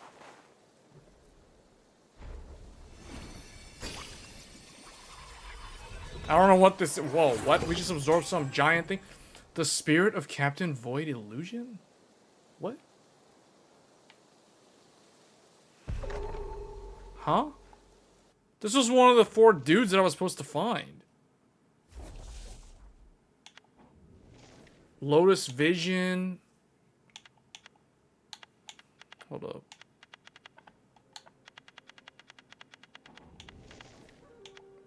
Captain Void Illusion and Lotus Vision. That was the 3rd out of the 4 right here. Lotus Vision, Void Illusion. There's only one more now. That was weird. I didn't even have to fight him. He's dead.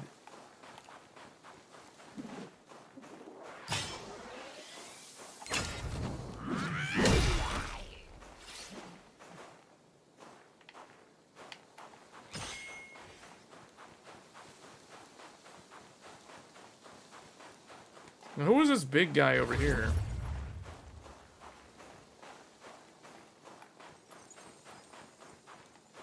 Oh, good. There's a save point.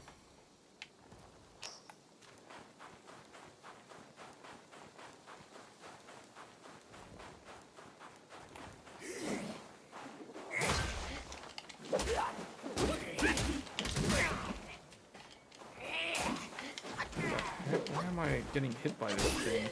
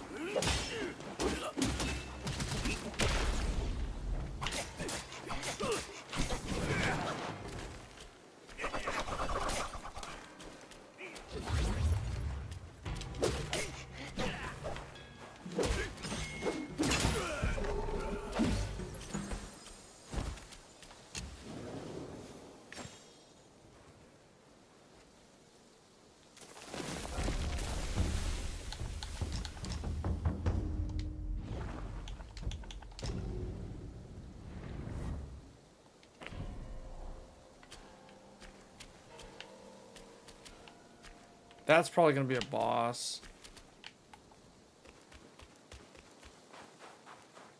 So there's a frog mini boss, which I skipped. Somewhere back there. What else is over here? There's some random giant dude.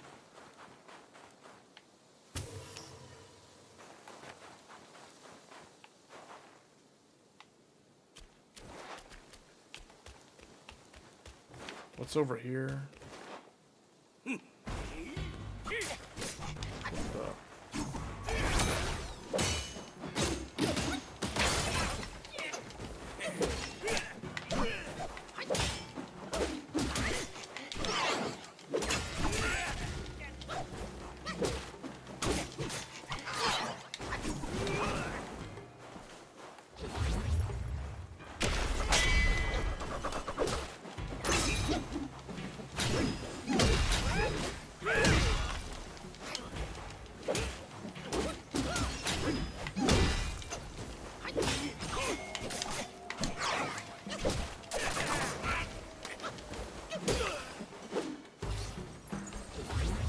Wait, there's another save over here?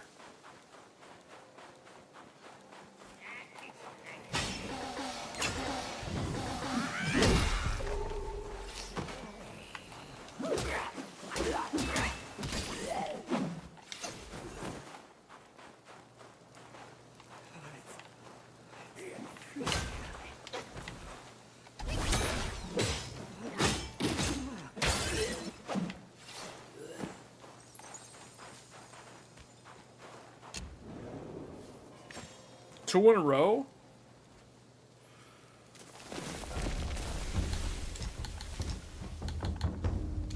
Oh, Towers of Karma? Wait, we just skipped... Wait, Longevity Road. Which one was... Oh, that's the one that I just got before this one. So we somehow skipped this one. It's freezing here. Fire. I need fire.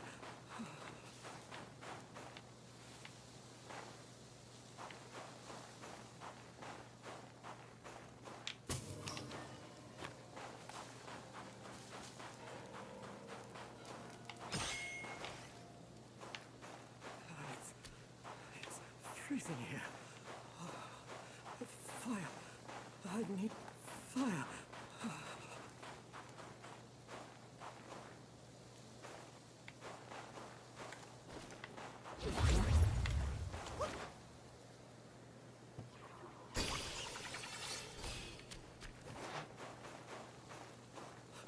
It's freezing here. Fire. I need fire. How do I do that again? I think I need to make the ring of fire.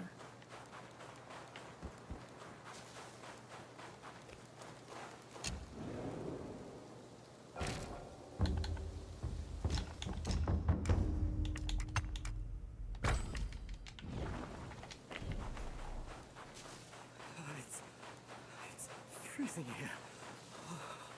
Fire. I need fire.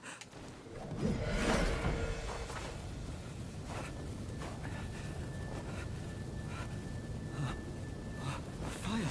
I like when they don't make it obvious where you have to figure it out. What to do. I would be dead if it weren't for you. No more frost now.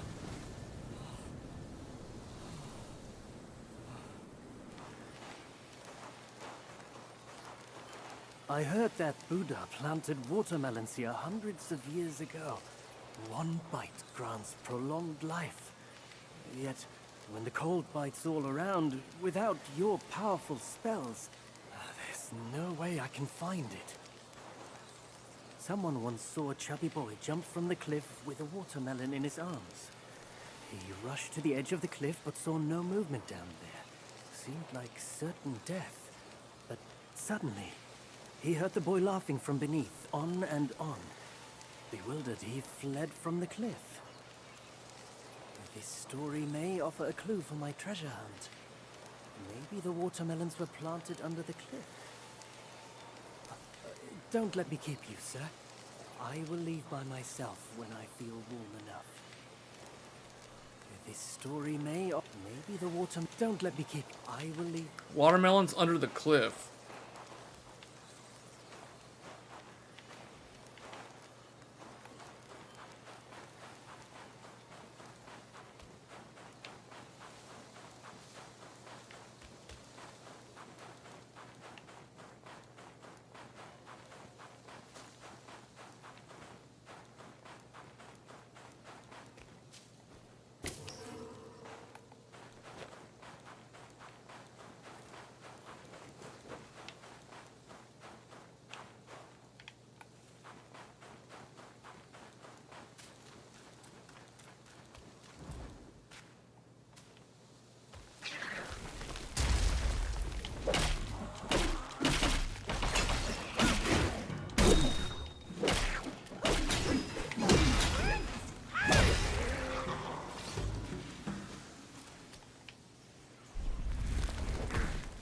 Whoa, this is a big one. This is a boss.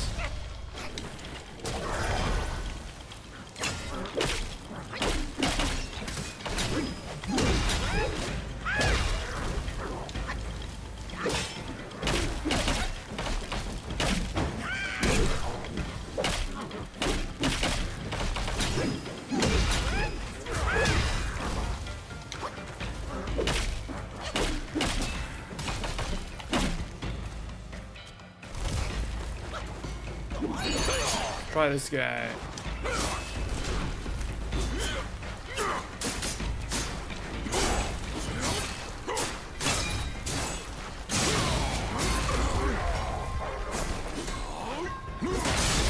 Yeah, burn him down. He's a plant. He's weak to fire.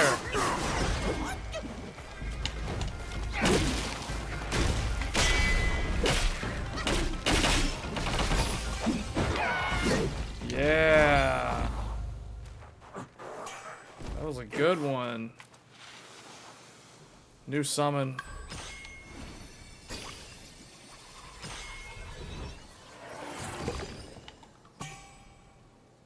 What does this guy even do?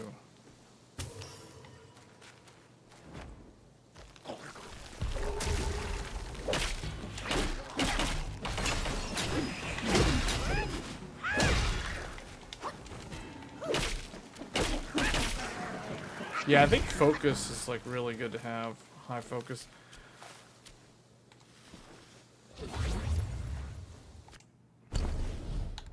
Let me see, what does that plant guy do? That was a big plant. Old Ginseng Gui. Moderately increases the maximum health of summoned minions.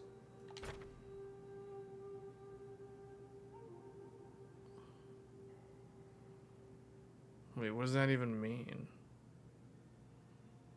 Oh wait, he summons minions. Oh.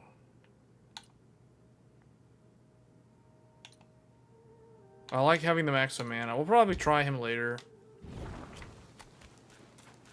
I like having the really high MP bar.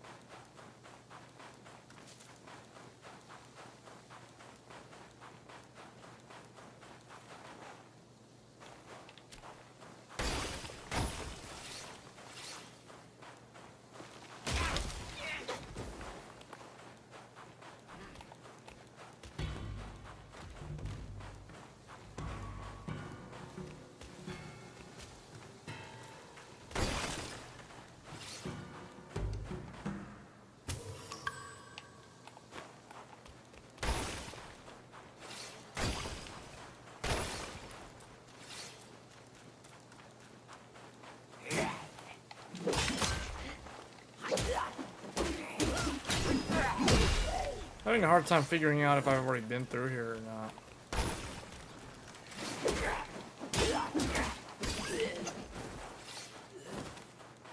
I feel like I've been over here.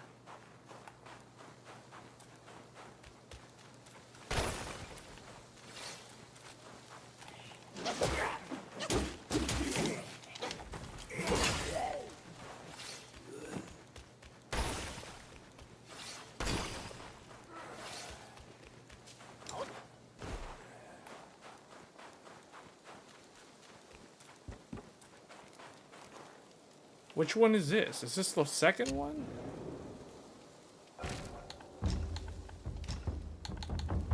Ah, the second one. Towers of Karma.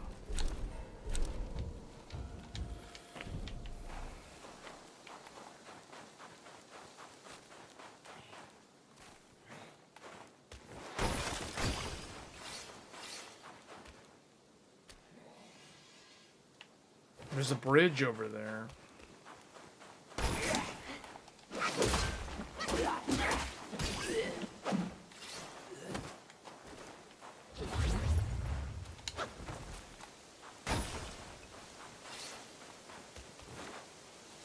Oh, is this the frog?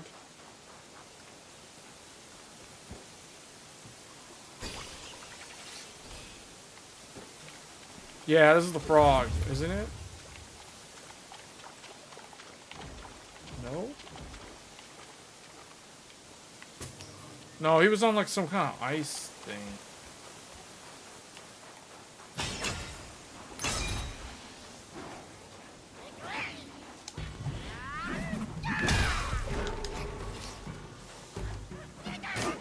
That was a new enemy that I just killed.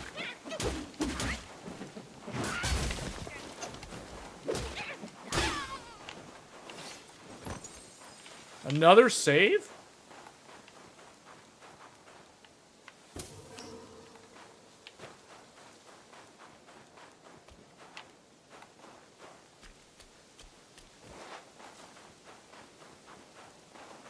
Man, this chapter is huge.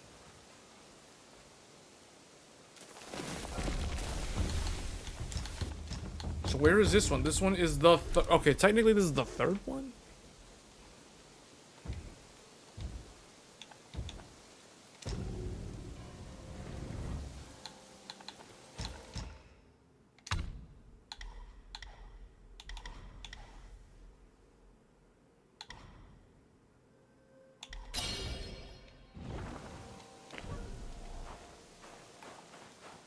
There's a look on the cliff side of something.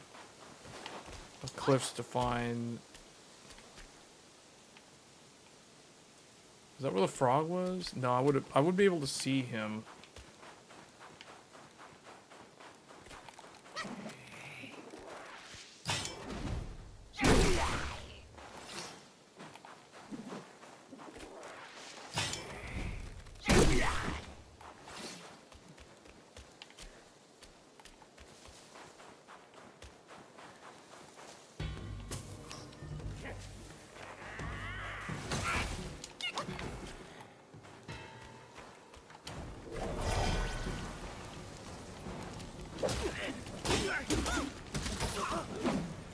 Well, that guy does not have a lot of HP.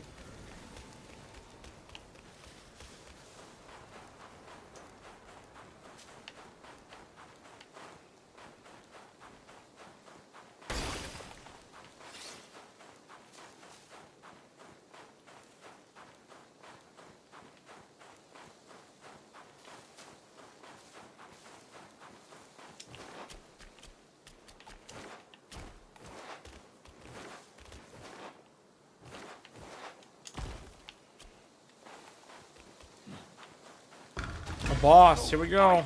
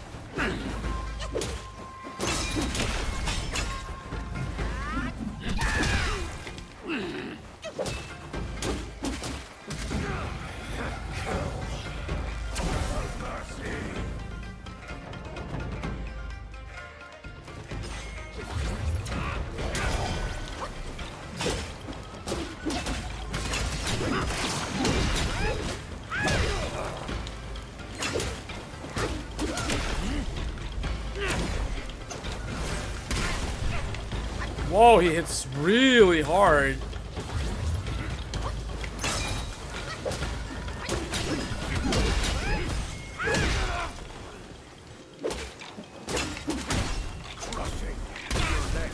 What? One hit?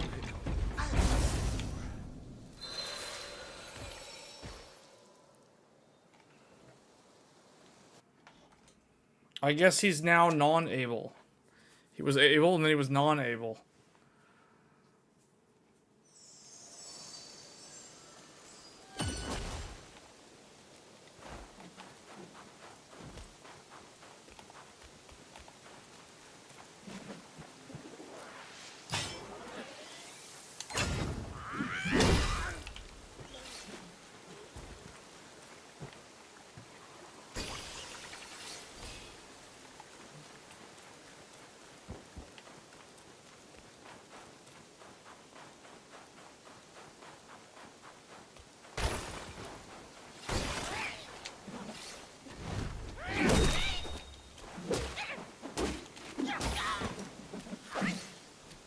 Oh, there's another dude down here? There's like bosses everywhere.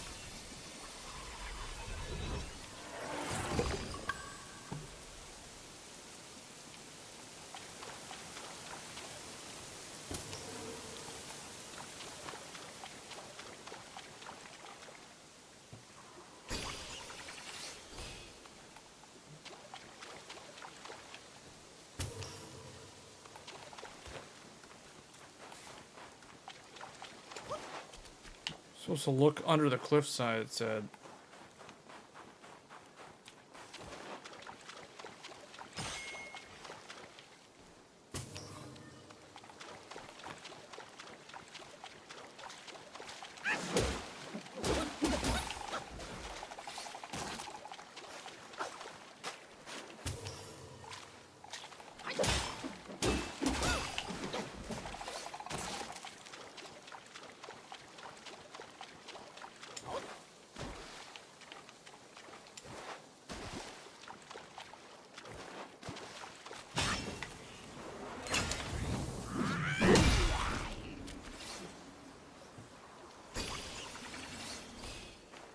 That was a lot.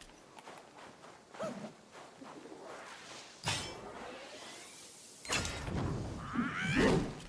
was dumb.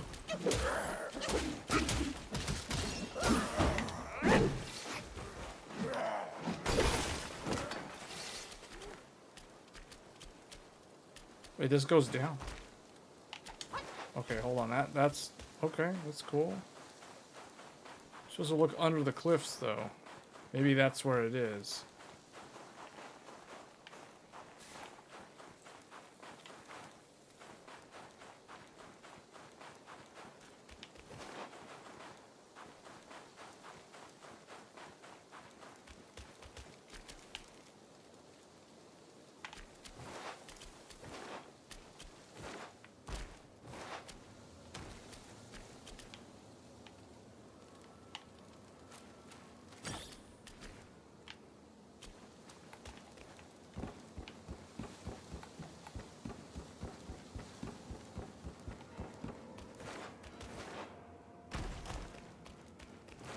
A new save.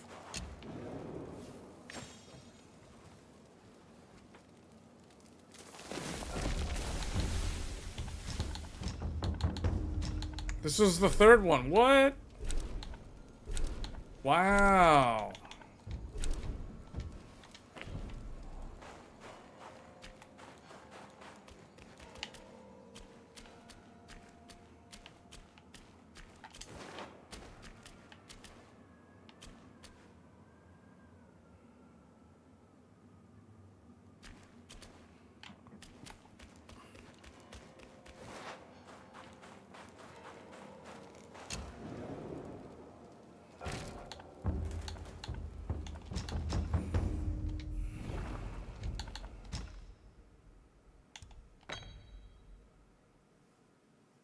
Soaks copper pill after using the gore the next rock solid. Well, I'm not even using that. I should go with one of these. Wait, I have this. Oh, I can put all these soaks in here? For a brief moment, after using the gourd, slowly recovers a small amount of health. That's good. Using the gourd moderately increases damage reduction. That's super good. Using the gourd slowly, okay, defense for short duration.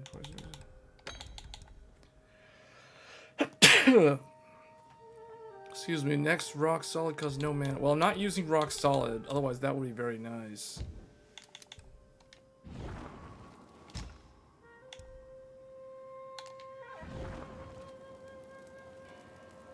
There are 90 bosses in this game.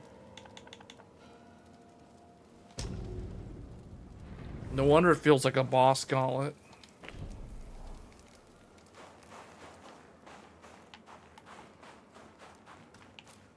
Oh, here comes the boss.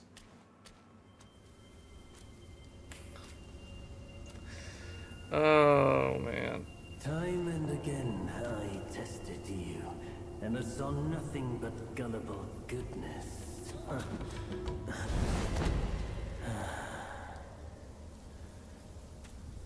Our brother does misjudge as well. It requires no effort to trick you. You will never be the destined one. Let me help you end your sorry life.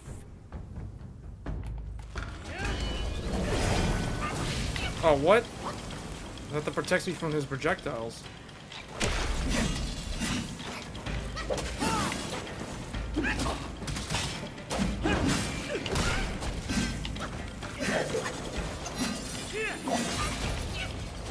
I thought that's supposed to protect me.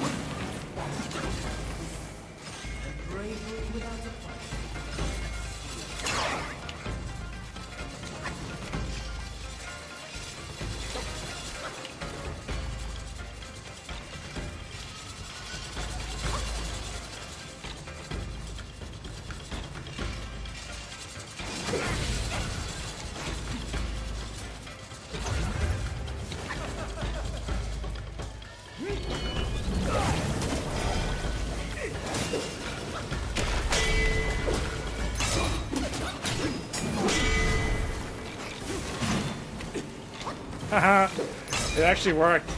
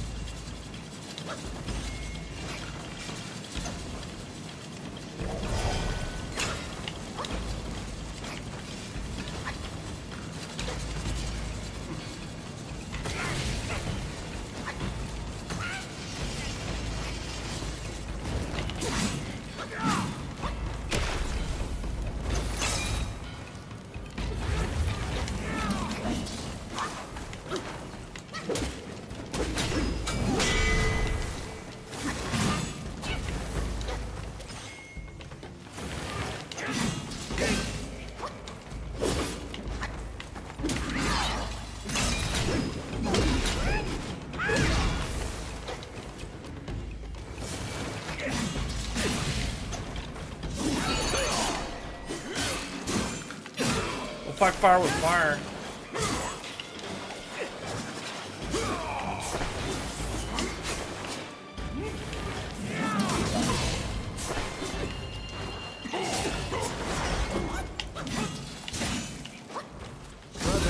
What? Oh, I was low health? Testing you was clearly a better choice.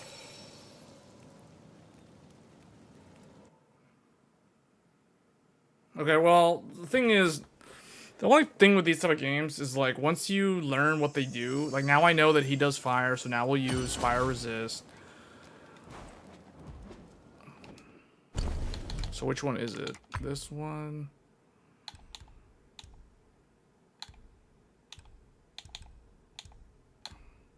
Burn resist.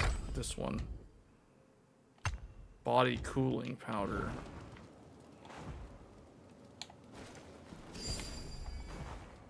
Wait, that's body warming. Body cooling. Alright. I haven't used these guys in like forever. Still here. Set in you. Why bother trying again?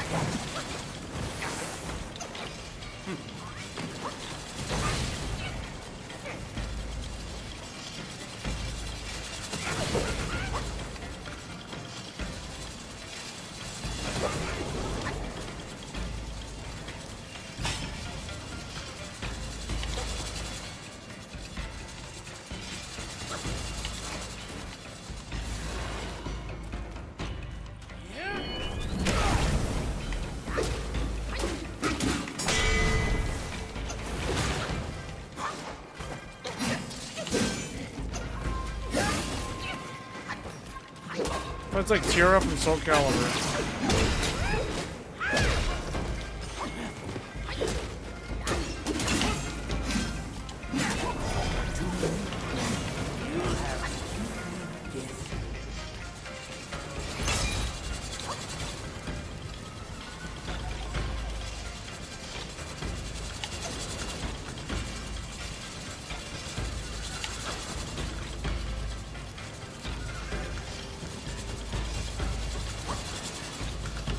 This is kind of annoying. It's too long.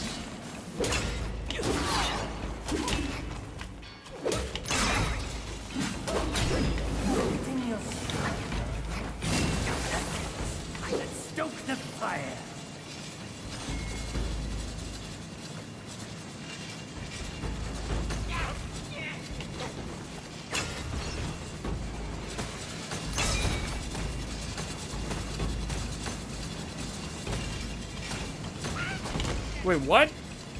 That could hit me while I'm on there?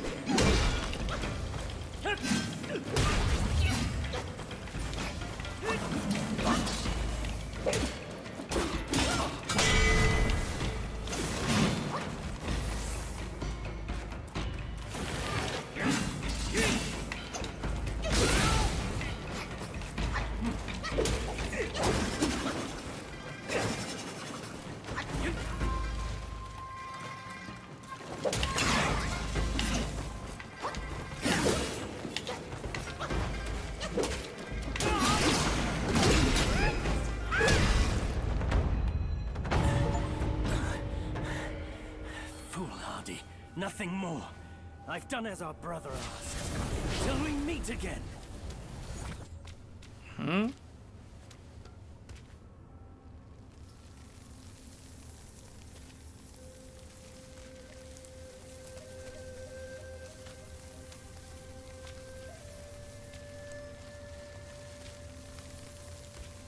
The fire heated up the area so that it starts growing?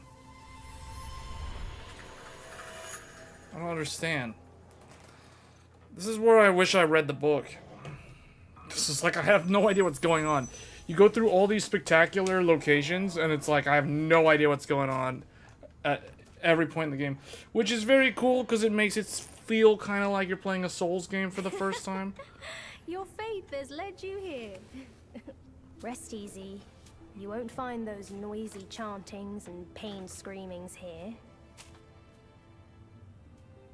Oh, here are the watermelons underneath the cliffside. And the chubby kid. A nice, ripe melon.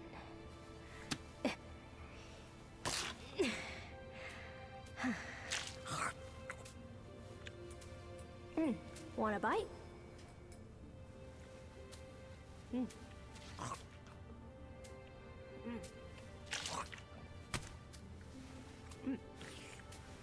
It's better than you think.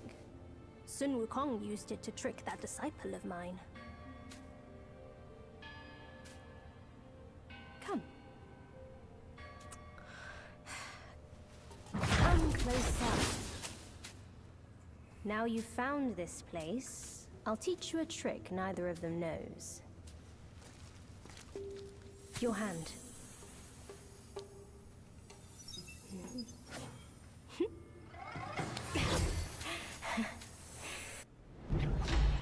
Spellbinder. Bind spells, vessels, transformations, and soul skills to enhance attack. Focusing solely on martial arts to subdue enemies.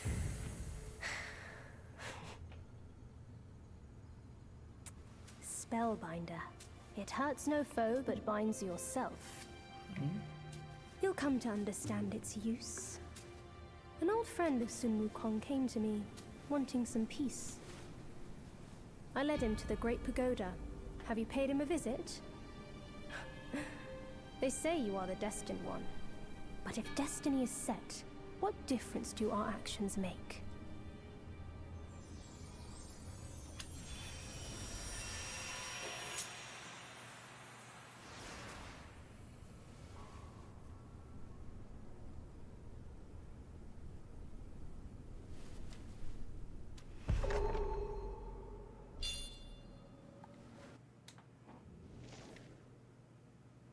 Green-capped martial artist.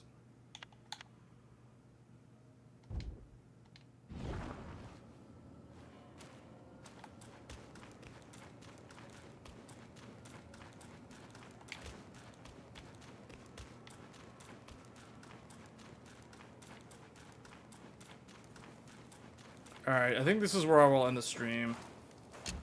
I don't even know how many bosses I fought on this stream.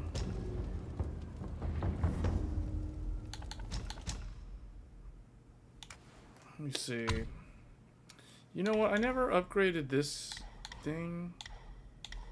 Each talent reduces the might decay when transformed. Recovery speed, maximum might. I guess this? I don't know. Sparks. I don't know. I didn't even bother to level any of that up.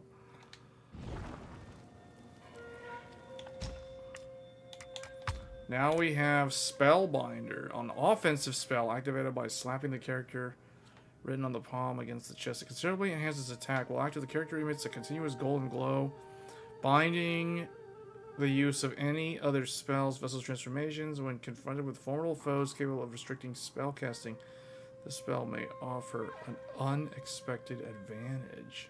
Let's try the Spellbinder.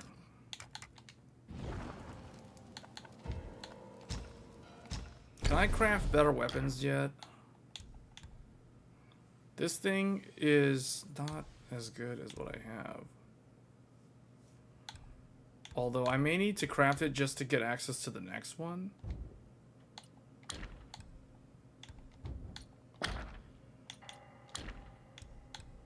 kind of weird how I've been on the same weapon for so long.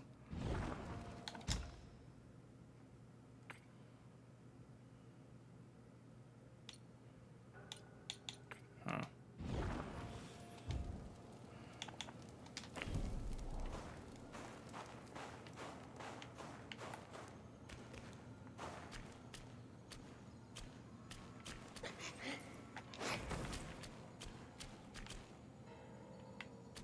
I don't even know how I even got here.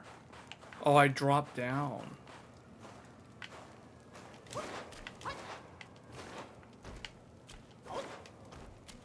Can I go back up?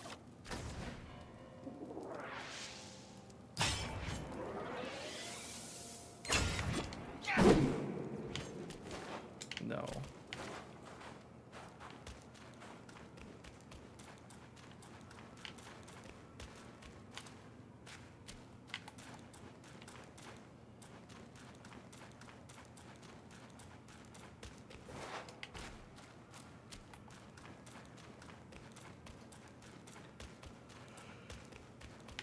Alright, well, I guess. Yeah, I guess this is where I'll stop. Played through a lot of Chapter 3. I guess we're supposed to, like, jump down or something? I don't understand where I'm supposed to go.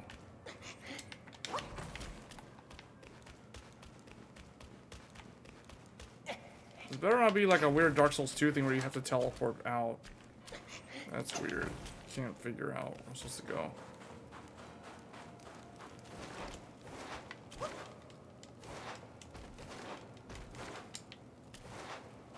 All I know is I dropped down from above. Guess you have to teleport out. That's weird. Melon field.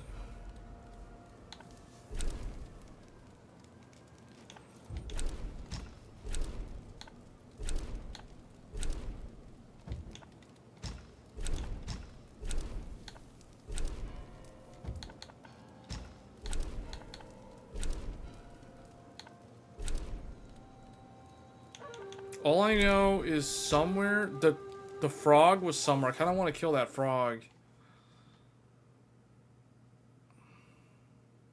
The frozen frog. Don't ask me how amphibians can survive in this type of cold weather. That's, I don't know.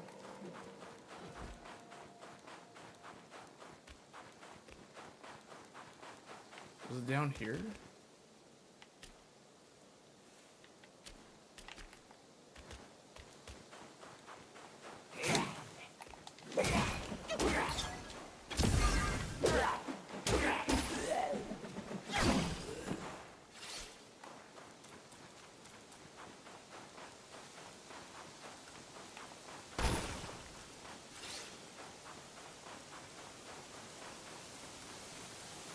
No.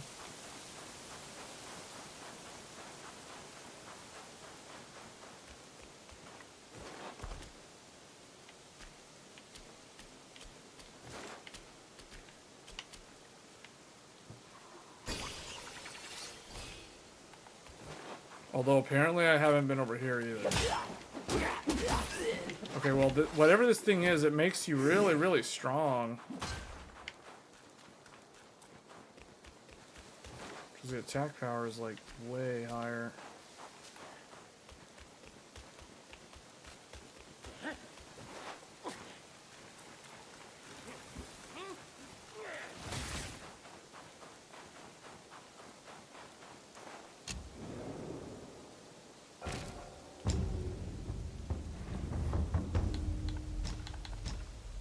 This is Brook of Bliss, okay.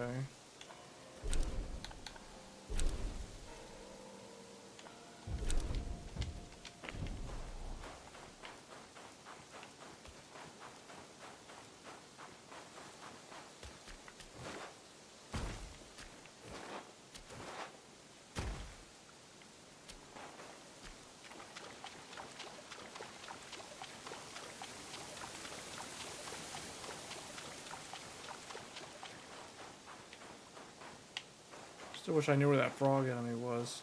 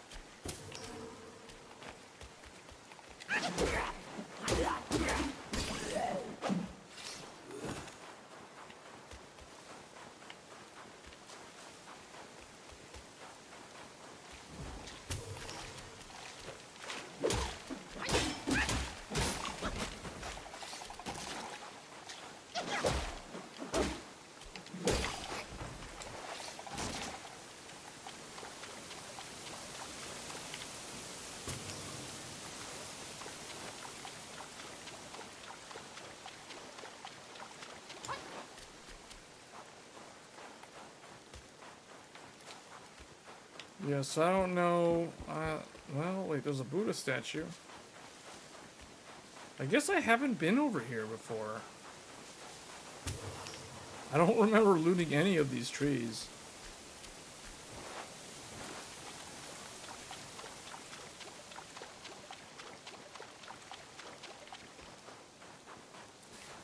Oh no, I was over here. Yeah, I remember that thing.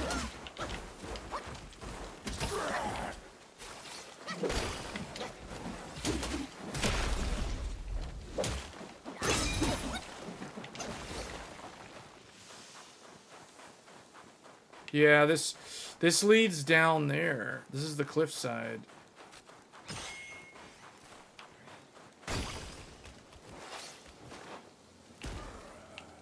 Yeah, this is how I got to where I was when I... Yeah, hold on.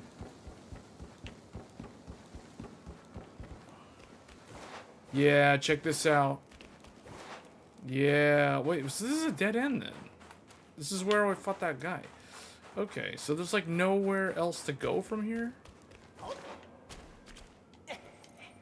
How is it that it's just kind of dead ends like that? See, I don't like when it's not fully interconnected, because this is basically a dead end. Dark Souls 2 did this, and that was one of the reasons why people didn't like Dark Souls 2. It didn't feel like this just kind of breaks the way the world's set up, where you have to literally just teleport. That's bizarre.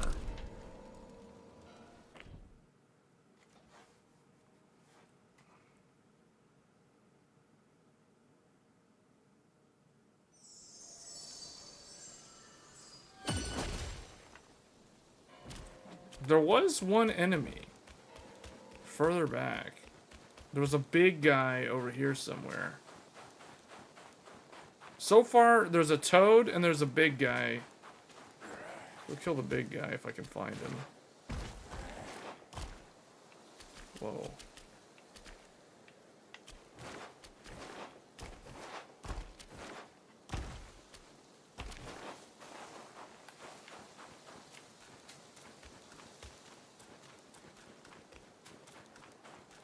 So I've been here. This is where the plant guy, the boss that was in the ground, was.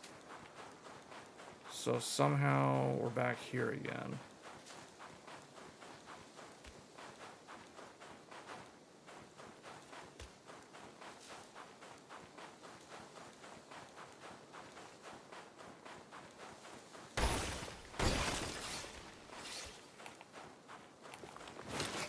This thing.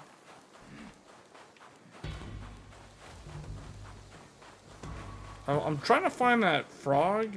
Oh, this guy, that's annoying. Wait, that means we haven't been over here.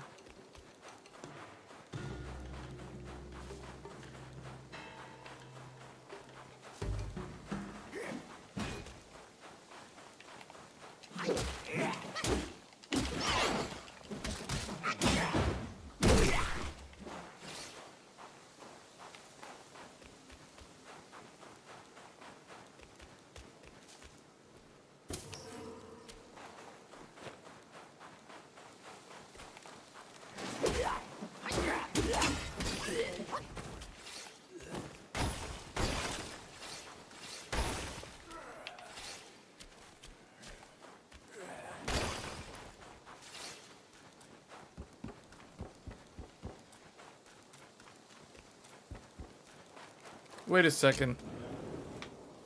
What? Now I'm back at the second one?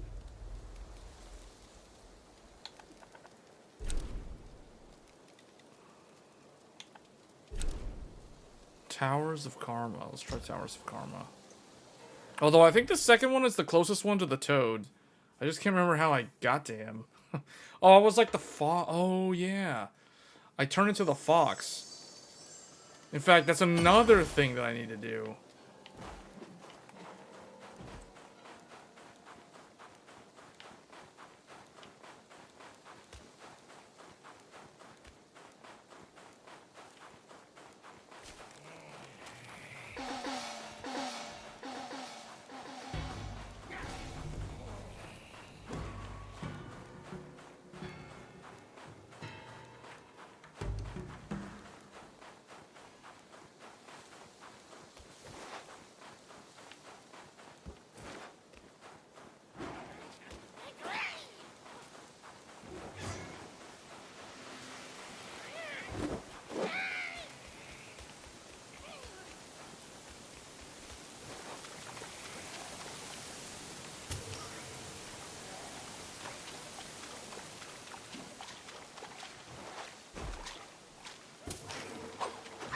So I recall being here already.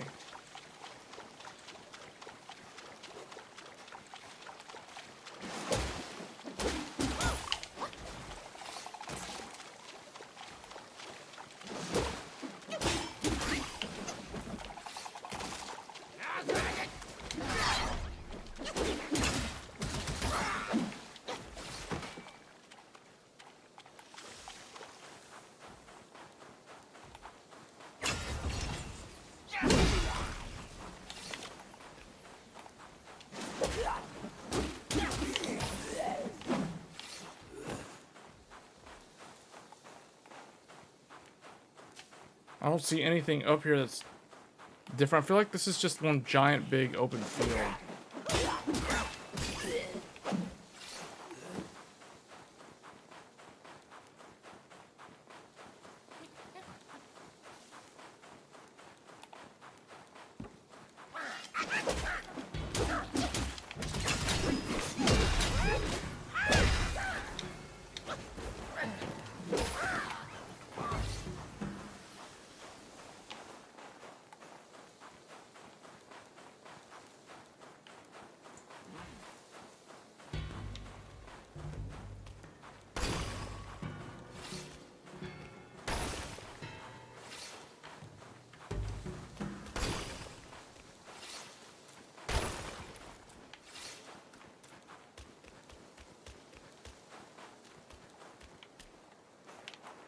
Okay, I know what's over there.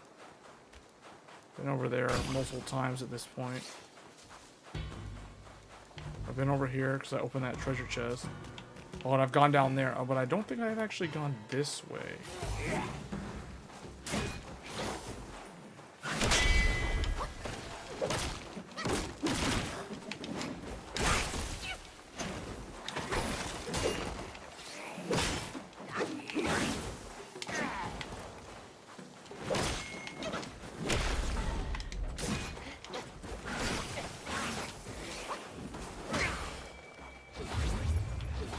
Probably deal with this guy first. Huh. Much easier to kill.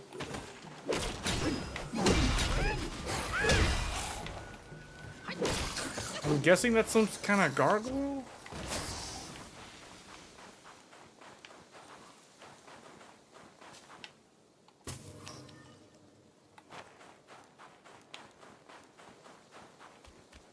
Hold on, this is the other way through the thing. Which means the toad is, you know what, just turn into the fox. Be much faster.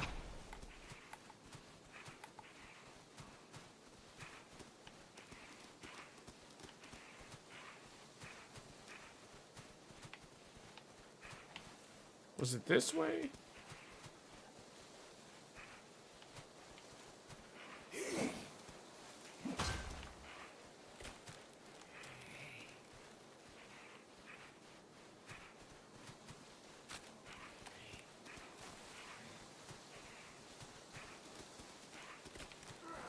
Okay, I think it was this way.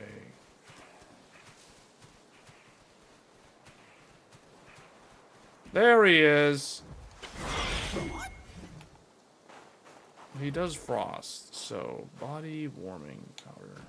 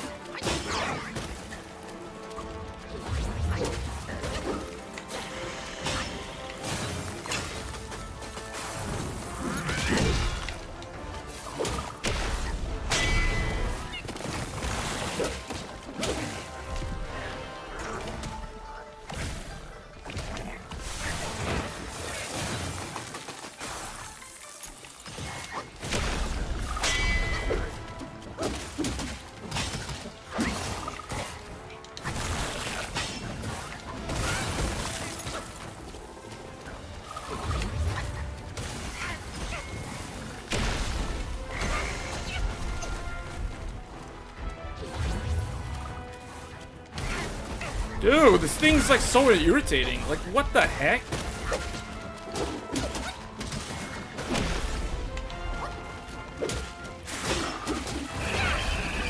It was me or him. So stupid. What an annoying fight.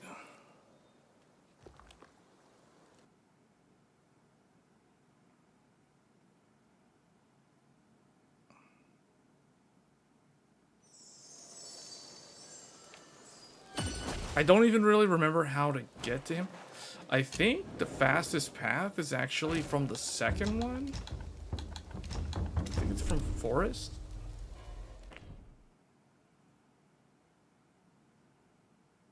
Because it was the Fox's path. You go to the left and you loop around another left, and I think he's down there. Yeah, I think I know how to get to him from here.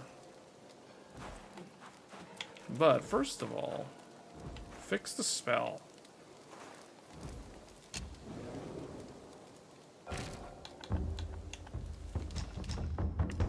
We are going to use Ring of Fire.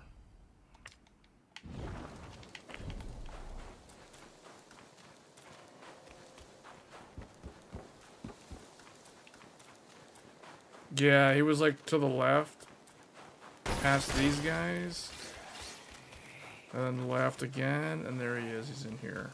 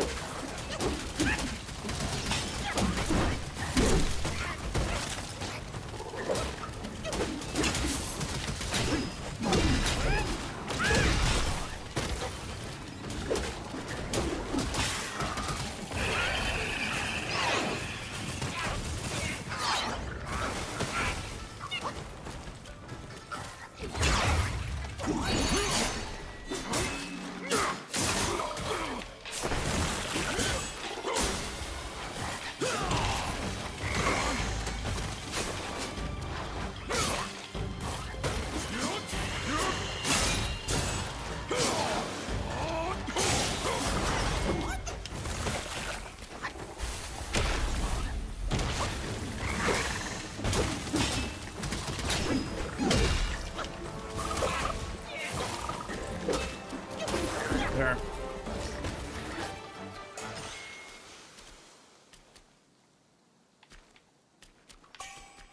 Tadpole.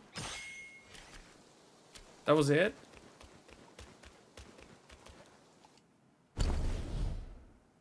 What is that? Is that one of these?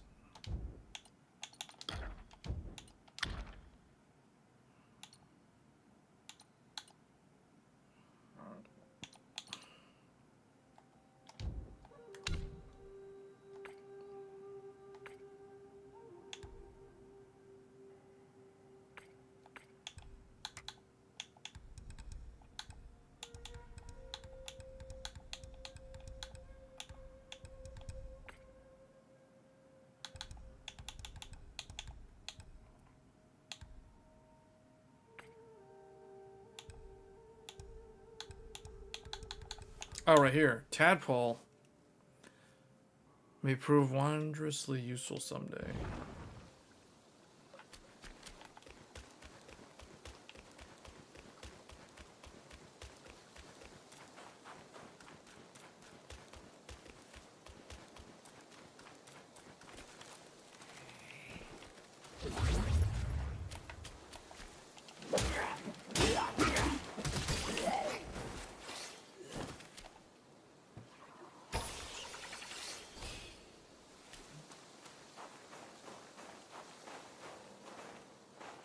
Wait, there was a path?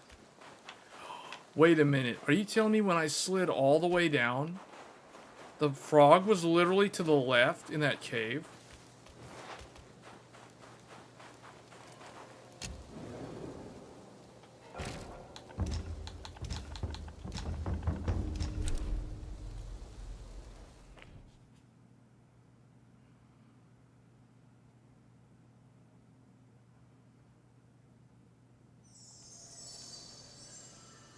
Alright, let's see what's over here, and then this is where I draw the line. I have to stop the stream after this. After whatever's over here, assuming this is a boss. And it's not.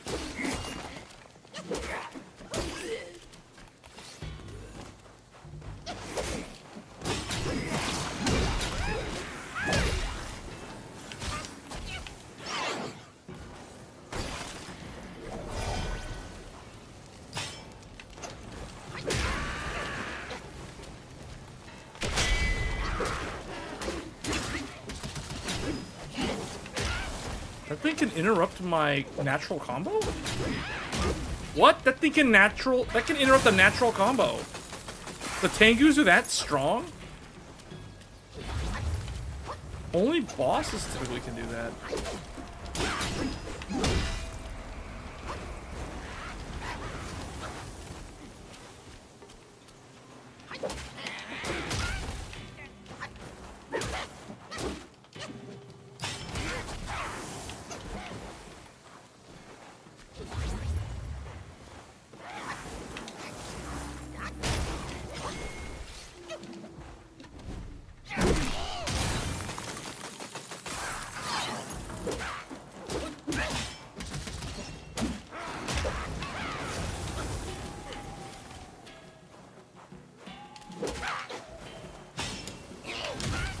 Man, he like interrupts all my combos.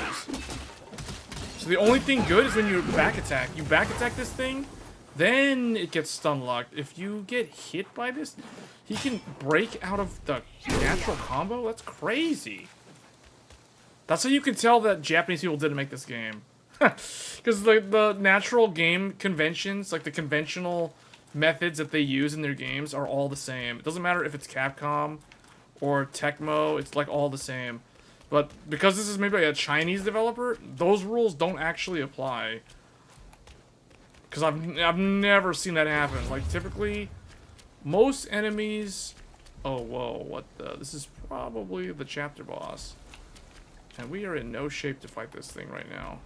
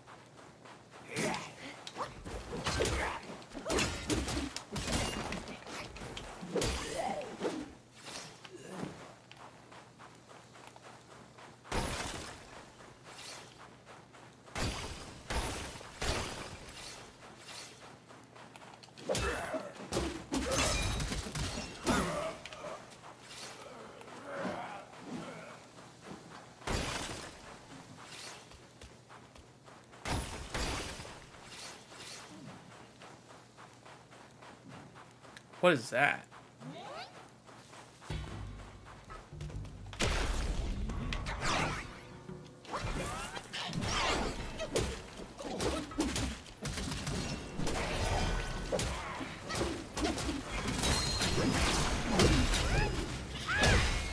Man, this thing's got a lot of poise.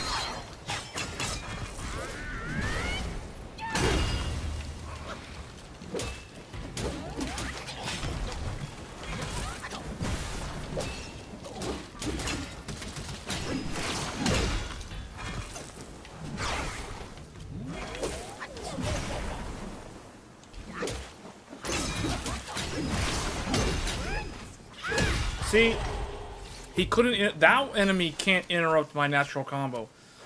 So, but this guy had a ton of poise, but yet the stupid Tengu could interrupt the natural combo. Awakened wine worm.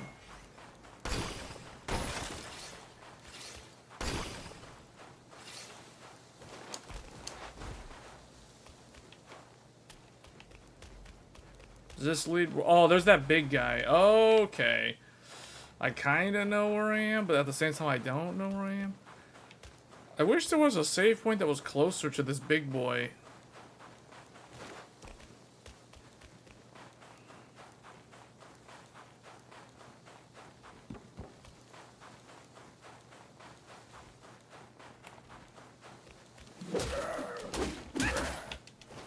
No, I didn't want to go down here.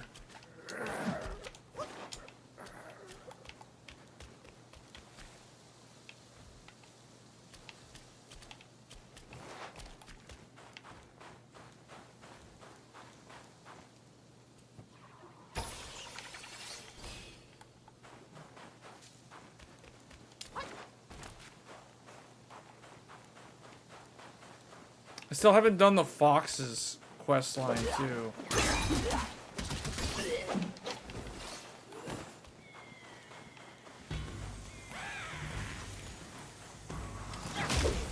Oh.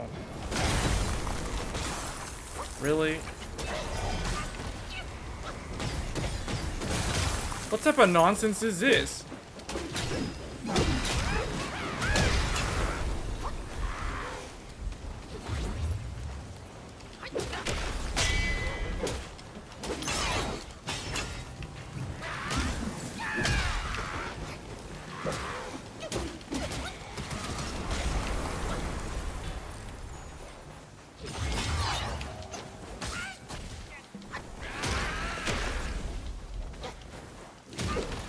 What?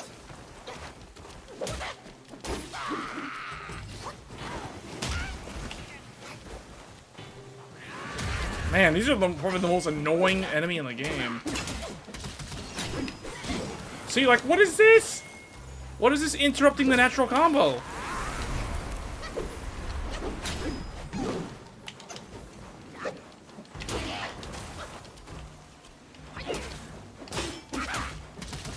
And then he has, like, no poise all of a sudden? That's how... I don't know if the game is intended to be that way, or is it a bug with this one enemy. That's bizarre. That's the only enemy that I've encountered that does that. It isn't even like a mid-boss. It's just some random, regular enemy. Something doesn't seem right about that.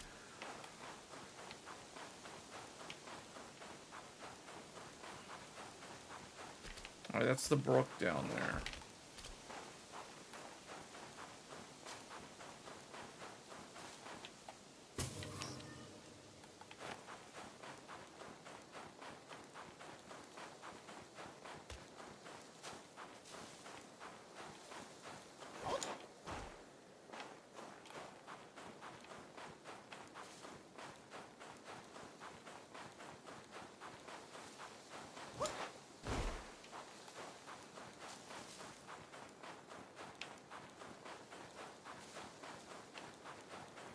I think the big guy is up here. I want to find where the closest save point is, though.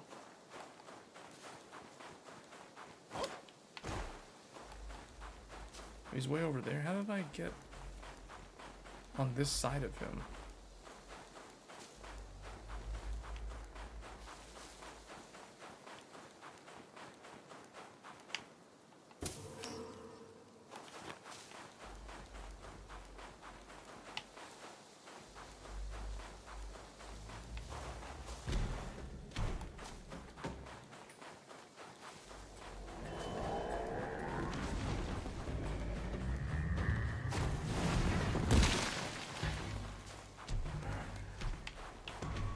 Oh boy, this is not gonna end well.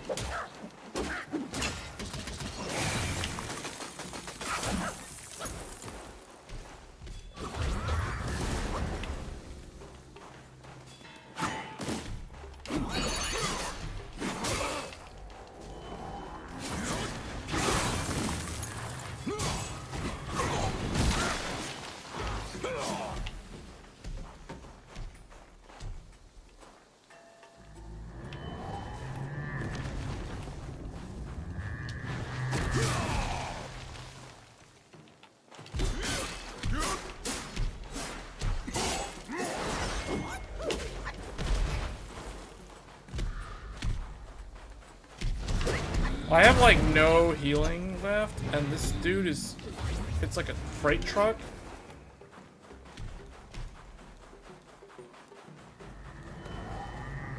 There, at least I can do that.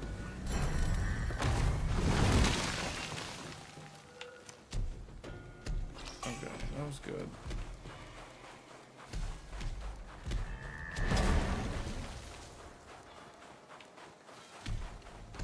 Need to find where the closest save. I think it was the last one.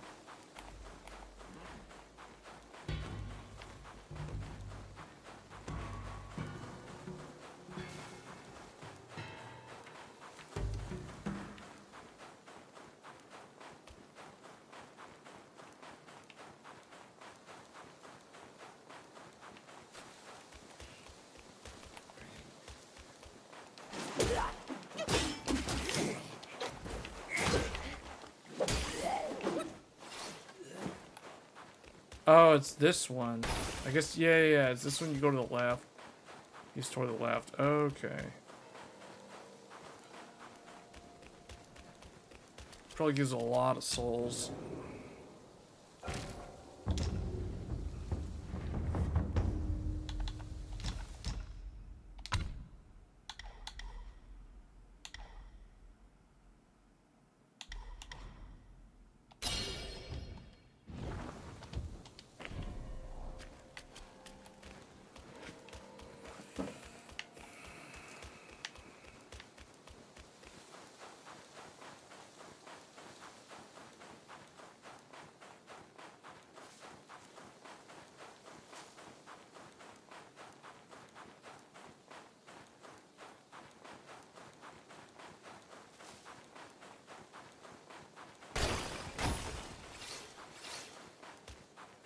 I think you just go this way.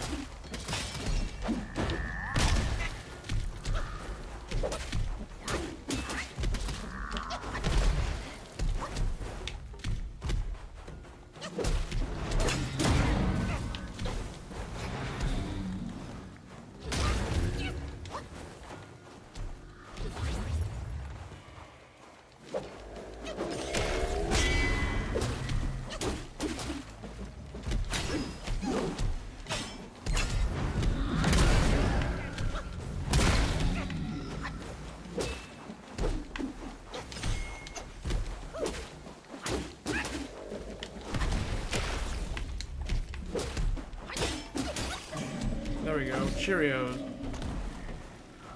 Gold spike plate and a mine core. 3,672 willpower. That thing had more than like a regular boss.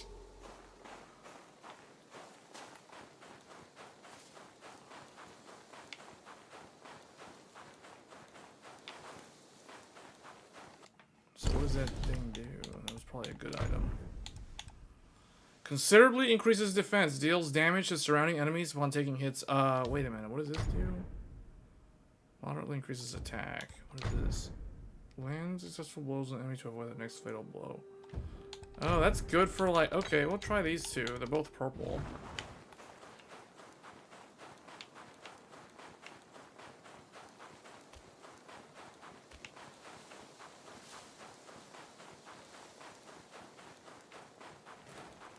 Alright, I guess what I'll do now, we'll just warp back.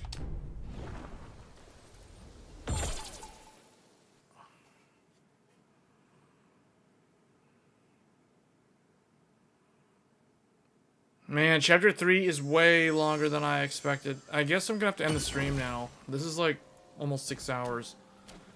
And I didn't think this was gonna be that much of the stream, but it actually ended up being the bulk of it.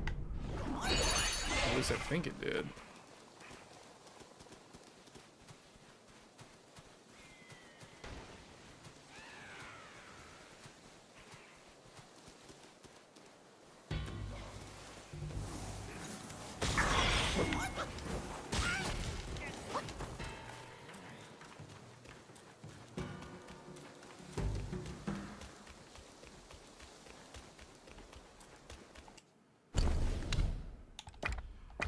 Can't use its item in its current state? Why not?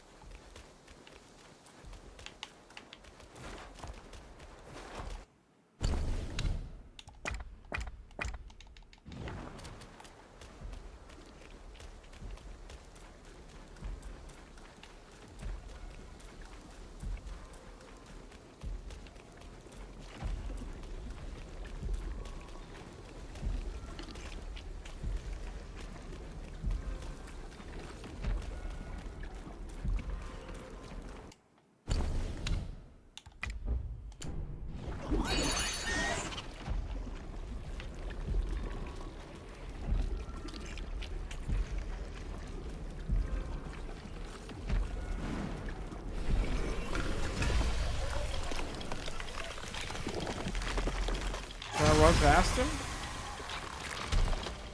No? Whoa, what the? You just fought a giant enemy with legs.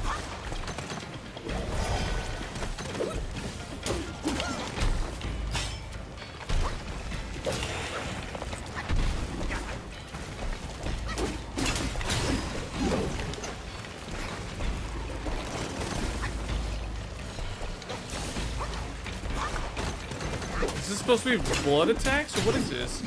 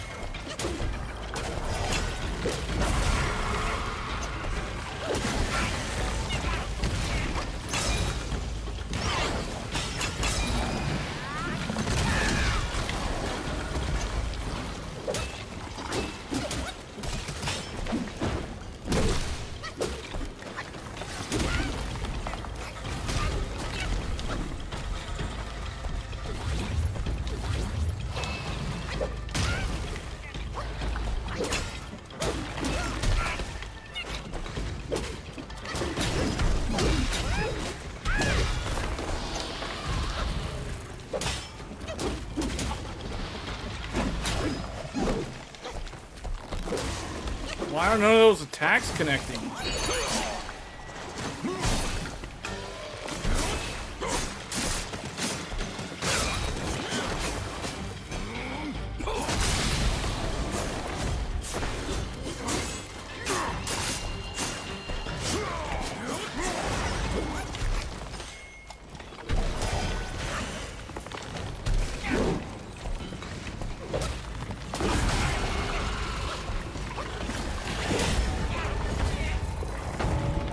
Oh, this is one of the captains. This is the fourth one.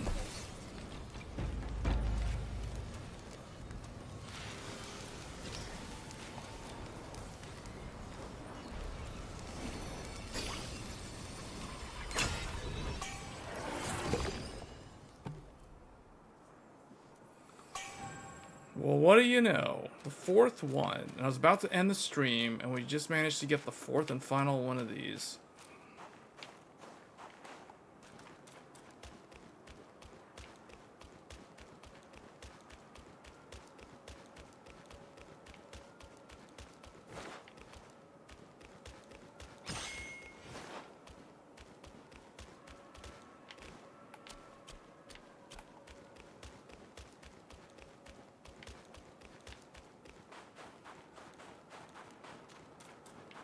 That was the weirdest looking... That was supposed to be a captain?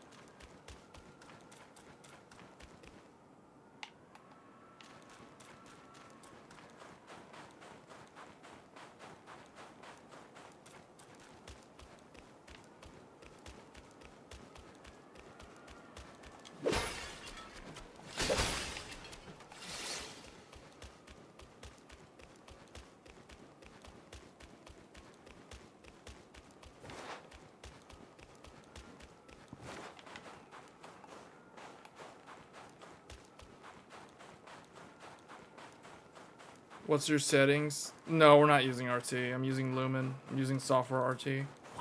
This game always has RT, by the way. It's just, you have to choose between hardware or software ray tracing. The RT that makes the game super hard to run is the hardware ray tracing. The software one is what we're using, the Lumen. Lumen and Nanite.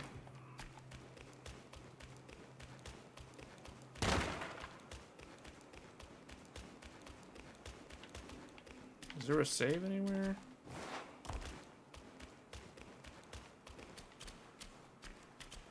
At 4K of the same graphics card, but 13600.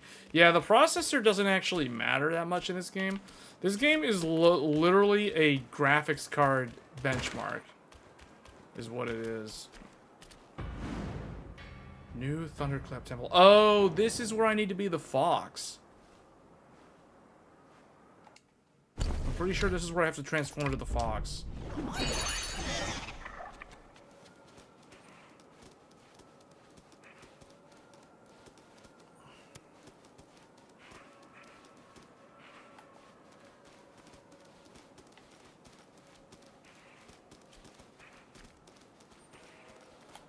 Are these are enemies though? Wait a minute.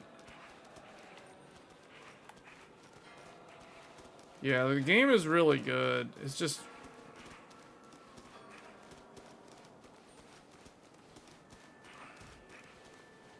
Man, there's all kinds of enemies around here.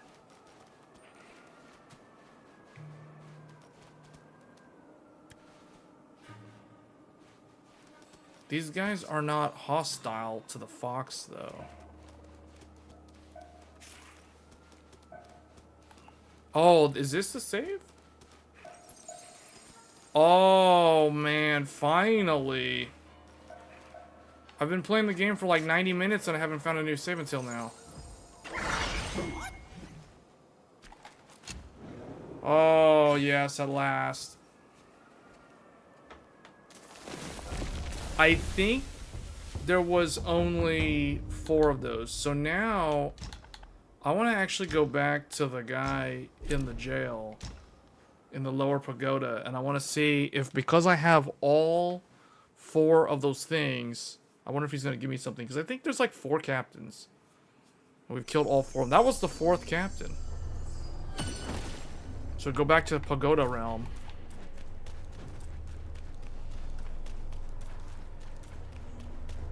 Have you been playing this game? This game is really good. What the heck? This guy decided to try to jump me.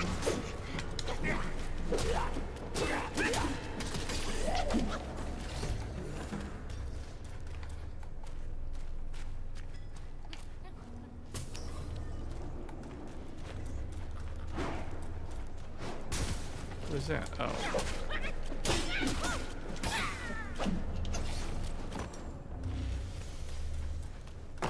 There he is. Give back. Bringing them back. Oh, there we go. I gave him to him. The suffering has ended. When I left home young, I too saw myself as destined. But look at me. In the destiny of those who followed my cause.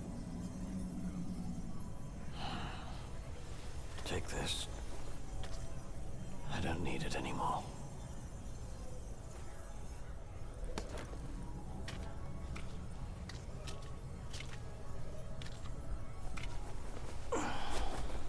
What? He just sits there? I can go home. The Chubai Spearhead. It's a material for crafting. I could probably make a new weapon with this. The Celestial Generals and soldiers craft their weapons from refined steel, just as the previous owner of this spearhead did. This spearhead can be used as a material for weapon crafting. I do also have the mythical one, though. But apparently this is a one of one, which means this is... Yeah, this is meant to craft like a specific weapon. This thing, you can actually have up to 6 of them. So does that mean I don't have those key items anymore? Yeah, I gave the key items to him. So I had to kill the 4 captains. What? That whole thing was like optional? Third prince? Hold up, this guy's a character. Captain Wise Voice. That was the last one. That was the one that I just killed. That was the 4th one. So the chiefs are the other 3? Oh, yeah, wait, what? That one was just straight up dead. Or no, the illusion one was just straight up dead. That wasn't even a fight. Unless I did something that caused him to already, like, die. That's cool. Who are you? I heard the great sage is dead. But what's the difference between life and death? For we live in such a troubled age.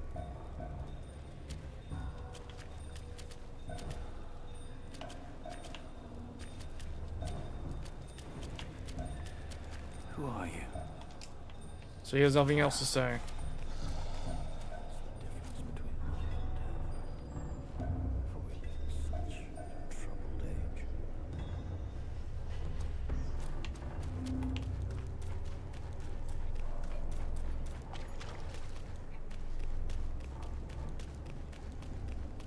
I think with the 4 captains dead, this place can't go all Resident Evil Fatal Frame on me anymore.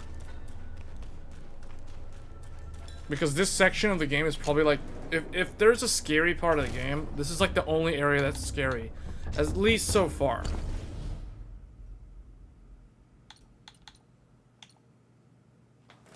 Oh, I can finally make a newer weapon. Critical hit chance. It has a lower crit rate, but it will have a higher base attack. By like 5. I might actually craft it. Yeah, the Chubai Spearhead. Yeah, here we go. This is it.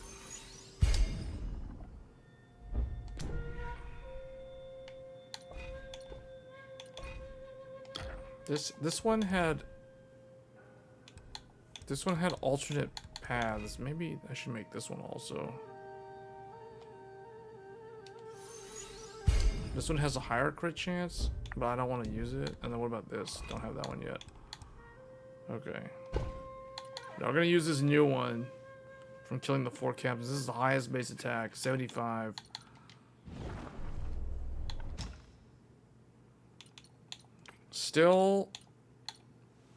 I'm still on these. This one, Vengeful Mirage, will inflict Thunderbane. Although I don't have like the chest piece for, or the gloves for that one for some reason.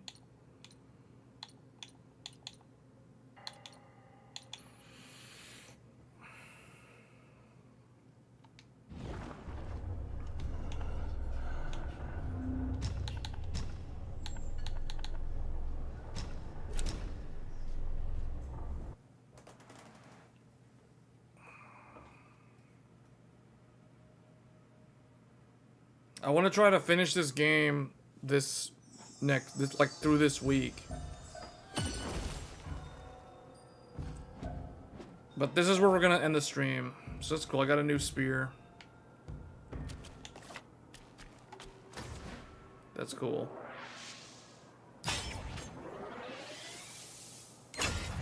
Power pole extend. Wow.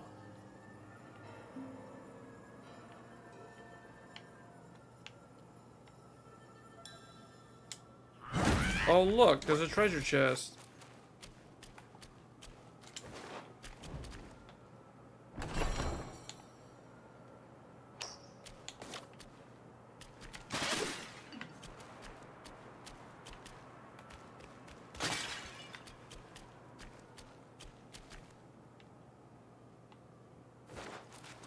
There's a path that goes that way.